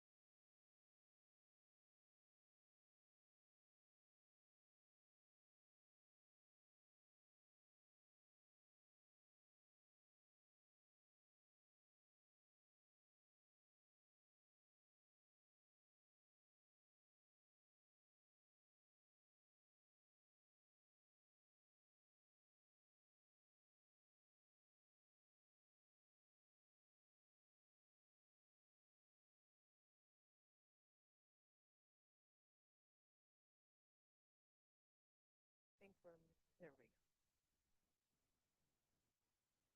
we go. Okay, so we're having a discussion whether it should be here or be elsewhere. Yes, just the discussion is whether the, well, first we should discuss whether policy ED 4.1, you want to add the word water. Certainly. So here's my thinking on all of this. The Watershed Research and Training Center director doesn't fly by the seat of his pants. If he put this stuff in here, there's a reason for it, that he needs it. It's fine if you want to go back and double check with him. But if he's suggesting it, I'm supportive of adding it from the standpoint that there's going to be something that he's going to want to be incorporating that this then facilitates or lends its support to, as we've said with grant funding and so forth. That's my feeling. Yeah, and I would echo that. I think, as you said, a lot of thought goes into the things that these guys put forward. And when I look at the words promote streamlined permitting, it sounds like what we have interpreted that to mean is, do we as a county have permits that we need to streamline? But we also heard Supervisor Cox speak earlier this week to the power, the benefit of county endorsement, letters of support, lobbying, whatever you want to call it, on behalf of other agencies to help with streamlining. So NEPA, CEQA, right now we have a window of opportunity where we can go do fire hazard work in an extremely reduced capacity. And the only reason we have it is because of the LA fires.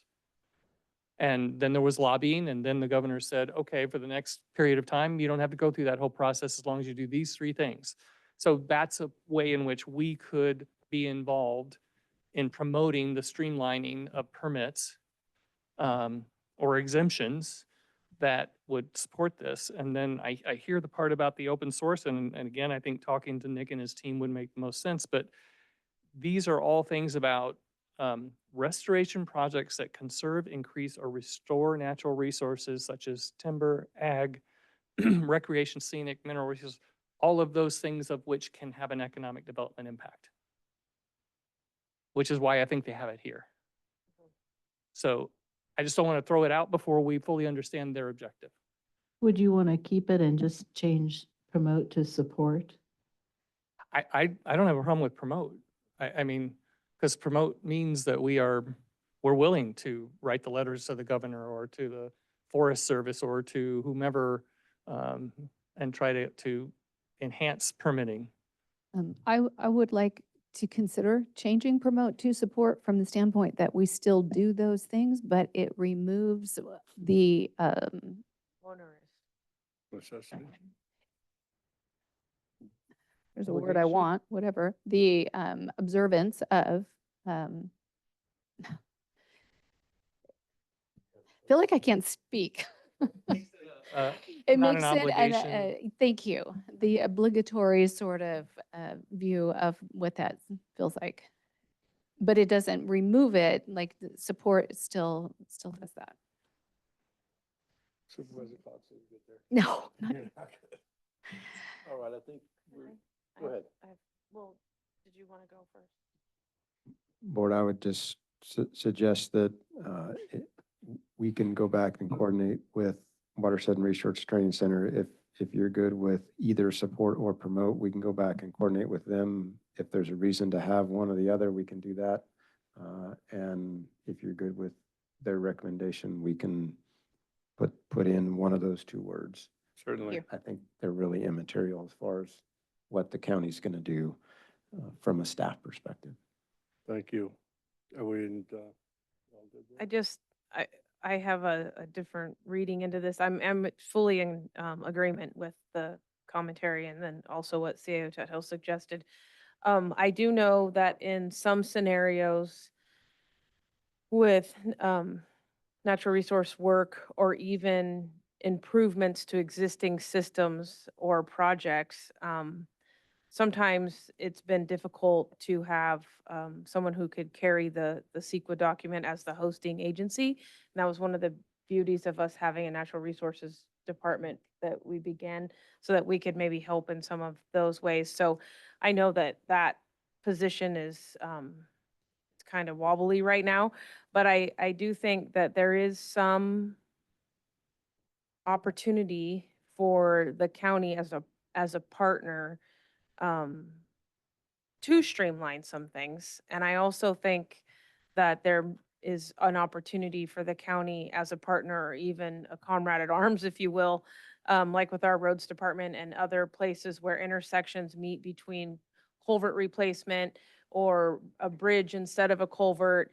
And just historically, in the last couple years, we have had some problems between our transportation department and restoration projects as they were seated in culvert replacement where there was a county road over the top of the culvert. There was some conflicts and different struggles that occurred.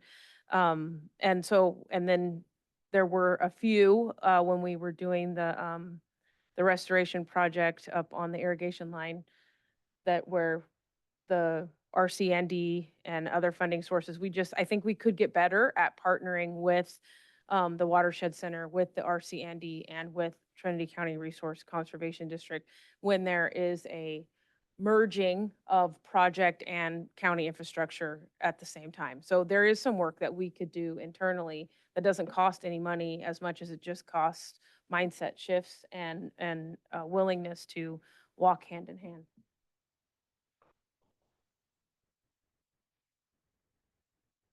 Brent, can we have that incorporated into the new ED policy? It says what it says, but and that's fine. I like what it says, promote or, what was the other word we decided? Support. Support. Promote or support. I just wanted to speak into what promote or support means when I say I'm good with that. No, I appreciate the additional clarification. Thank you. Thank you. And you click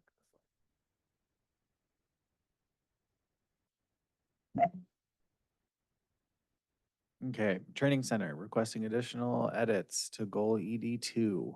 This would be to provide a safe and inviting environment to enjoy community-based tourism. So that's the addition to this goal. Do you have any comment in the room? On Zoom? No, no raised hands. Planning Commission? Amelia? Yeah,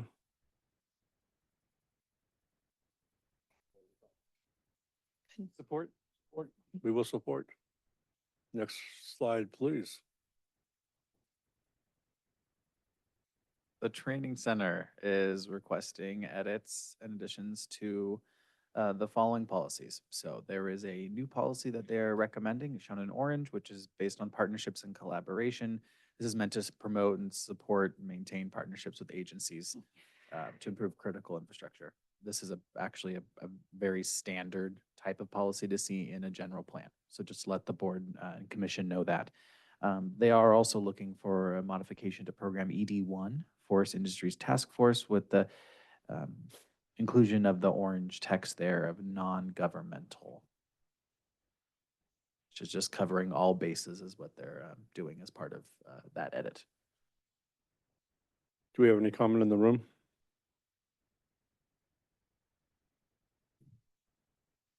On Zoom? No, no Carol? hands raised.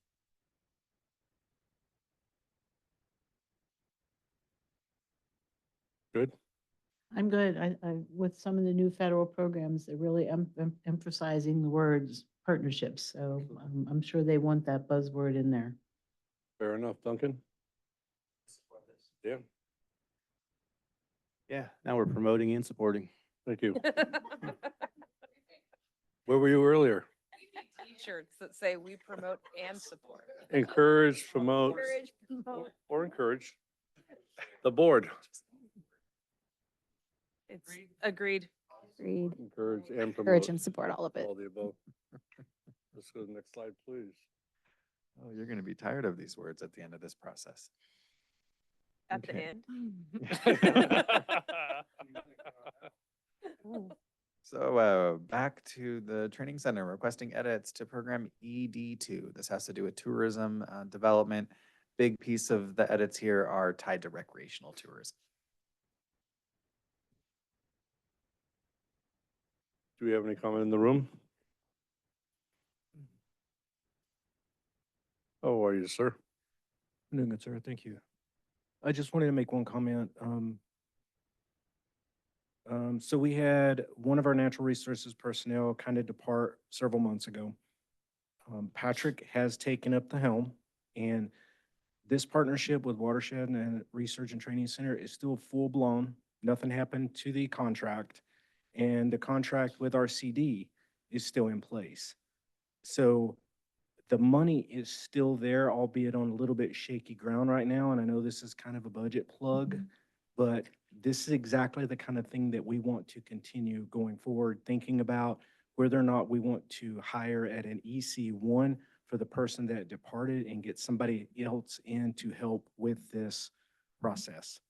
So I just wanted to make that, that little plug for this, but Patrick is kind of at max capacity. So if we want to continue or expand, this is just something we need to consider. Thank you. On Zoom, anything? Veronica Kelly?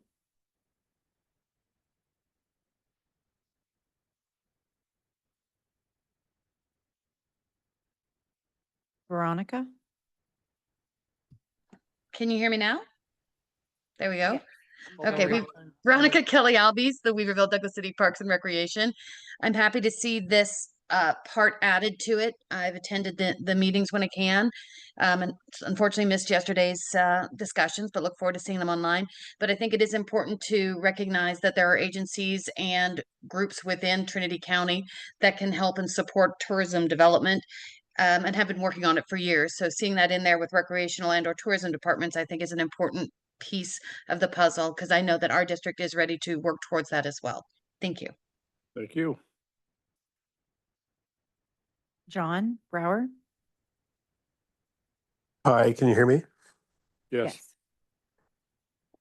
Yeah, I agree. I'm supportive of adding this language. I think it's really important. It's a huge step forward.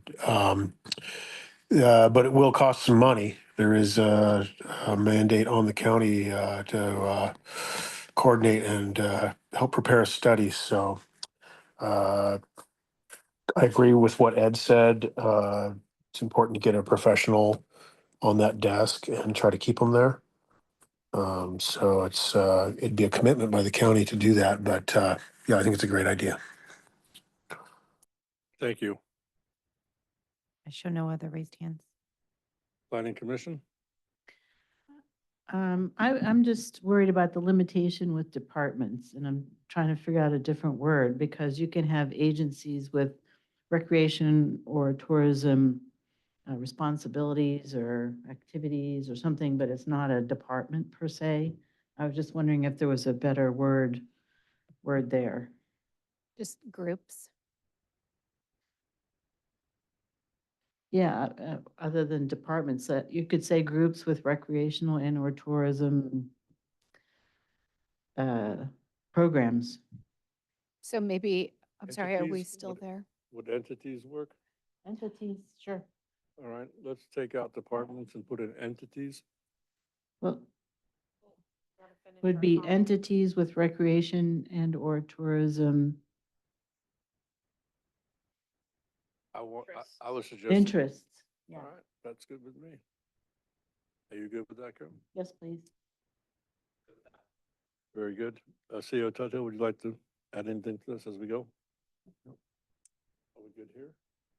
I would just add, related to this, I recently met with one of the, Josh, who's on the Watershed Center, focused on recreation and talking about mountain biking and the trails. And we talked about the potential economic impact of the mountain biking, what's it already had, what could it have. So I reached out to Alec Domko with the Cooperative Extension. He is very interested in doing an economic impact analysis on what impact it's already had and what impact it could have if it was promoted, expanded, all those sorts of things. So one, that's an entity that's not listed here. So we just need to be thoughtful about our wording.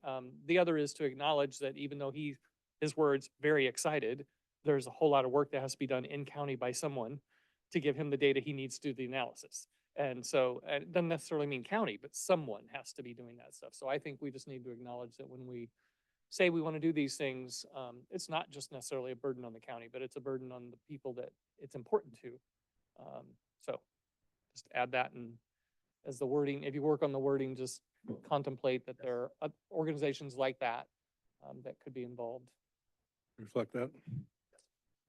Representative Harris? We're already doing some of this with the tourism ad hoc that you're leading. And so there's already momentum in this direction. And as we have had many discussions at Board of Supervisors meetings, the opportunity of an increase in a TOT tax is something that we're looking at. So this is, I feel like it's in step with what we're already doing. I don't know how to take it further without having, as you mentioned, money to sponsor additional studies, but I think that we are taking steps towards finding out this information the best that we can with what we have. So I'm in agreement with it. I just don't want to overcommit us. I don't want to get the cart before the horse, you know? We're taking little steps right now, and I don't want to burst into a stride prior to us being able to at least have the conclusions that we can gather from what we're already doing, if that makes sense. Brendan, could you incorporate that without a price tag on the end there? We can work to finesse the language. Thank you very much. We'll go to the next slide. Okay, we have made it through economic development. Drew, Oh. did you have something to add to this discussion? Under the discussion slide, if that's acceptable. I know- Absolutely. Go right There you ahead. go. Yes, let's utilize that slide. So I wanted to propose, and I apologize, Brent, I didn't get a chance to talk to you about it at the break, but I talked to Jim and Hannah and Trent about it. I'd like to propose a new program, which would be titled ED7. And that's basically to give staff some clear guidelines on what will be accomplished on the annual, yearly review, and then related to the proposal to do updates every 5 years that we would be tracking on and potentially earmarking parcels for general plan amendments or, essentially other economic development programs so that we're sort of on an ongoing basis tracking that, and it provides clear guidance to staff over the next 25 years on what to track and how to sort of, just, yeah.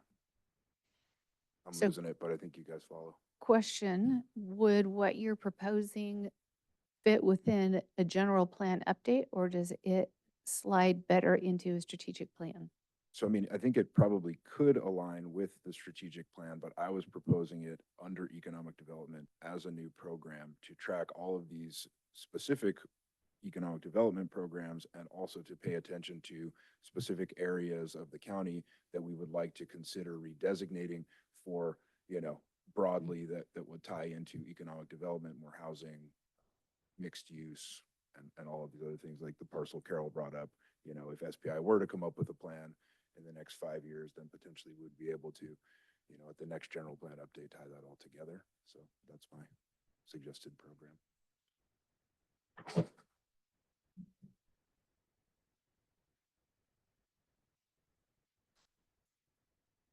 So is that something that we need Yeah, I was to go gonna- through a whole round of Do stuff we need for? to round robin that? Do we need to? Provide direction. We will provide direction. Direction has been given. Well, I would just ask Director Plabani if you wouldn't mind speaking on this a little bit more. We were having a brief discussion yesterday in that the EIR work that we will do as a part of this overall process is based on what's in the plan, including what's in this economic development section.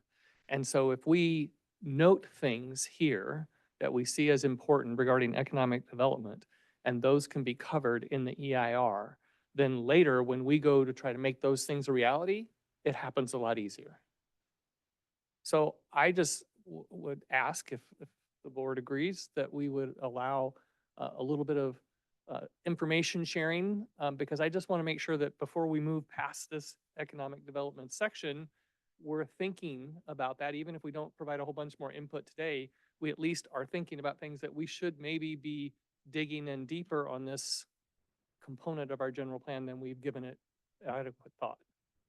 Sure, I'm happy to provide some of my thoughts. So, one of the reasons that I brought up the question earlier in terms of, are these parcels that we're considering redesignating, do they need to be promoted by the property owner? Is that, as I referenced in my cannabis presentation, I was hoping to see some economic development light bulbs. But that, if you look at other jurisdictions, they're taking, old industrial areas, not necessarily at the request of the property owner, but they are redesignating them to be turned into multifamily, mixed use, to accomplish many of the objectives within their general plan because they have limited, land mass to work with to accomplish those objectives. So as it ties to the EIR and potentially clear direction from the board, would also tie to Carol's comment about the community expansion areas, it might be beneficial in terms of the way that we engage with the evaluations within the EIR to figure out some potential areas and or chunk off, some acreage, let's say, like that community expansion acreage, to say, okay, we don't know exactly what we want to see happen there, but it could be a significant subdivision with multifamily housing or, mixed use. And obviously Trinity Center is maybe not the perfect example for that, but just generally, if we were to include additional evaluations in the EIR and analyze for some of these impacts that would be related to more housing, more economic development, and the way those all work together, that then going forward, if we did have a developer, for example, somewhere on the main drag where we have outdated single-family dwelling, if we were to redesignate that, acknowledge that in the evaluations in the EIR, then we would pave the way to leverage general plan exemptions through the CEQA process, which then would streamline the permitting process so that, one, that private developer wouldn't have to pay tens of thousands of dollars to go through an initial study, and also the time related to a general plan amendment and a rezone to accomplish all these things. If that gives kind of a No, I rough. get it. And just again, in dialogue that then people can react to, based on that conversation, I started to try to just have a one-on-one brainstorm session about things that might fall into that. So last week or this week, we had discussion about the long-term possibility of a land transfer from the Forest Service so that we could have additional land to do housing.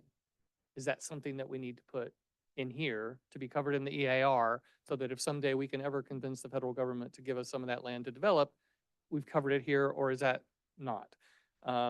Development of additional trail work. We're currently have a grant submitted, we being TCDC, a grant submitted to on a project to do trail connection from all the way down Main Street, all the way to the upper part of Main Street on the backside next to the creek that runs behind Main Street. So those kinds of things. Shuttle services, whether that shuttles up to the mountain biking areas or to trailheads, marinas that were already mentioned, TRRP river access. We mentioned that earlier as a concern, and I know that they're actually working on a project there in Junction City now to add a new boat ramp and such, but is that something else that we want to really call out, that we would like to see that expanded because the river is so important? So I don't know enough to know which things might fit, and we don't have to work through all the details here, but I'd like to know, are those things that we should be contemplating based on what Drew has just shared very briefly?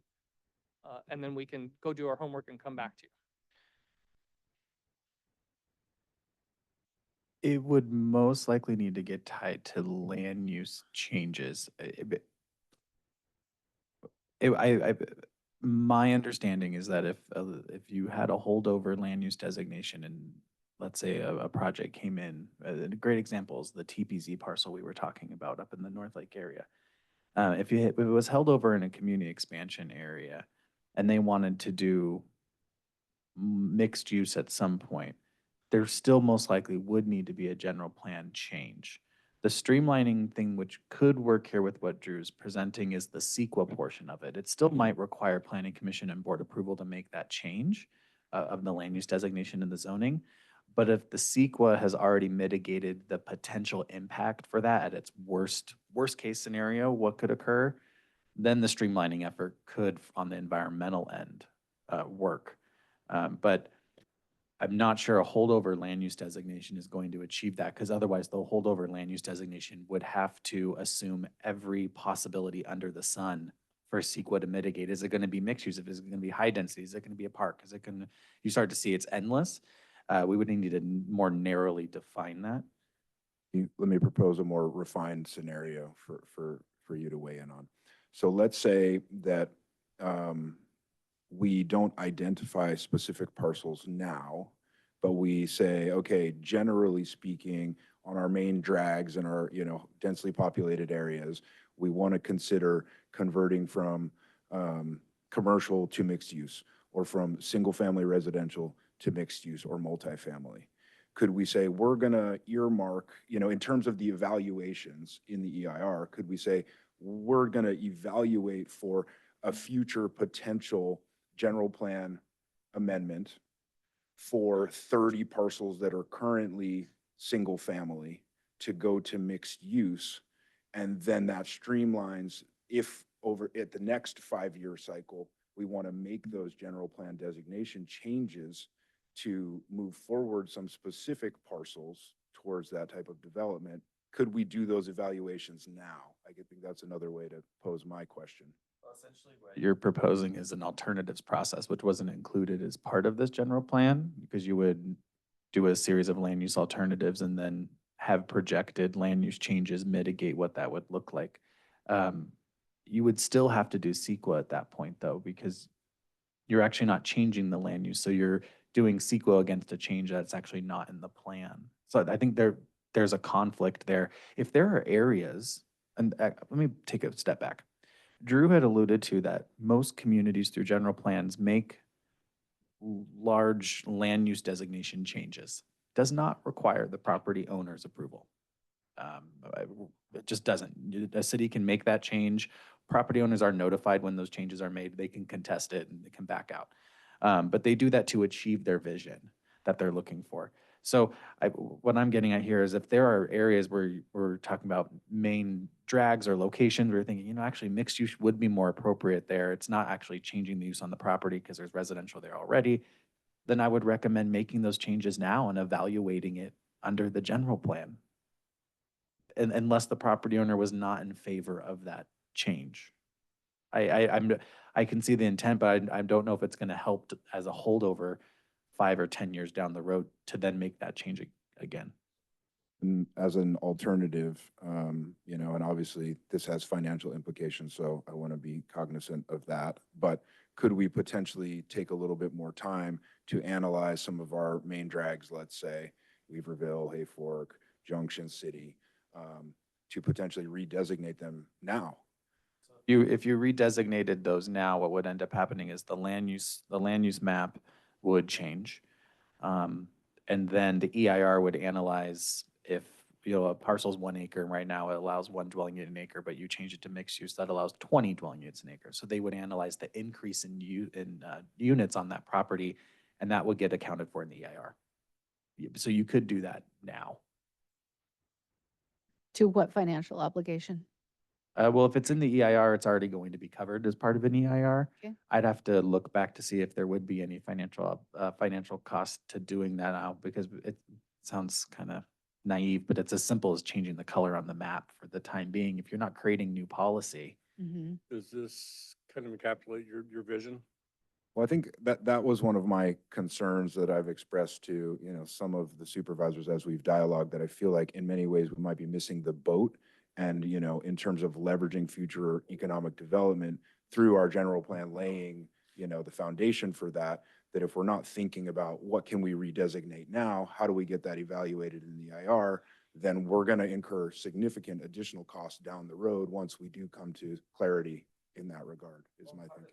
That was actually already done by former planning staff when they were evaluating other areas in Weaverville for land use changes. So that type of work that you're looking to implement is already being completed. It is part of the land use designation request. It's the same thing. You're trying to preempt change without having to have the property owner come back at a later date and incur all the costs.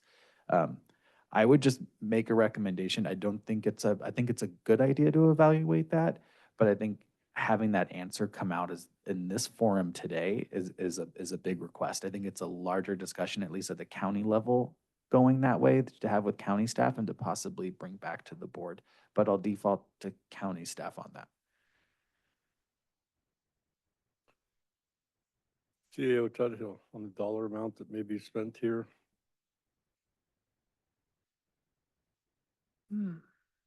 I think it's unknown at this time. Yeah. I don't think we can put a dollar figure to it, but I think my ask would be if the board concurs to allow or to provide direction to staff to further analyze this concept and see if and when there would be a potential area or a section of the county that may benefit from this concept.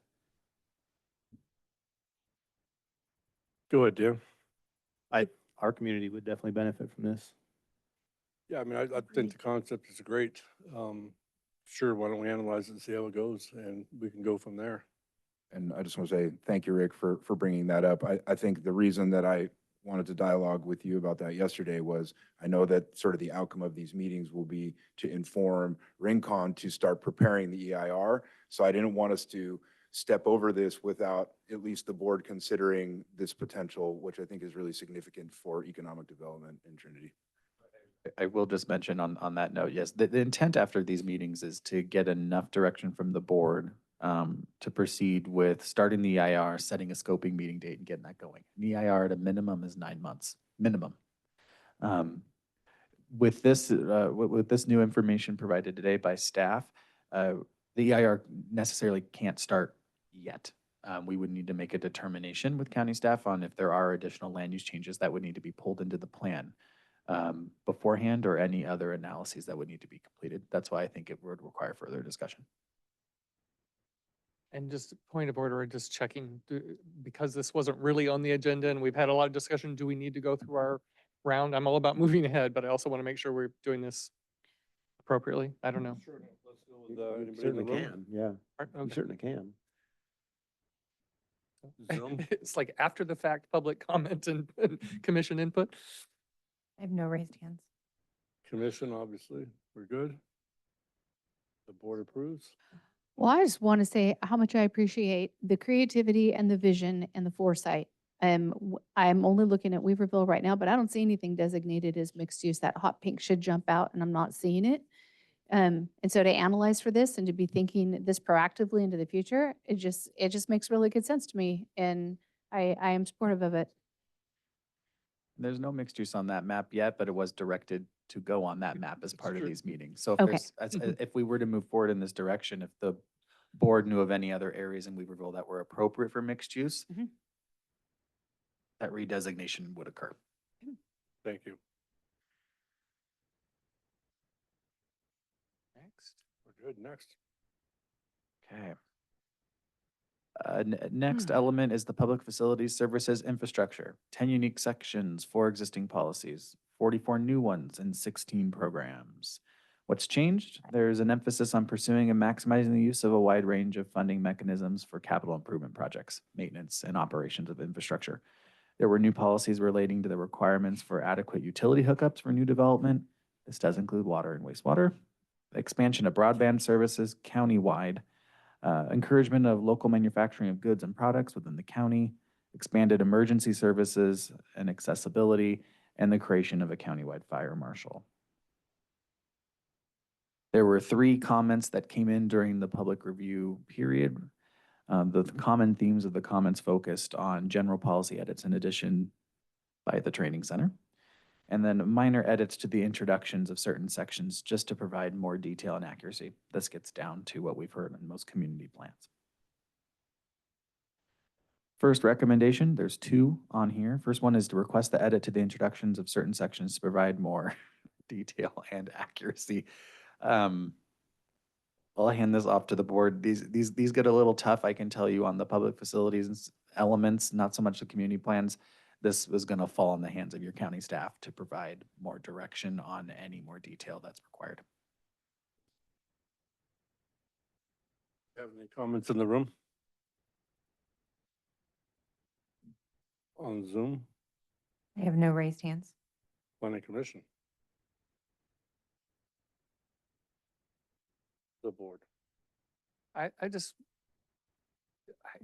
assume staff already looked at this, you already looked at it, you felt it was, did somebody give a specific example that you went, oh, that's a good idea? Or it was just generally, gosh, we wish you'd do better? It's a gosh, I wish you do better. Okay. I support staff making whatever changes they think are necessary without investing a lot of time based on these comments. But your staff did review every element before it went out. Thank you. Are we all in conjunction with that? We'll move on to bullet point 2. Bullet point 2, the training center requests edits shown in orange to policy PFSI 1.3, funding mechanisms, with the introduction of the language collaborative projects. Do we have any comment in the room? On Zoom? No. Planning commission? Oh, you do have a public comment. Someone go ahead. John Brower. Oh, just briefly, I'm supportive of this, bullet point number 2, watershed recommendations. It's a good idea. Thank you. To the board now? I'm supportive. Supportive, good idea. Good, good. We'll move on to the next slide. Training center requesting edits and additions to policies in this element. This would be a new element. Policy doesn't have a number yet, but this would focus on recycling and compost programs. You okay there? Yeah. Any comment in the room? On Zoom? John Brower.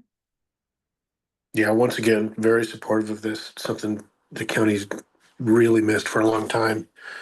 If private enterprise can't pull it off, then the county needs to find a way. Otherwise, the trash gets just pushed off the side of the hill.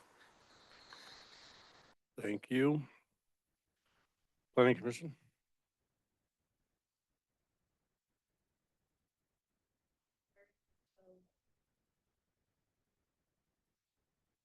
Thumbs up.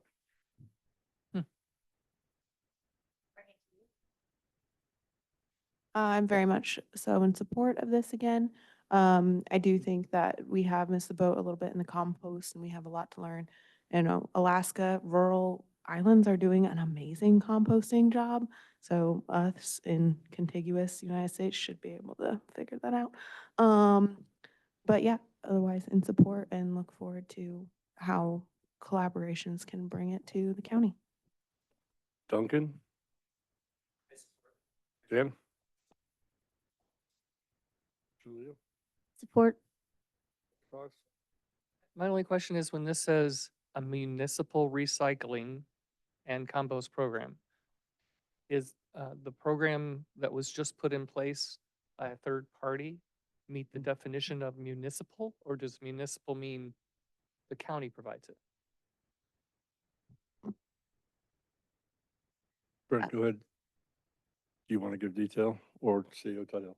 You could delete municipal and just say recycling and compost programs. Yeah. Okay. Same thing I did, because I think we found a solution. For the That's what recycling. matters. We still need to do compost, but how we get there is not as important to me as that we get there. Yeah, I would just say that maybe then we need to say something such as accessible, because municipal kind of indicates that it would be open to all and that it would be beneficial for a member of the public to engage. But if we remove that and it just goes to private, if, especially for the composting, sometimes they require enrollment if it's a private side versus a public sector composting program. So we just might want to make sure that that's an accessible program and not something that's a profit program that would limit access.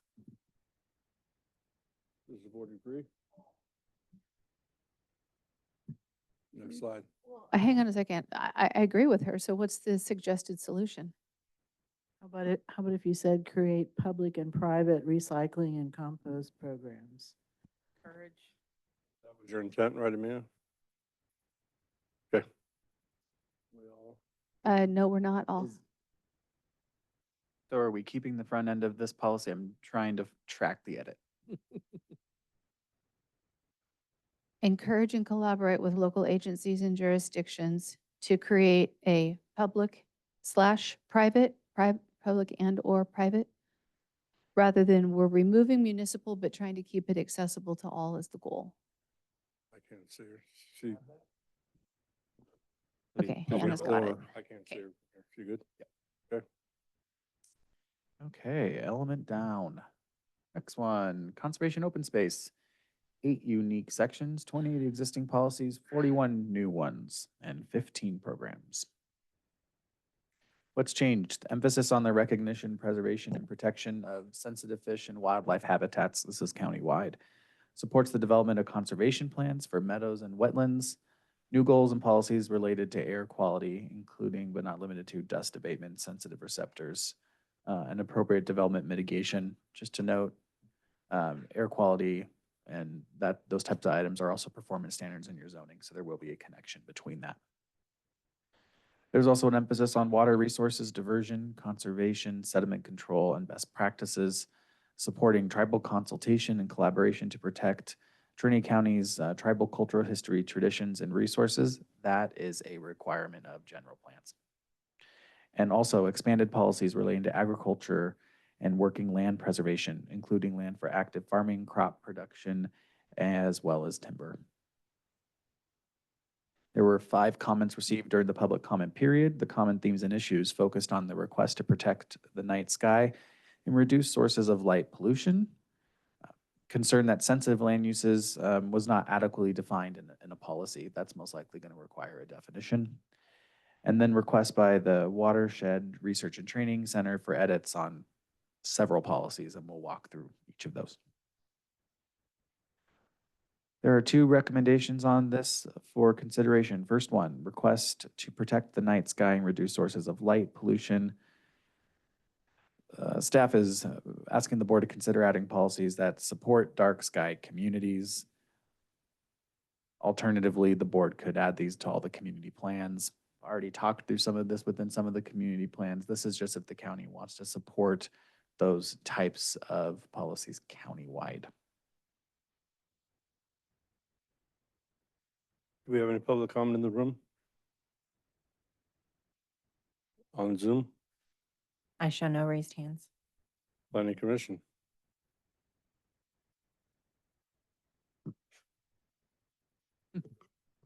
So my comment is just hesitant to add more restrictive policies to any future development county-wide on this one. That's my concern. Thank you. Thank you. Carol? Again, it's one request, and so I'm not sure if that is a preponderance of public opinion. So I would be hesitant to essentially add it countywide into all community plans. Duncan? Yeah, I heed my fellow commissioners' concerns. And Dan? Yes, I agree. Thank you. We'll bring it to the board now. You know, I feel like we went through this kind of extensively before, and I'll land in the same spot we did yesterday. Yep, I agree with the commission and their comments. Well, I stepped away to try to address the mic issues, but am I hearing that we're thinking that we need to leave this at the community plan level and that we didn't have enough input for it, or we had input from enough that we want to do it countywide? I wasn't sure what I was hearing. There was some of the community plans addressed this, and they were specific to those, but The recommendation is not to include this countywide. It was one request and it is highly restrictive. So there's a lot of additional regulations that would come into play. Okay, I thought it was Yeah. not to That's, support. yeah, was that Okay. yesterday, Douglas City had asked for that? Mhm. Okay, we will move on. Do we have consensus on the first bullet Yes. point? We'll move on to the second bullet point. Second was that there was the concern over the term quote unquote sensitive land uses and that it's too vague in policy COS 1.3. I've highlighted where it stated new sensitive land uses, but I do want to call the board's attention to the fact that sensitive land uses to this policy includes, and that's in quotes, schools, daycare, youth centers, places of assembly, civic, private centers, community centers, conference facilities, places of worship. This is a pretty standard definition of what sensitive land uses are. This will be repeated most likely in your zoning code several times. So if the board is comfortable with that direction, we can form that definition in the glossary of the general plan so it covers the concern. Do we have any comment from in the room? On Zoom? Pat Frost? So I'm just curious, in that policy COS 1.3, where it says that in such, with sensitive uses within 500 feet of pollution sources, or other identified sources of pollution. I mean, almost everything is producing some pollution. Should that identified sources of pollutants be quantified somehow? Because it seems like a backyard burn pile, starting your car, creates pollution. I mean, I guess you could argue everybody having a wood stove in their house in the winter. Exactly. This is talking about larger pollutants. So this I is would agree. trying to get That's what away I'm saying. from So some putting, qualifier. this is trying to get away from putting single family homes directly fronting 299 or other large capacity roadways. If there are substations or energy producing facilities, you do not place schools directly adjacent to it where possible. This is a very standard policy and zoning Brent, related. thank you for qualifying that. Planning Commission? Oh, we have one more? Sorry. John Brower? Yeah, I agree with Pat. This is, it's awfully broad and could easily serve to stifle any sort of development or new businesses. It seems that the intent is good, but it would be just another huge development to a new business or even residents being built on we have such little flat land and buildable land here that also has water. I would say avoid including this unless it can be better defined. Thanks. John, thank you. Drew, how are you? You do, go ahead. Sorry. Veronica? Veronica Kelly Albies, Douglas City. I think I understand this being, this is general plan, more general terms. And I think a deeper definition of each of those would probably be in an ordinance for things. I don't know if that's how it would work. General plan gives sort of the outline, ordinances then drill it down a little bit. So maybe that would be a more appropriate place to drill down definitions to avoid any of the conflicts that were just mentioned. Thank you. Thank you. We'll bring it to the Planning Commission. I think staff has some information for us. The order doesn't matter to me. So as Brent walked out of the room, he said, this needs to be included. And so I think that perhaps what we're grappling with is the difference between the amount of pollution that comes from our heavily traveled arterials versus, LA on the side of, 8 lanes of Highway 5. And so I don't know if we could do a little bit more homework and come up with some way to quantify this. But I think the concern that I'm hearing, from those that have commented is, most of our schools are probably within 500 feet of heavily traveled arterials. Do we not want a new church within 500 feet of Highway 3 in Hayfork. So if there's some way to more accurately quantify and qualify this, perhaps that would prevent the confusion, or at least inform future land use planning as it relates to siting of sensitive receptors.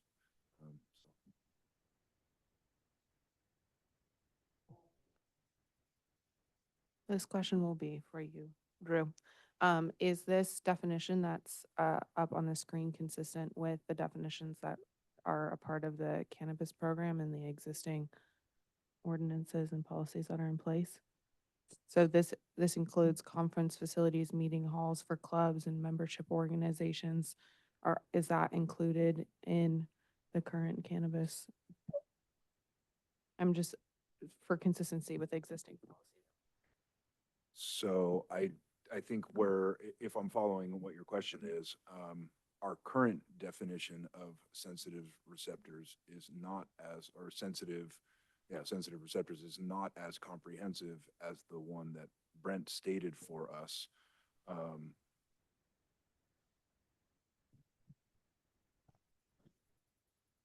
Thank you. So that was my question, and I would encourage that we provide consistency throughout the documentations for our definition for sensitive land uses, so that it is easier for everyone to understand and track, and make sure that we're not using the same term in two different locations with two different definitions.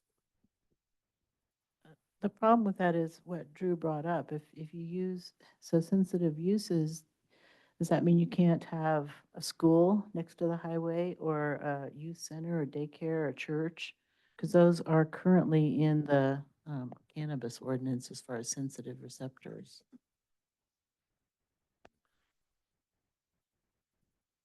And I would say with our limited availability of land for commercial development to support these types of businesses, that we would not want to, again, to put any hindrance to develop these places, or for the future of. So, right, we just had a new childcare facility built along installed and then expanded upon on State Route 3 within 500 feet of the road. So do we want to prevent that in the future for ease of access for the community members? Not necessarily. Drew?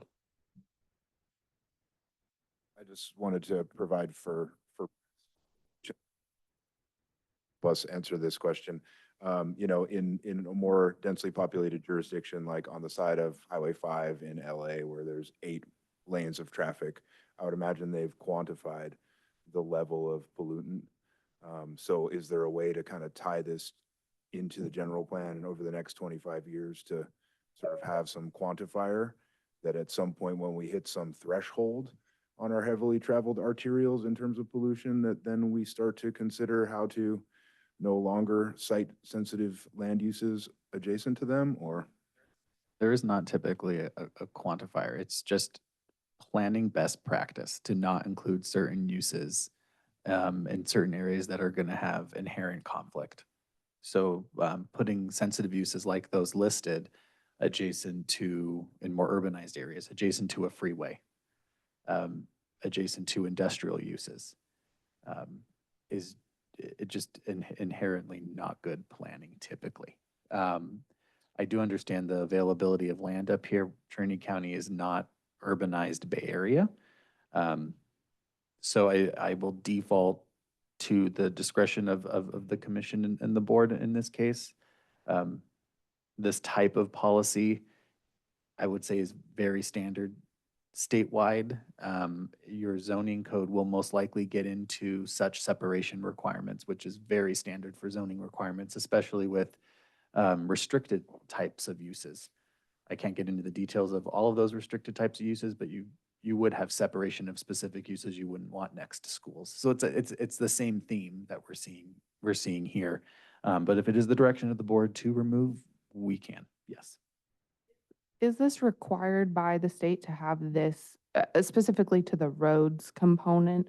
is it specific, that freeway, heavily traveled arterials and other source pollutants? Is this required to be included? I don't believe there's a requirement to include it. It's just a best practice to not put certain uses along those types of areas. It's become an environmental health and an environmental justice issue by the state.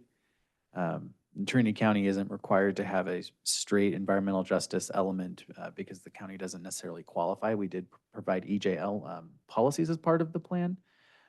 So I don't think the state would hone in on that particularly here. Then do we have other policies that discuss pollution sources from industrial properties that's separate from this road pollution? But if there was a production or an industrial plant that created pollution, is that covered elsewhere? Or is this policy also attempting to cover any infrastructure pollution as well? I would need to go back and look before answering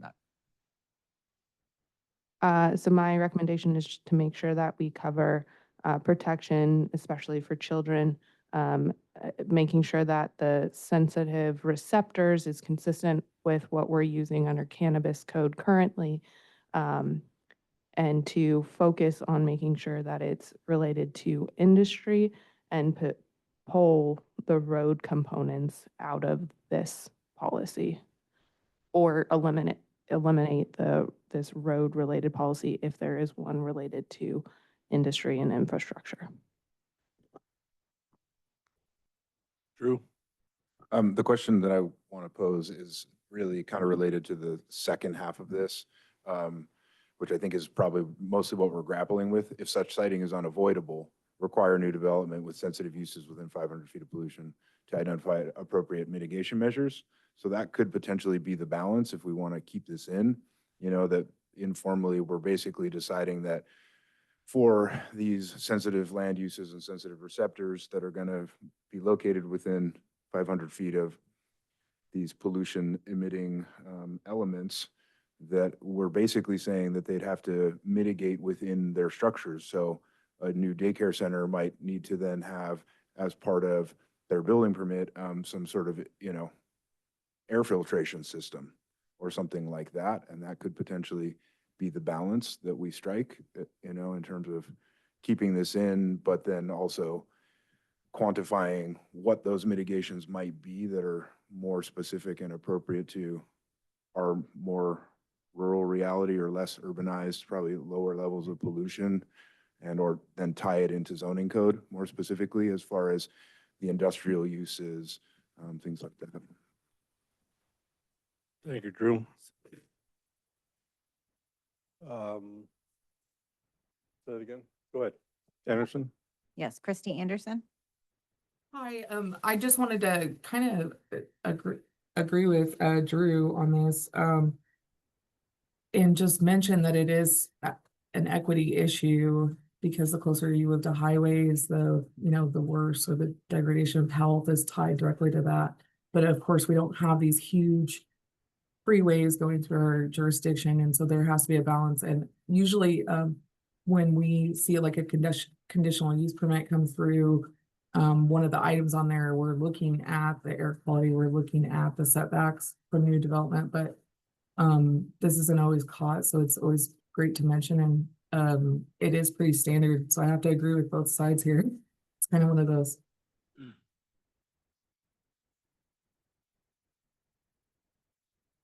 Ready for Are the we board? ready for the? That's fine, keep going. More from the board, is that what you're asking? Go ahead.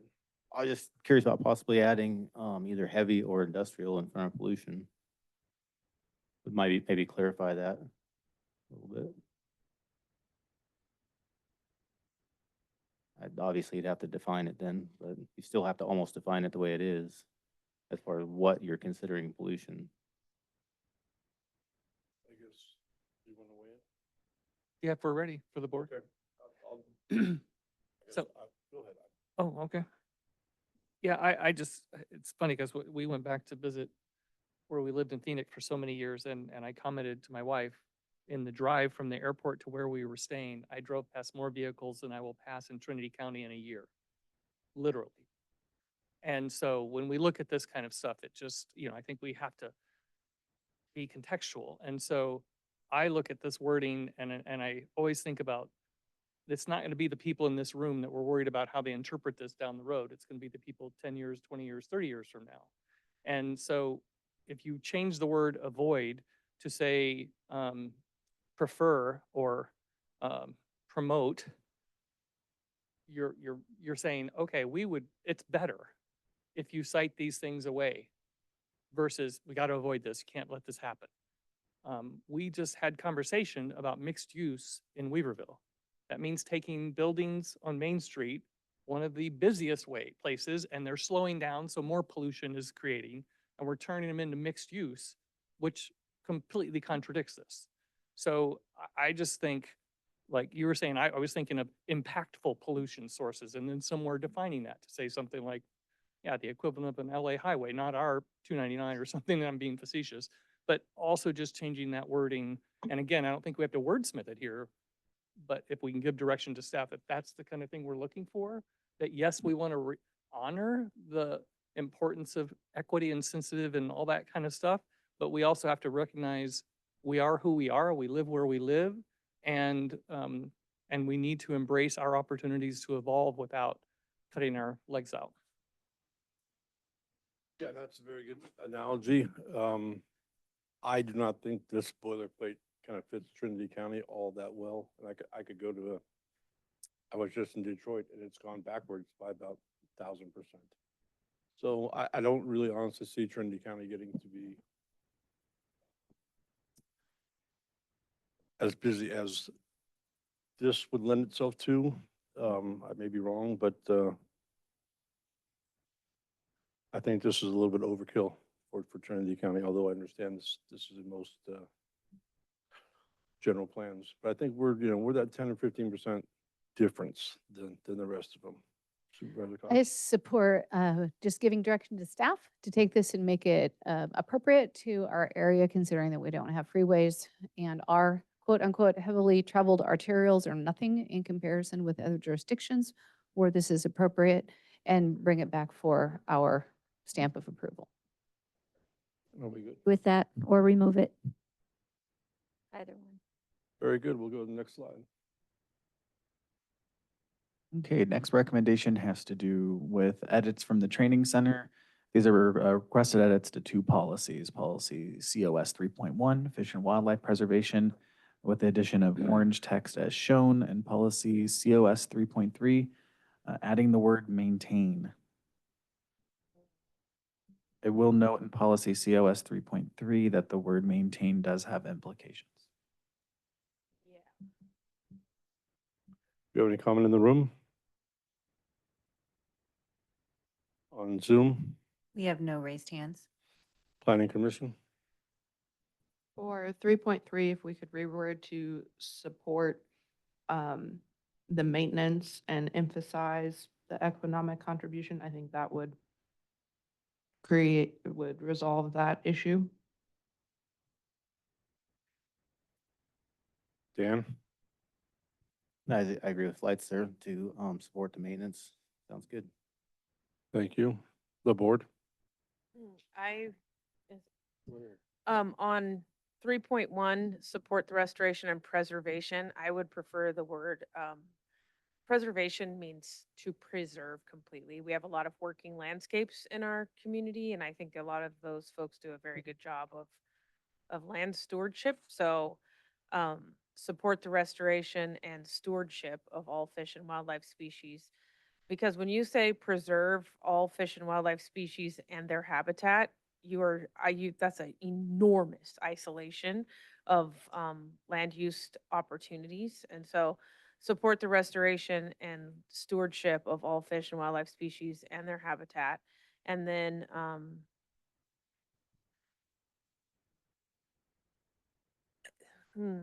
maintain is, I don't like that word really, but let me think for a second. You want a second? Because to me, maintenance means we have to keep it where it's at. And that doesn't give us the opportunity to improve. Because I think we have a lot of improvements that we could do. Some ideas that are happening right now are pretty interesting in my opinion, but let me think for a second. Someone else can comment while I work on that word in my brain. True. What if we use the word acknowledge at the beginning of that sentence? And then maybe take the support, the stewardship, the support, the emphasis, and kind of throw it at the end of the sentence there? So Something like read it that. how you think it is. Acknowledge the economic contribution of fish and wildlife resources and ecosystem Yeah, services yeah. to the County of Trinity County by supporting and stewarding those resources. Yeah, Livable. that's better. You don't like, Mm-mm. ah, That's, no, no? Management is it's huge. Well, it is, word right, but that's used for. Yeah, we don't want to maintain I or like manage. stewardship.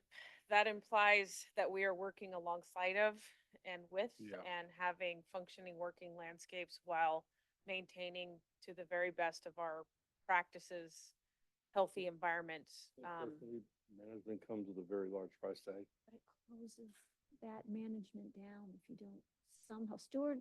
Now, I'm okay with stewardship because it is a source of management. And where I'm going with that is, I don't know if I should say that, but hunting. Okay, so if we're managing or stewarding our our wildlife resources and our fish, I mean, is that the wrong thing to be? Or, Okay. Can I have a point of but order? is management too strong? Is that maybe? So myself and Heidi and probably Trent have been in this fish and wildlife thing for a little bit. And, once you get into the word management, you are getting into something with a lot of ones and zeros and commas. And I don't think we want to be stuck with the management part. Okay. Especially Fair on the fish, enough. especially on the fishery end of things. Yeah. Yeah. I was just going to support that we are not, the county is not the responsible entity for the management of the fish and wildlife populations or their habitats. And so I would advise to stay away from the word management. Thank you. Dan? Yep, that's fine. Supervisor Cox? Like staff's recommendation of the wording. And we've encapsulated that. Thank you. Next slide, please. Training Center is requesting additional edits to policies COS 3.8, policy COS 3.14. COS 3.8 is just an expansion of the types of areas that this would cover for fish population restoration. And COS 3.14 adds to support meadow and wetland habitat restoration projects to the front end.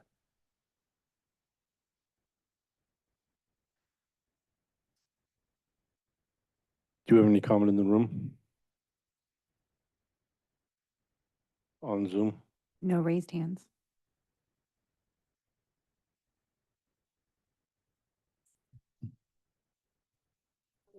Bring this to the board. Oh, Oh, sorry, excuse Commissioner. me, sorry, the planning commission.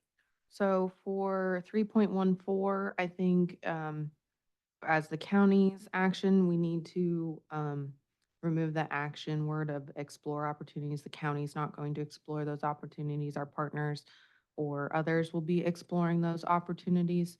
And so just support the opportunities to develop those.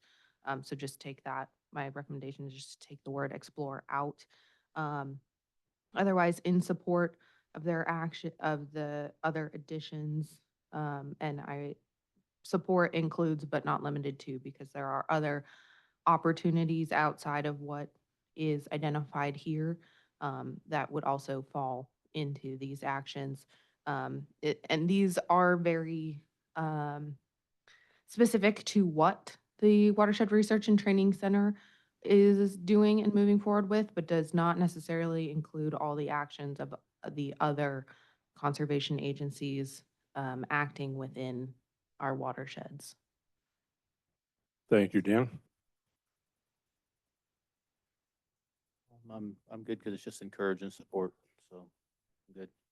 Yeah, I think explore also means we have to go do something. I think support's a better word there. I will let the rest of the board comment on that though. Yeah, when you were saying, what you were saying, I was thinking support the exploration of opportunities. So we're not gonna explore them, but we'll support the exploration, but I suppose you could make the wording work with just taking it out.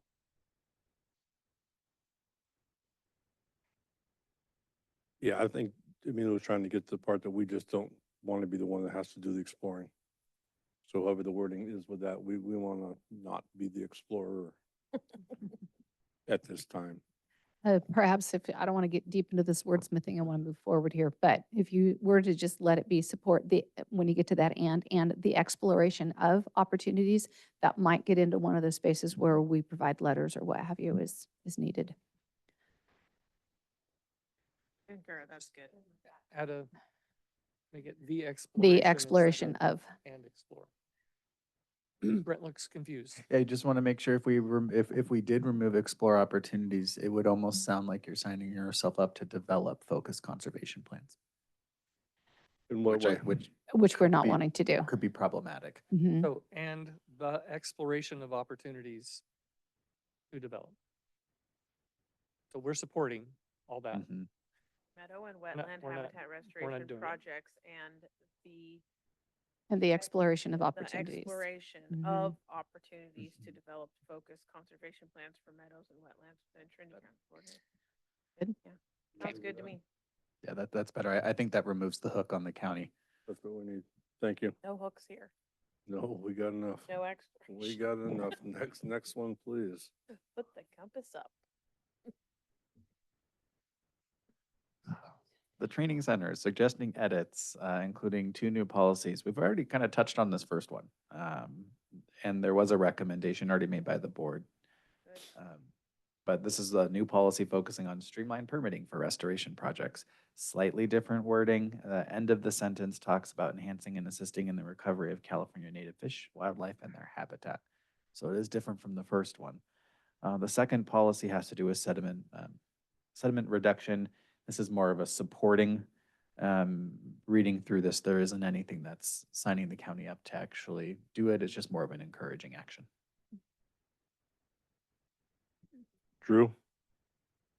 Heidi, your point was well taken when we talked through this one the last time. So my suggested edit would be, since we love the word support, instead of streamlined, to say support permitting for restoration projects, support permitting or exemptions for restoration projects. And I think that kind of shows that we're trying to collaborate to Ed's comments in terms of, when county needs to be the lead agency, hopefully we'll have those resources available for environmental, natural resources staff to work on those CEQA exemptions as needed.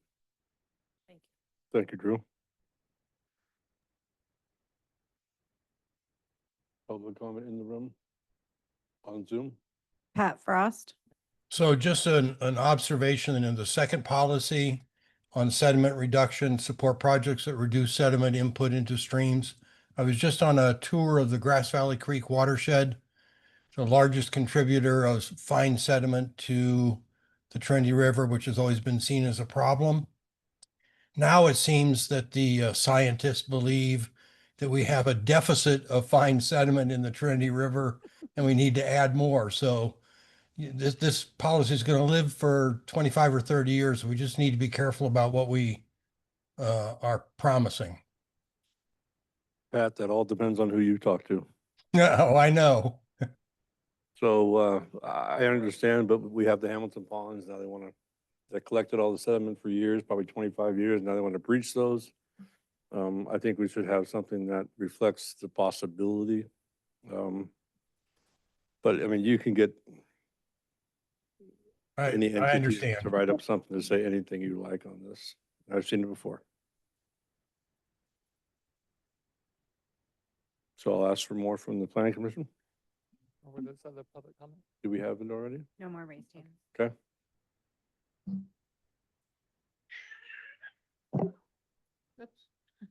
Carol, go ahead, Ed.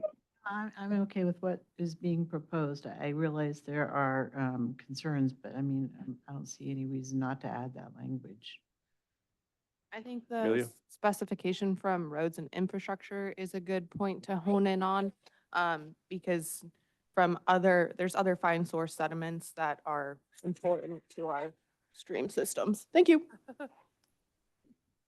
That's a good point. I think the roads do bring in a lot of DG, some old logging roads and all, but the fine sediment is catching me up, so,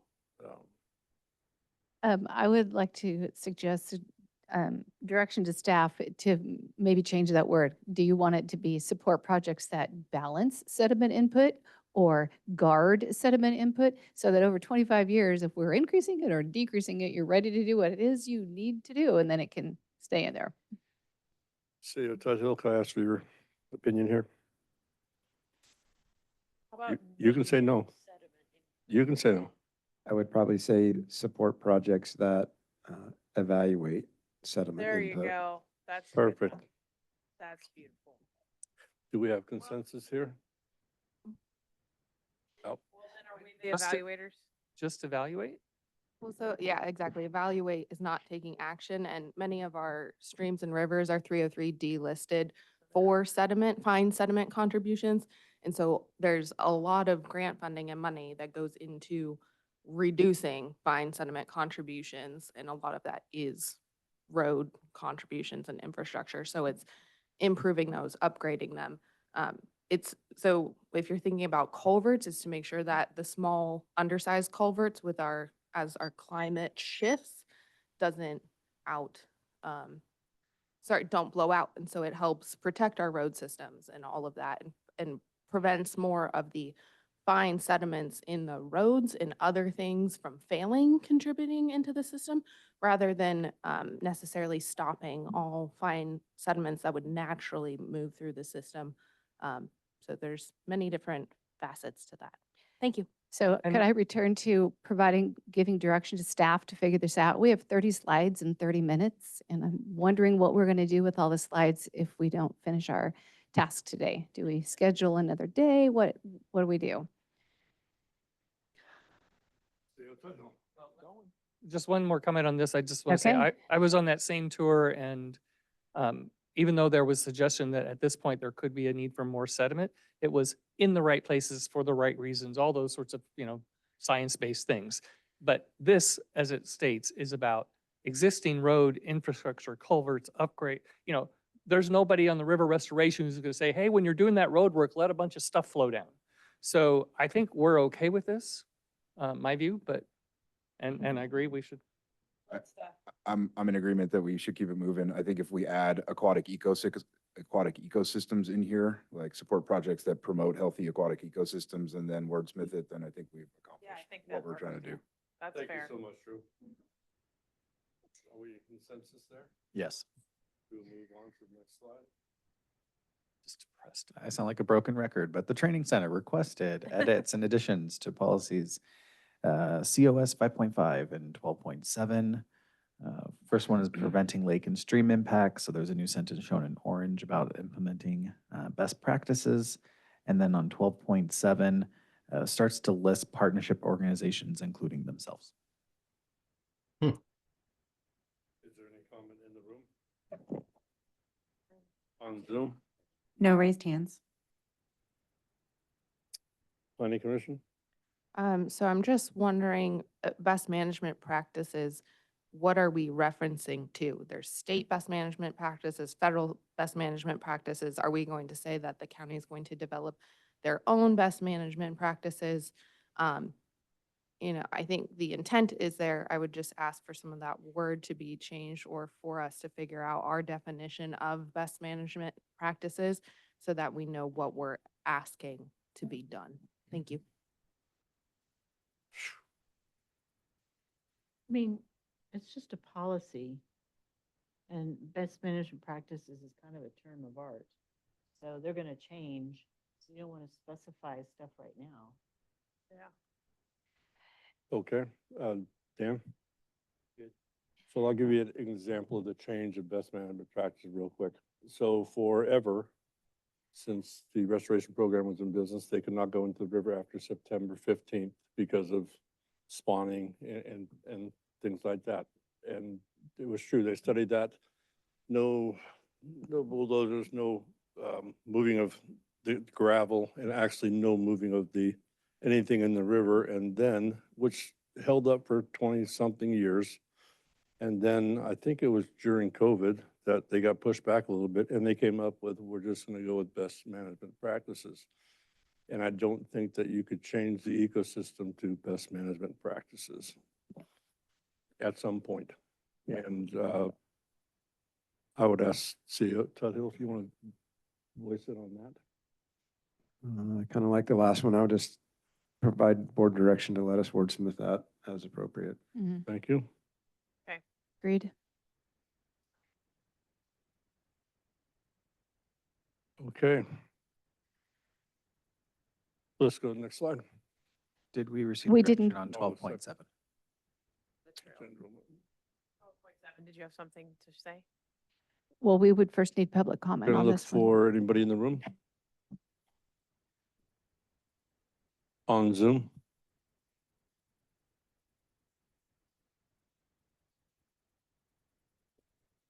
We'll check, and I have no raised hands.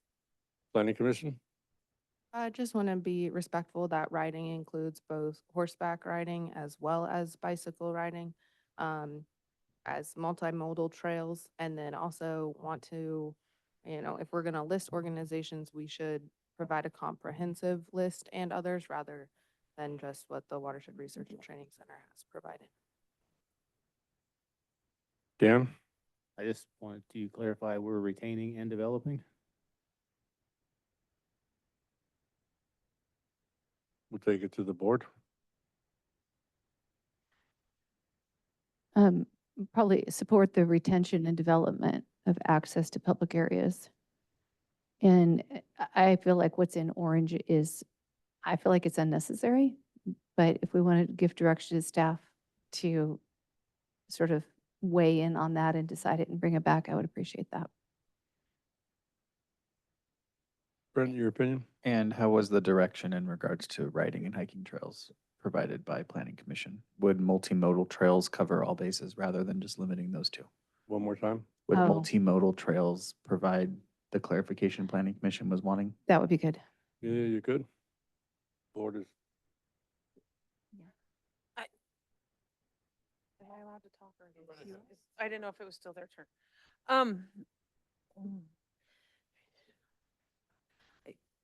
Did you say what? Multimodal just refers to, you got to be a walking path, a biking path, a horse Mhm. trails, it's everything. Not for So my only concern with not specifically,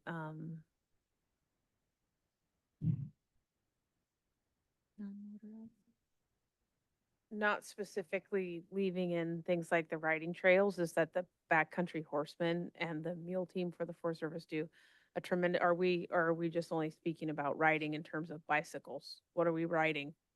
yeah. Multimodal was a broader term.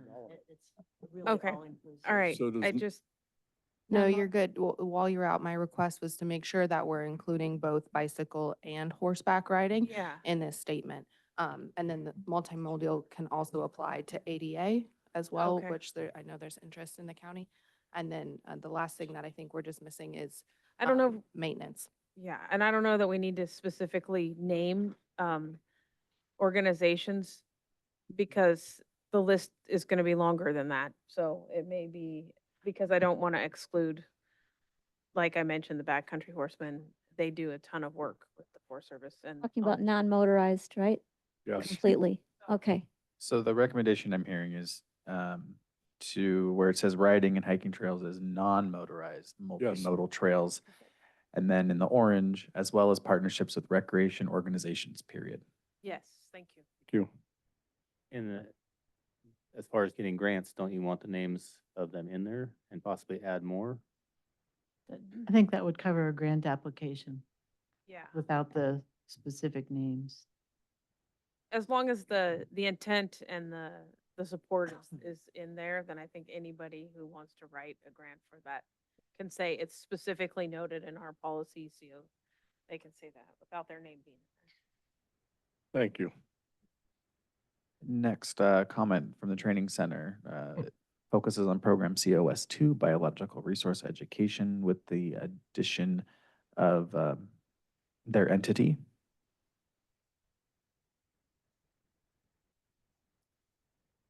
Any comment in the room? That's appropriate to add them.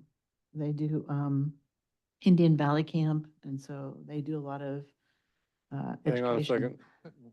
Makes me a public comment. Public comment first in the room. There's none. I think we have one on Zoom. Pat Frost. So there would certainly be more than the RCD and the Watershed Center. I'm thinking Ascend Wilderness, and also Noromuc Tribe is involved in biological resource education in Trinity County. Thank you. Okay. You're up. Apologize. No worries. Getting late. I would also just say our federal partners do a lot of this as well. And if we are collaborating, who's doing the collaboration? You know, if you go to events where you see a lot of this happen, we don't necessarily have a Trinity County Natural Resources booth pop up, that kind of stuff. So I would just encourage that we support the comprehensive biological resource education programs of local community organizations, or if we just want to say local organizations and agency partners or something like that. And take out the specific named agencies again, because there's going to be many more. Dan? I agree with Lights. Board? Direction to staff to do so.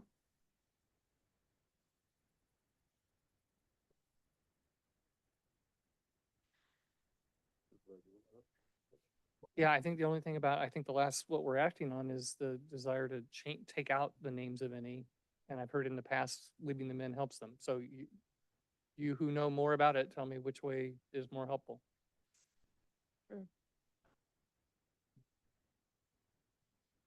I think this is enough of a program statement that you could still apply for a grant, you know, as long as it says, you know, whatever, the local partners, you've got it covered. Okay. Thank you. Next recommendation from the training center is edits to program COS4, drought resiliency, with a new fourth bullet stating support and collaborate with the training center on projects that improve water resiliency in the county and mitigate drought impacts. Do we have any public comment in the room? On Zoom, No raised hands. we'll take it to the planning commission. I mean, I do have a concern specifically mentioning them, so I think you could say support and collaborate with local agencies or entities on projects that improve water resiliency. And I Sure. think this is where we would have county staff to collaborate with to make sure that that these projects are developed in consistency with county code and ordinances. Dan? I hear you. We'll bring it to the board. Or planning commission input. I do as well. We'll go to the next slide. I have a brief point under discussion. We were just there. Okay, go ahead. I just wanted to point out again that COS 12.6 is limited to promoting economic development related to water-based recreation. There's nothing in the conservation and open space element that promotes the development of non-water oriented projects. Thank you, Pat. I don't know if Sorry. you want to direct staff to add that you want to have them promote economic development in, you know, the similar language to what we added in Trinity Center community plans programs. I don't know if you want to add that so that for the general plan countywide, you're also looking at non-water oriented recreation and promoting that. And I think the concern from Commissioner Fall on this is that COS 12.6 specifically calls out water-oriented recreation, but there's nowhere else in that section that calls out non-water-oriented recreation. Absolutely. So make sure they're equally covered. We can get that going there. Agreed. Thank you. Okay, circulation element, 8 unique sections, 33 existing policies, 40 new ones, and 14 implementation programs. What's changed? Emphasis on overall transportation-related safety improvements, which leads to the reduction of associated hazards. There's new goals and policies related to air transportation countywide, including the update to the ALUCP. There was also continued support to balance the good movement within the county and creating safe and efficient movement of goods in a manner that supports economic development. So now you're seeing the linkage between other elements. Also, new policies were added focused on securing state and federal funding for transportation needs in the county, as well as active transportation for bikeways and trail networks countywide. 2 comments were received during the 60-day comment period. Those themes focused around the need for bike lanes between various communities in the county and a request to incorporate the Caltrans Scenic Highway Program into the general plan. The first recommendation of 2 on here for public comment is to request to add bike lanes between Weaverville, Douglas City, and Junction City. It is noted that Section 7.4 of the element does include several policies that aim to develop bicycle routes throughout the county. We are also going through the active transportation plan. I think that at this time, the county staff is recommending no additional policies be added based on that. Is there any public comment in the room? On Zoom? John Brower. I strongly in support of the circulation element to include policies that aim to develop bicycle routes. It's come up time after time, especially in Junction City. But the second one, the request to incorporate Caltrans Scenic Highway Program. 1 second, John, we're still on the first bullet point. Okay, thanks. Thank you. We'll bring it to the Planning Commission. I would support encourage the development of one policy that would encourage the development of bicycle routes throughout the county consistent with the active transport or recommendations in the active transportation plan. Unless there's a specific policy already identified other place in the general plan that does the same.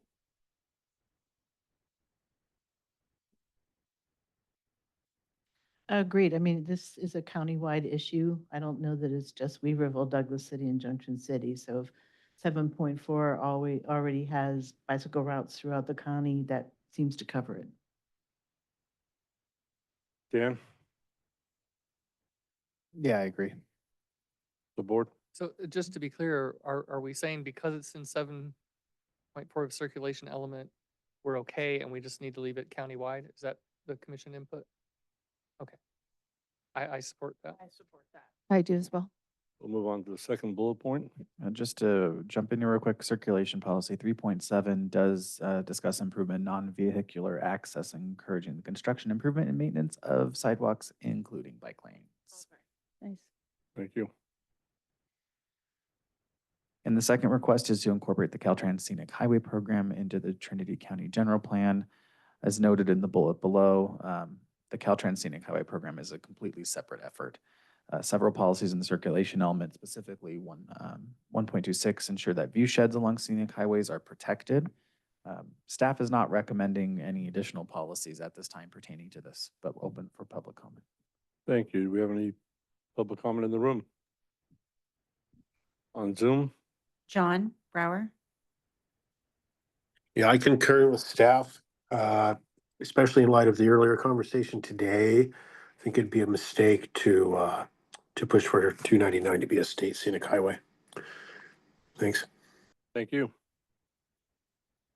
Have we identified any scenic byways in? Oh, somebody's still. Is there one more? Somebody's still. Go ahead. Pat Frost. Yeah, so I agree with the staff and John. I am concerned about circulation 1.26 by what does it mean to ensure that view sheds along the scenic roadways in the county are protected? I guess that's just a question of staff.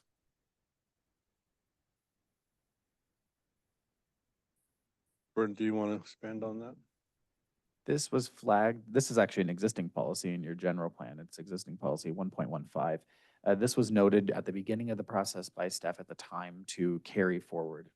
So I do not have any additional information through this to provide on the scenic corridor protection. This was just something that was seen as a good policy to continue into the 2050 general plan, but I'll default to staff and if not, planning commission. So I just wanted to point out, there's two types of scenic highway programs. One is the Forest Service. And so Highway 299 from Reading to Blue Lake is a Forest Service scenic highway. That's why you see the scenic signs.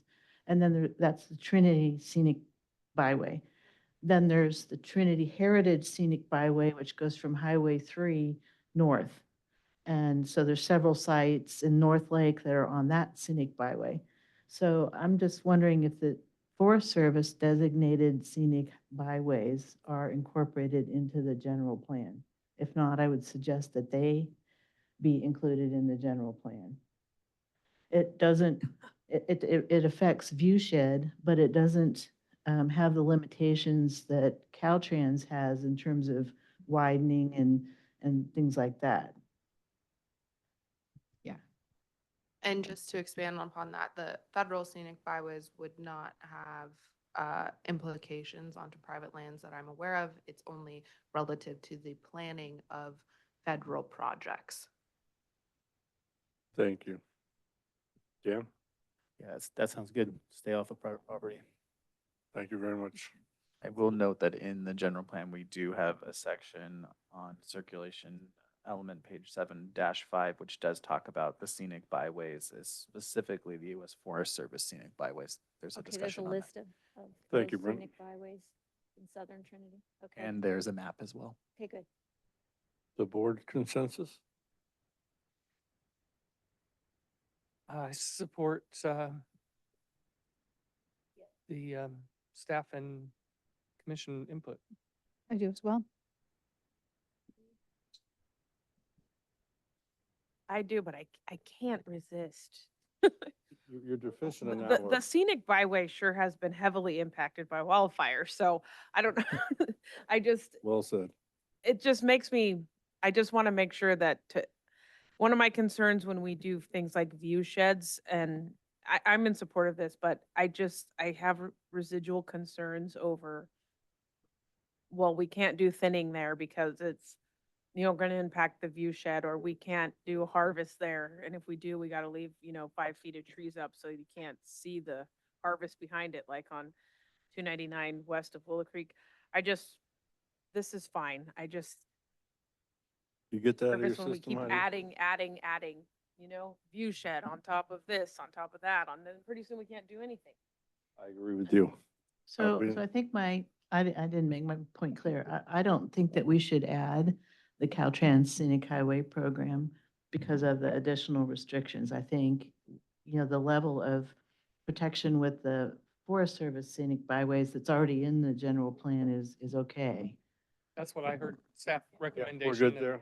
Yeah. Okay, we'll move on to the next slide. We're on to a new element, community health.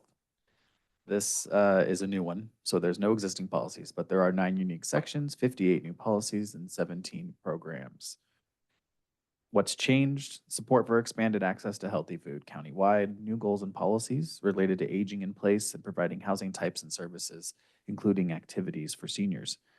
Additionally, new policies focused on social determinants of health, including but not limited to at-risk youth programs and activities, ongoing employment assistance directly linked to economic development, family crisis services, homeless services, and child care facilities.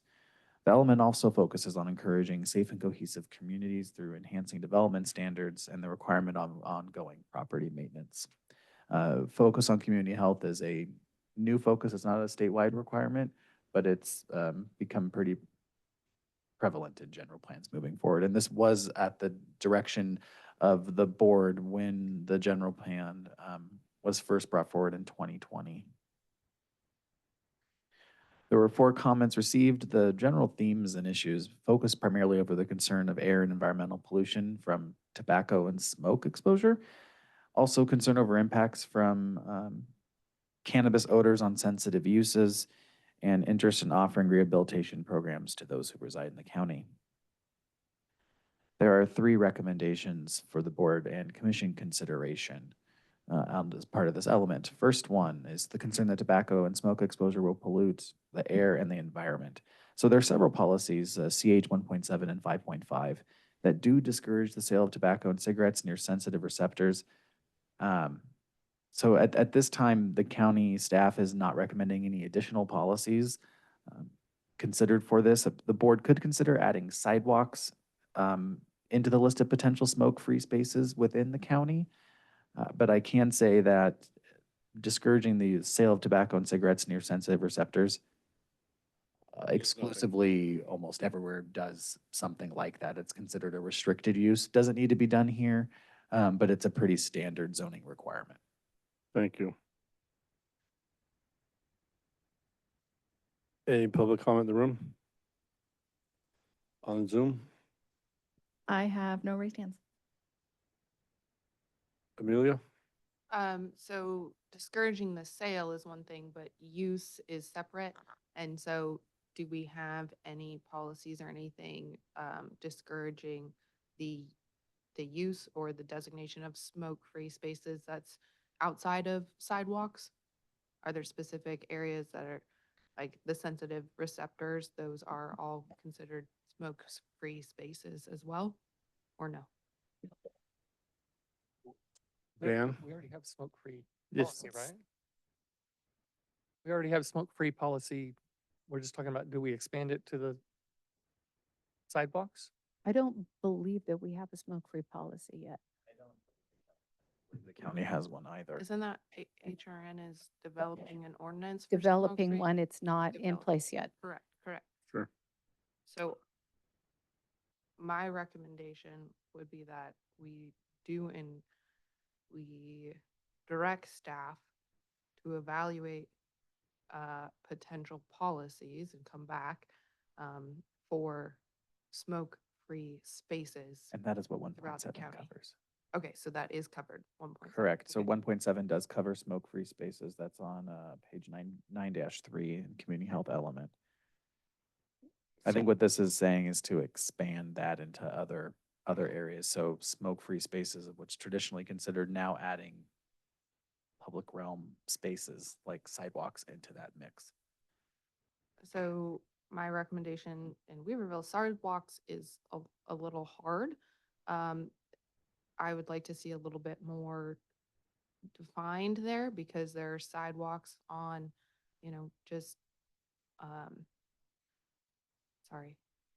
residential streets versus sidewalks on main corridors. And so we're not going to prevent somebody from smoking on their front porch if it then wafts over a sidewalk that just happens to be in front of them. So that's where this gets a little bit difficult. And then we'll also have mixed use in historic Weaverville as well. So that's just something to think about when it comes to sidewalks and how we define them. But why just don't add sidewalks? One more time? Then what's everyone in front of the Diggins gonna do? That's an Geez, option. They're gonna have to really. Well, I think a recommendation here is that the county is already working with an agency or local entity to prepare a smoke-free ordinance. It would be, I don't think it's necessary to include it here when there's already a policy that generalizes that. Let the ordinance get into the specifics.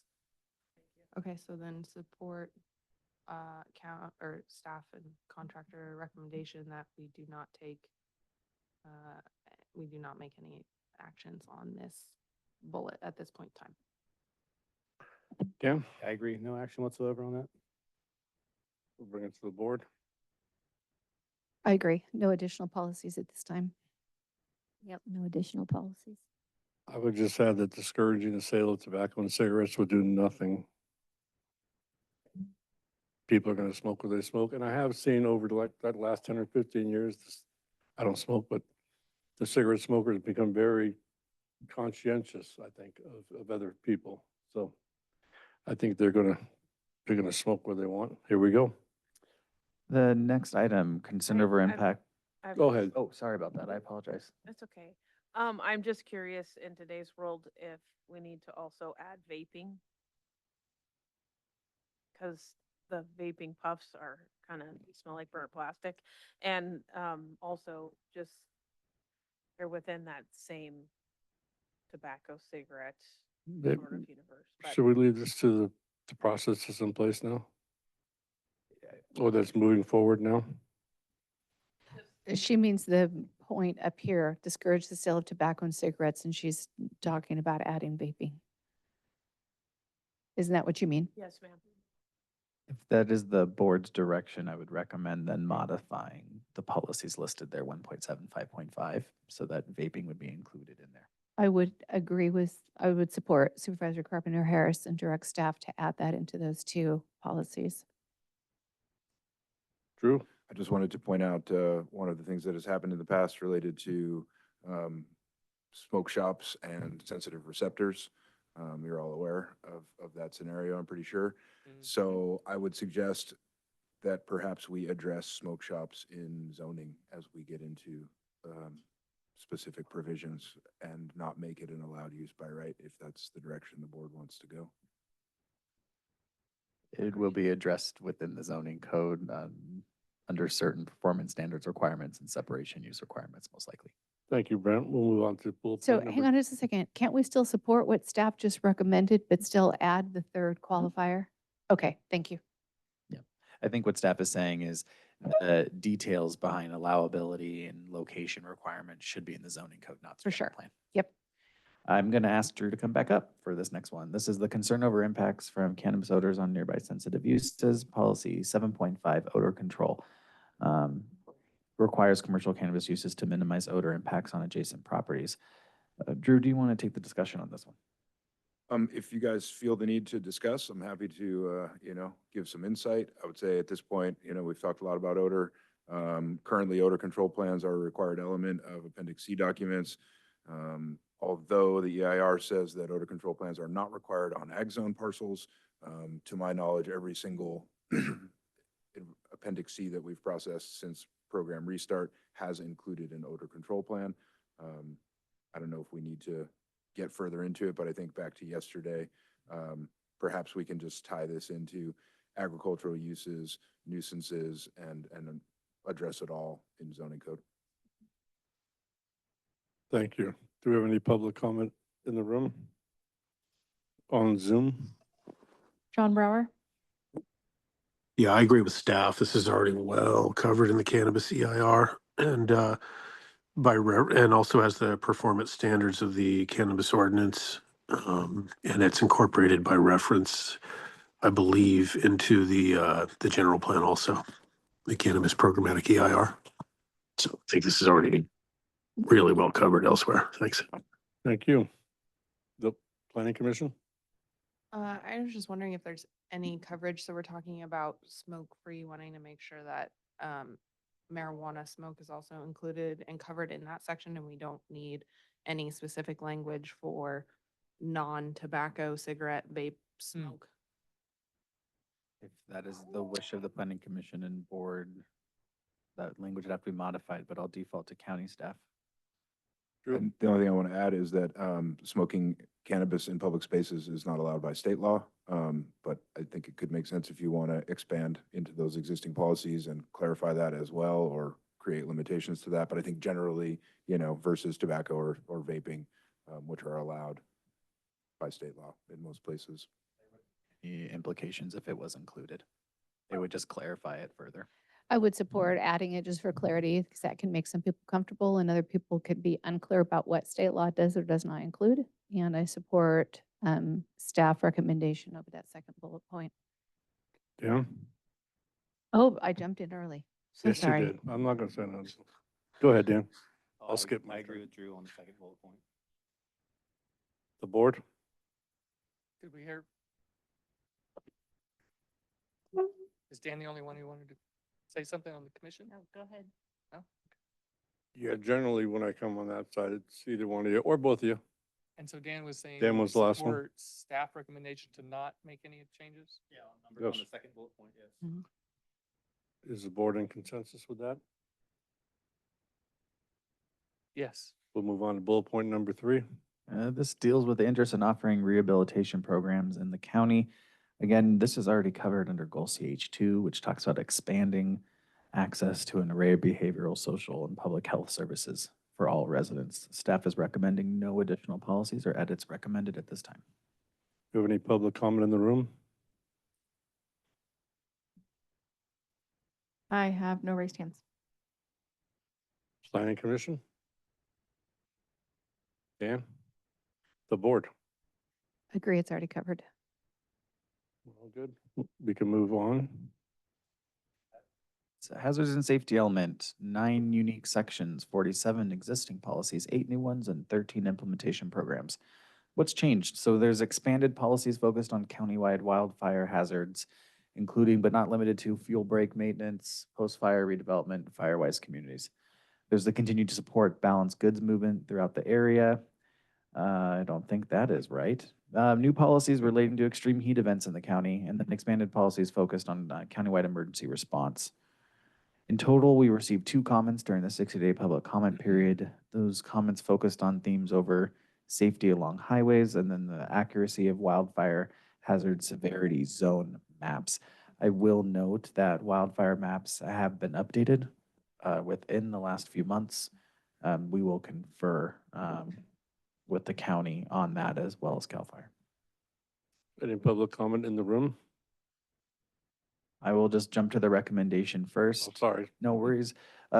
First recommendation was the request for policies to improve safety along highways, including need for signage indicating deer crossings, rock slide warnings, as well as need for call boxes in areas with low cell service. Staff has recommended the board should consider adding policies that aim to bring call boxes to the county in areas that have low cell service and to add signage as noted above. Thank you. Do we have any comment in the room? Zoom? I have no raised hands. Planning Commission?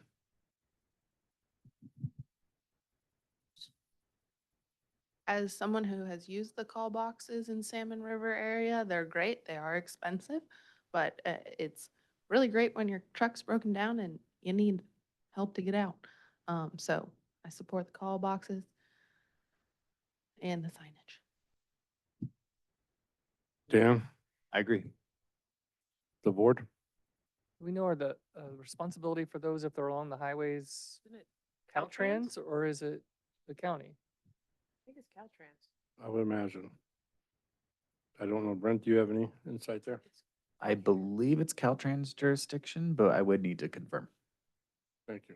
Well, I support the recommendation. I just want to note that, you know, I have heard people complain that we should be careful where we put the deer crossings because you don't want them crossing everywhere. Your Director of Transportation has raised his hand. Thank you. We're on to the second. Did you no. want to hear from Panos has Panos? his hand up. One more time? Panos. I didn't even know. Sorry. Panos, go ahead. Yes, on 299 and 3, the jurisdiction of those facilities is under Caltrans. Call boxes will be installed by Caltrans. However, looking at other areas of the state, Caltrans has been taking those call boxes out. Maybe they could give them to us. Interesting. Thank you very much. Yes. Are we on to? And are these call boxes going everywhere? Can they possibly go Southern Trinity? Everywhere, right? Are we considering? Yeah, in areas of low cell service coverage. Wonderful. That's us. the That whole works. Right. Okay, just making sure. Bullet point number 2. This is had a concern over the accuracy of the wildfire hazard severity zone maps. I will say that this is a constant moving target, and that these maps shown in 10.2 are accurate, but they're still undergoing a public review process. The maps cannot be fully updated until CAL FIRE adopts them completely. So it is a work in progress. So bear with us. But at this point, we recommend keeping the map in there as now. When we get the finalized maps, we will update those elements. Unless there's any other further comment. Any comments in the room? On Zoom? I have no raised hands. Planning Commission?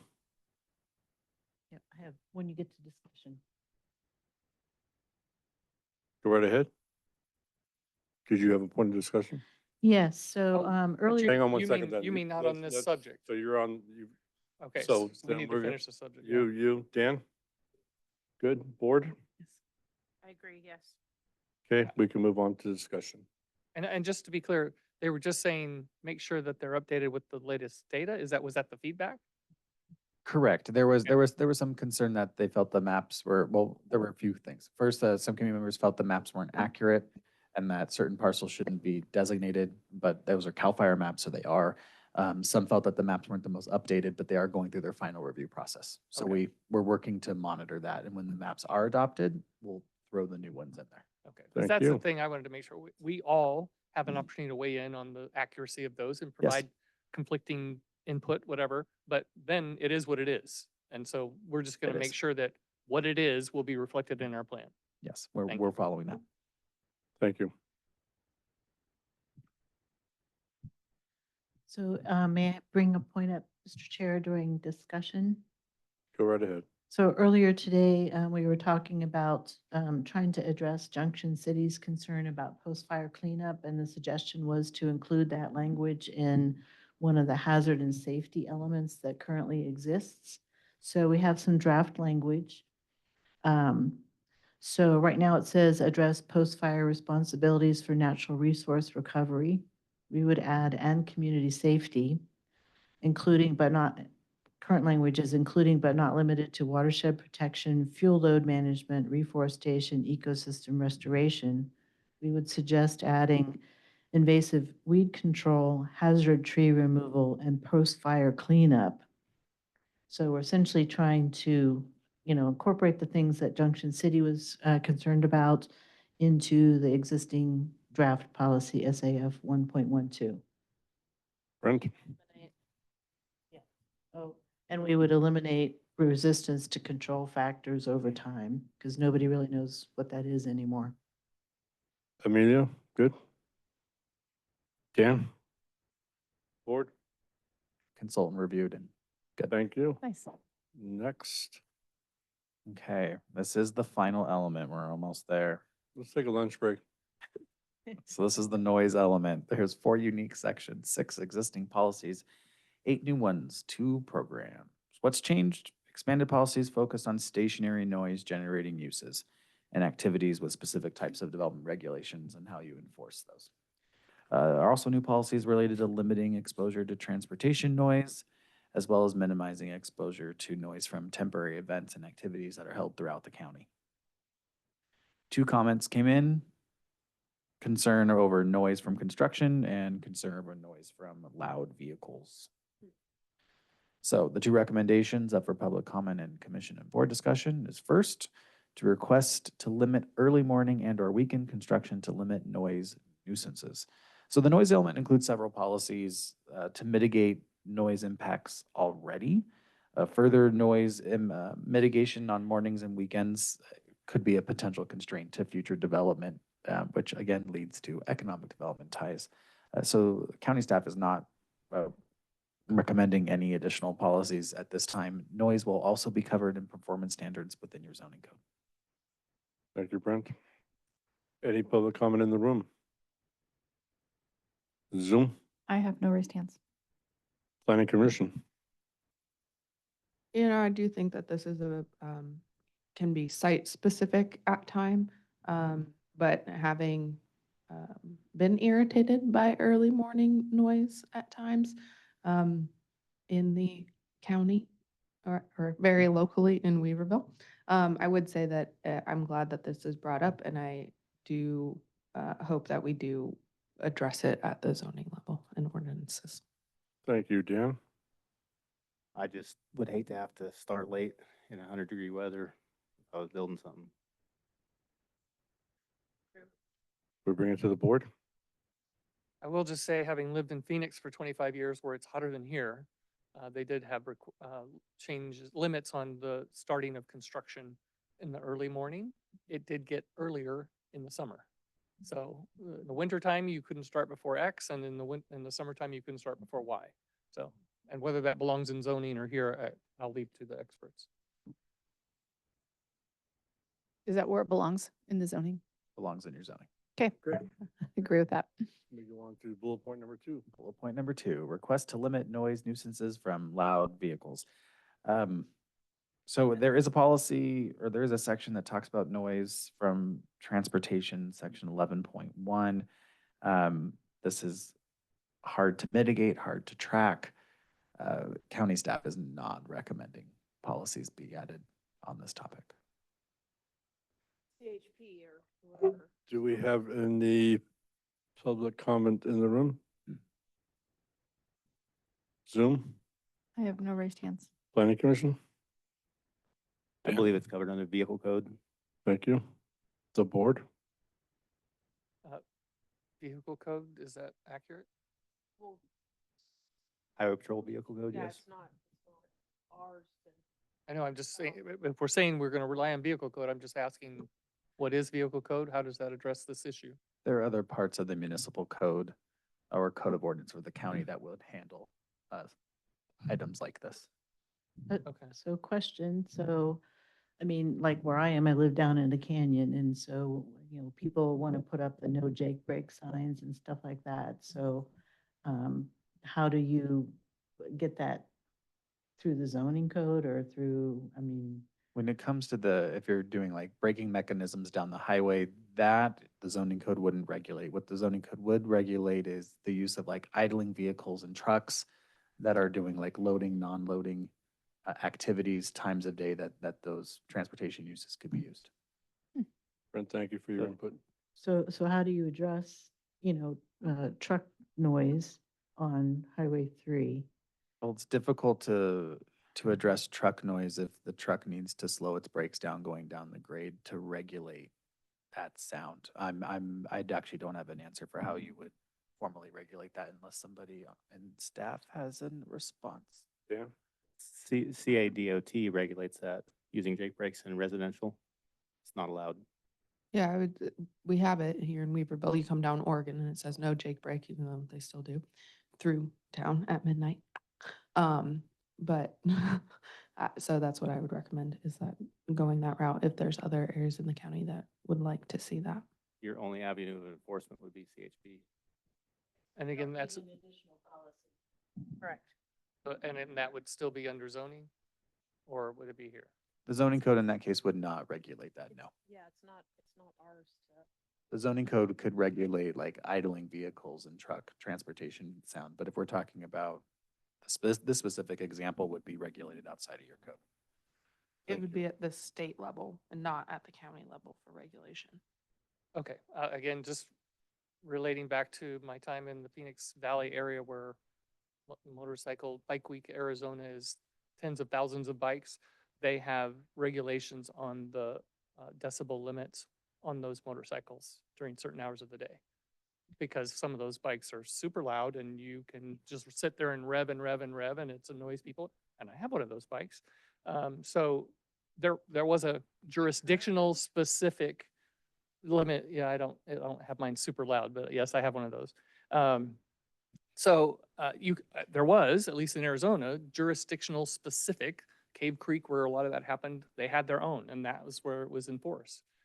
So I just want to make sure. I don't think we have a big biking issue here, although that is a form of tourism that could be promoted over time in this county. So Is there specific direction you'd like to give staff to look at standards like that for the zoning code that would address transportation related noise issues? I just bring it up for the board consideration. I don't think it's a big issue right now, and we've got a lot to chew. Comment that, like, Phoenix probably has its own police force, so they would enforce it. Here you have nothing to enforce it, Right. so it'd be a pointless law or rule or anything like that. So you would leave it to CHP, who would actually enforce it, and they already have it. Tim, thank you. Thank you. Are we in consensus on the board here? Consensus. Yes.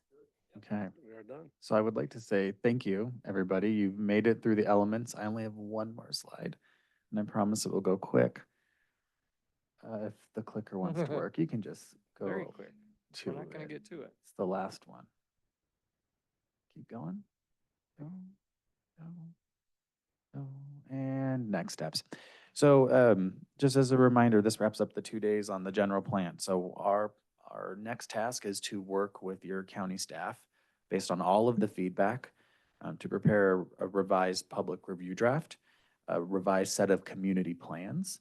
Those community plans will go back out to those communities. Those workshops have not been scheduled yet. We're still here having the discussion, but we will give ample notice and ample time for communities to review those in the meantime. Tomorrow, there is a planning commission study session with our team here back in this room at 4 p.m. And we're going over the first 3 draft parts of the zoning code. That's your draft administrative provisions, zoning code administration. That includes your permit requirements and so forth. Also, draft general development standards. This includes parking, signage, landscaping, fences and walls. How do you measure height? So these are all draft, and this is the first time the Planning Commission is going to have the opportunity to weigh in on these. We will take the comments from that Planning Commission study session, incorporate all of the feedback, and then that'll be the public review draft portion that'll go out later this fall with associated separate workshops as well. Those are tentatively scheduled for October, but they might shift based on the community plan meetings pending. There will be a second Planning Commission study session. This is tentatively scheduled for August 7th. This will go over the final half of the zoning code. This is the zoning district provisions. This is why we needed to get confirmation on the land use designations as part of this 2-day endeavor. We'll also go over draft specific development standards that would include standards that require specific performance evaluation measures, such as adult-oriented businesses or ADUs. How do you handle regulating those types of uses? And then the definitions. At this point, this would start the initiation of the environmental impact report, but I think based on board discussion and commission discussion today, we do have to revisit a few topics related to future land uses that may affect that, but we are at that stage. So once we can make a determination on that, we can schedule a scoping meeting and get that process rolling. I would expect a public reviews draft zoning ordinance to come together.